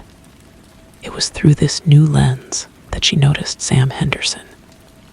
He was the boy who had mowed their lawn for years, a quiet, polite teenager. But over the past summer, a change had come over him. The cheerful kid had become withdrawn, his shoulders perpetually hunched as if against a cold wind. He started wearing long sleeves, even in the heat. Lucy saw him one afternoon, sitting alone on the park swings, not swinging, just staring at his hands. She felt the old, familiar pull. This was not a job for a therapist his parents would never agree, and it was too fragile for formal channels. This was a job for an archivist, She invited Sam over one evening under the pretext of needing help, moving some heavy boxes in the garage. David was at a hardware store, and Claire was at a study group. The house was quiet. Sam worked diligently, barely speaking. As he prepared to leave, Lucy offered him a glass of lemonade. They sat at the kitchen table. "Rough summer, Sam?" she asked, her voice gentle. He shrugged, not meeting her eyes. "It's okay. I remember when you were little," Lucy said. "You loved those stories about knights and dragons. You'd chase Claire around the yard with a stick for a sword." A faint smile touched his lips. "Yeah, that was a long time ago." "Not so long," Lucy said. She waited, sipping her drink. The silence stretched, but it was a patient silence. "It's stupid," he finally whispered, his voice cracking. "I keep hearing things in my room at night. A scratching sound, like something is trying to get in through the wall." Lucy's heart beat a steady, calm rhythm. She did not dismiss him. "What does it sound like it's saying?" Sam looked up, surprised that she didn't call him crazy. "It's not words. It's a tune, a humming. It's familiar, but I can't place it. And it makes these promises." His eyes were wide with a fear he could not articulate. "It says it can make everything easier, that I wouldn't have to feel like this anymore." Lucy recognized the pattern. It was a different approach, tailored to a teenager's angst, but the hunger behind it was the same. "And what do you want, Sam?" "I just want it to stop," he said, his voice desperate. "I want to feel normal." "Normal is underrated," Lucy said with a soft smile. "But it's real. The humming isn't." She got up and went to her office, returning with the river stone. She placed it on the table between them. "This is the realest thing I own. When the humming starts, hold onto this. Don't listen to the promises. Listen to the other sounds. The traffic outside, the refrigerator kicking on, your own heartbeat. Those are the true things. The humming is just a story trying to trick you. And you are the only one who gets to write your story." Sam stared at the stone, then at Lucy. It was a simple thing, an almost silly suggestion, but something in her certainty reached him. He nodded slowly. "Okay." He didn't take the stone, but he left looking less burdened. A week later, Lucy saw him laughing with friends outside the movie theater. He was wearing a t-shirt. The shadow had lifted. That night, Lucy made another entry in one of the blank books. Case S. Henderson. Approach, auditory seduction. Intervention, sensory anchoring. Outcome, successful re-engagement. She closed the book, her hand resting on the cover. The balance had held again. The light from her small house had reached another soul, guiding it back from the edge. The ink, as the postcard had said, was never dry. The memory of Sam S. recovery was a warm coal in Lucy S. mind during the cold months that followed. She continued her work, both seen and unseen. Her official practice focused on helping children navigate the tangible anxieties of school and family. Her archival work, conducted in the quiet hours, addressed the shadows that clung to the edges of their lives. She became adept at spotting the signs. a sudden obsession with order, an unnatural fear of specific sounds, a drawing that depicted a room with too many doors. It was through these drawings that she identified her next case.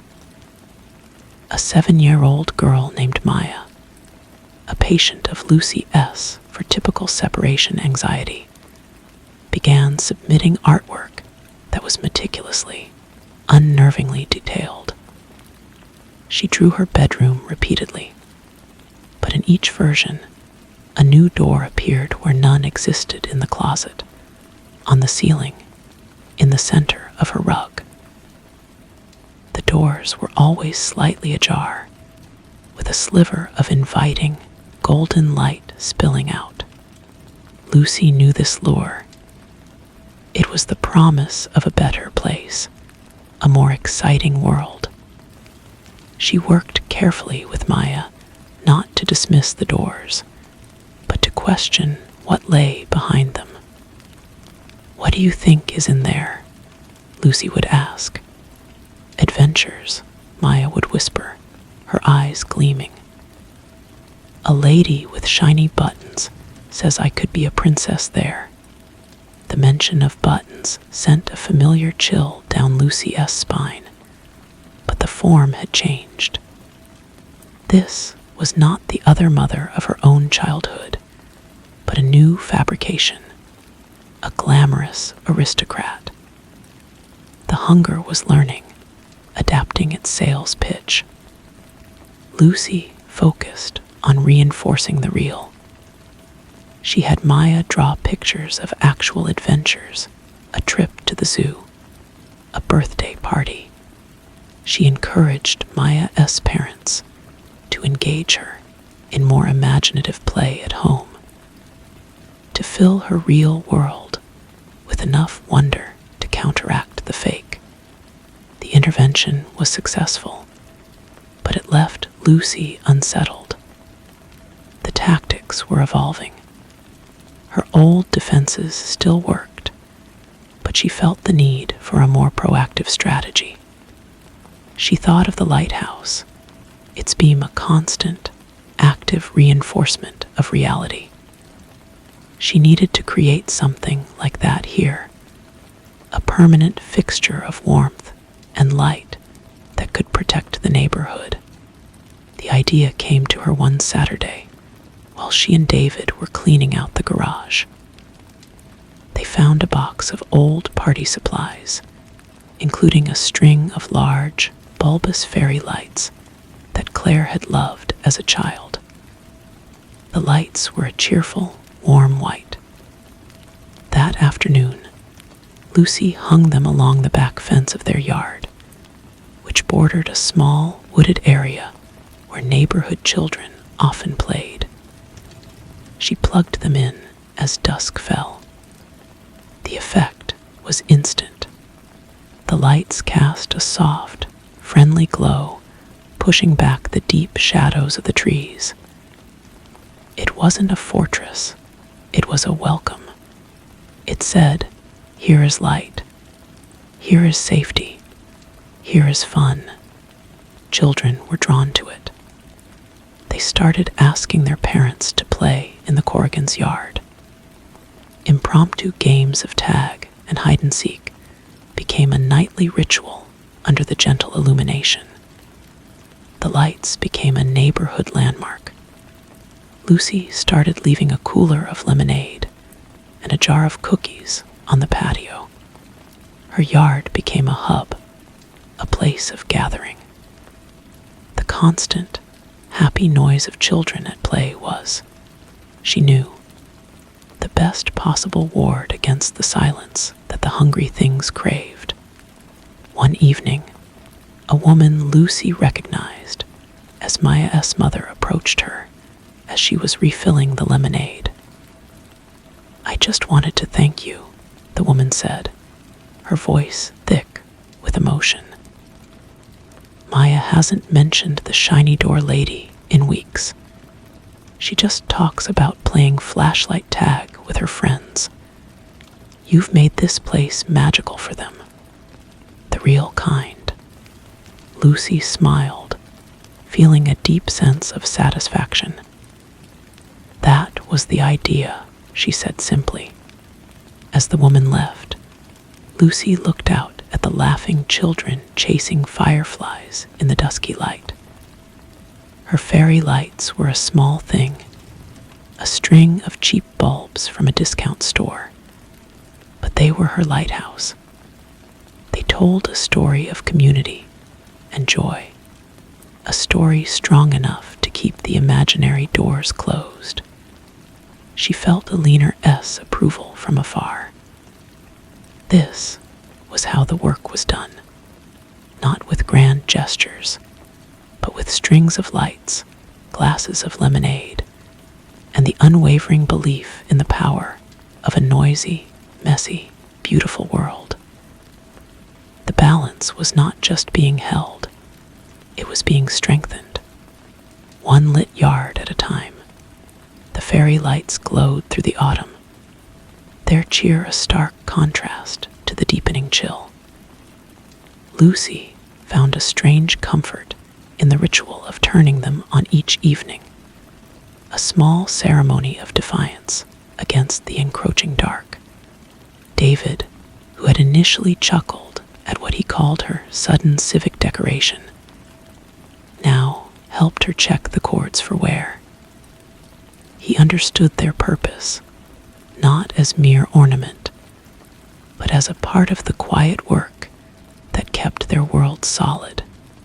One crisp October afternoon, a new package arrived.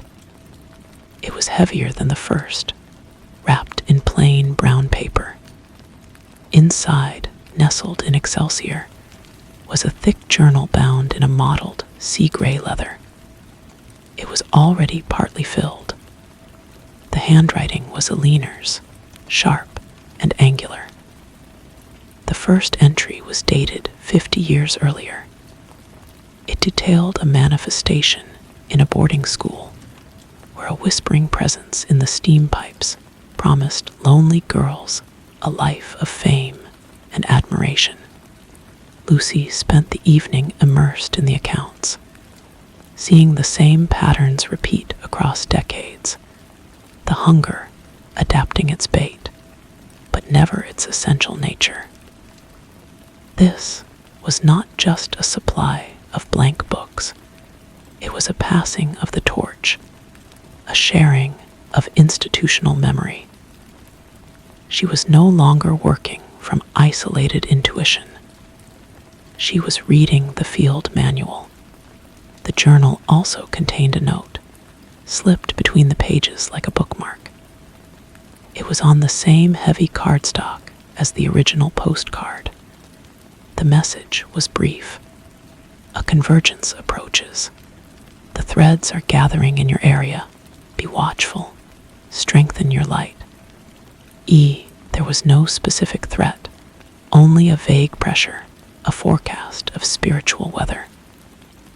Lucy felt a prickle of apprehension, but it was tempered by a grim determination. She was as ready as she could be. The sign came not from a child, but from an adult. Mr. Henderson, Sam's father, showed up at her door one evening, his face etched with a concern that was different from the worry he'd had for his son. He held his cap nervously in his hands. "Lucy, I'm sorry to bother you," he began, looking past her into the warm light of her house. "It's about old Mrs. Gable down on Sycamore. Well, the neighbors are talking. They think she's losing her mind." Lucy listened, her archivist's mind already sorting the details. Mrs. Gable was a widow in her 80s, fiercely independent. Recently, she had begun claiming she had a new boarder, a quiet gentleman who rented her spare room. She described him as the perfect tenant, always paying his rent on time, often in unusual old coins. The problem was, no one had ever seen him. She set a place for him at dinner, held long, murmured conversations with an empty chair, and had begun to withdraw from her friends, saying she didn't want to disturb her tenant's peace. "It sounds like loneliness," David said later, when Lucy told him about it. "A classic case of an imaginary friend." "It is loneliness," Lucy agreed. "That's the point. That's the bait. But this is different. It's not offering her a better world. It's offering her a perfect companion right here in her own home. It's giving her exactly what she thinks she needs." The adaptation was clever, targeting the specific isolation of the elderly. The hunger was indeed learning. The next day, Lucy baked a loaf of banana bread and walked down to Mrs. Gable's small, neat house on Sycamore Street. The curtains were drawn. She knocked, and after a long moment, the door opened a crack. Mrs. Gable peered out, her eyes bright but wary. "Yes. Hello, Agnes. It's Lucy Corrigan from down the street. I brought you some bread." A smile touched the old woman's lips. "That's kind of you, dear. But you must be quiet. Mr. Glass is resting. He has very sensitive hearing." She ushered Lucy into a dim, stuffy living room. The air smelled of dust and camphor. On a small table by the window sat 2 teacups, one full and untouched. Lucy made pleasant conversation, carefully avoiding any direct mention of the invisible tenant. She complimented a framed photograph of a young Agnes and her husband. "You must miss him terribly," Lucy said gently. Agnes's gaze softened. "Every day. But it's easier now. Mr. Glass is such a comfort. He understands silence." Her eyes drifted to the empty chair. "He says the world outside is too loud, too complicated. We're better off in here, just us." The words were a chilling echo of the other mother's quiet room and the shiny door lady's promises. This was a siege, a gradual closing of the gates. Lucy knew she couldn't simply expose the fiction. Agnes would only cling to it more tightly. She had to offer a better, real alternative. "Silence is nice," Lucy said, "but the neighborhood children are putting on a little play in my yard this weekend. For Halloween. They'd love it if you came. We'll have cider and donuts. It will be wonderfully noisy." Agnes looked uncertain, her eyes flicking toward the empty chair as if for permission. "Oh, I don't know. Mr. Glass prefers a quiet house. Just for an hour," Lucy pressed softly. "The fresh air would do you good. And you can tell Mr. Glass all about it when you get back." It was a compromise, a tiny crack in the door. To her surprise, Agnes agreed. That Saturday, bundled in a warm coat, she sat on a folding chair in Lucy's backyard, surrounded by shrieking little ghosts and superheroes. At first, she seemed overwhelmed, but as the silly play progressed and children vied for her attention to show her their costumes, a genuine smile broke through her reserve. She laughed at a joke, accepted a cup of warm cider from David. For a few hours, the real world, in all its chaotic, messy glory, embraced her. Lucy watched from her kitchen window. Agnes did not come to the next gathering, or the one after that. The habit of seclusion was strong, but a neighbor reported seeing her open her curtains during the day. Another said she waved from her porch. The perfect, silent tenant was losing his appeal. The invasion had been halted. The balance had been tipped, not by confrontation, but by an invitation to a child's play. That night, Lucy made an entry in Aliner's journal, adding her own observations to the long history. She wrote of the gentleman boarder manifestation and the countermeasure of community inclusion.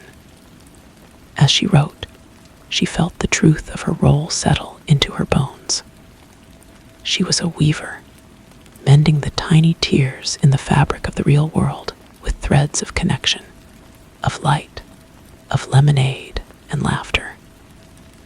The convergence Aliner warned of was not a single battle, but a season of such small, critical repairs. And Lucy was exactly where she was meant to be.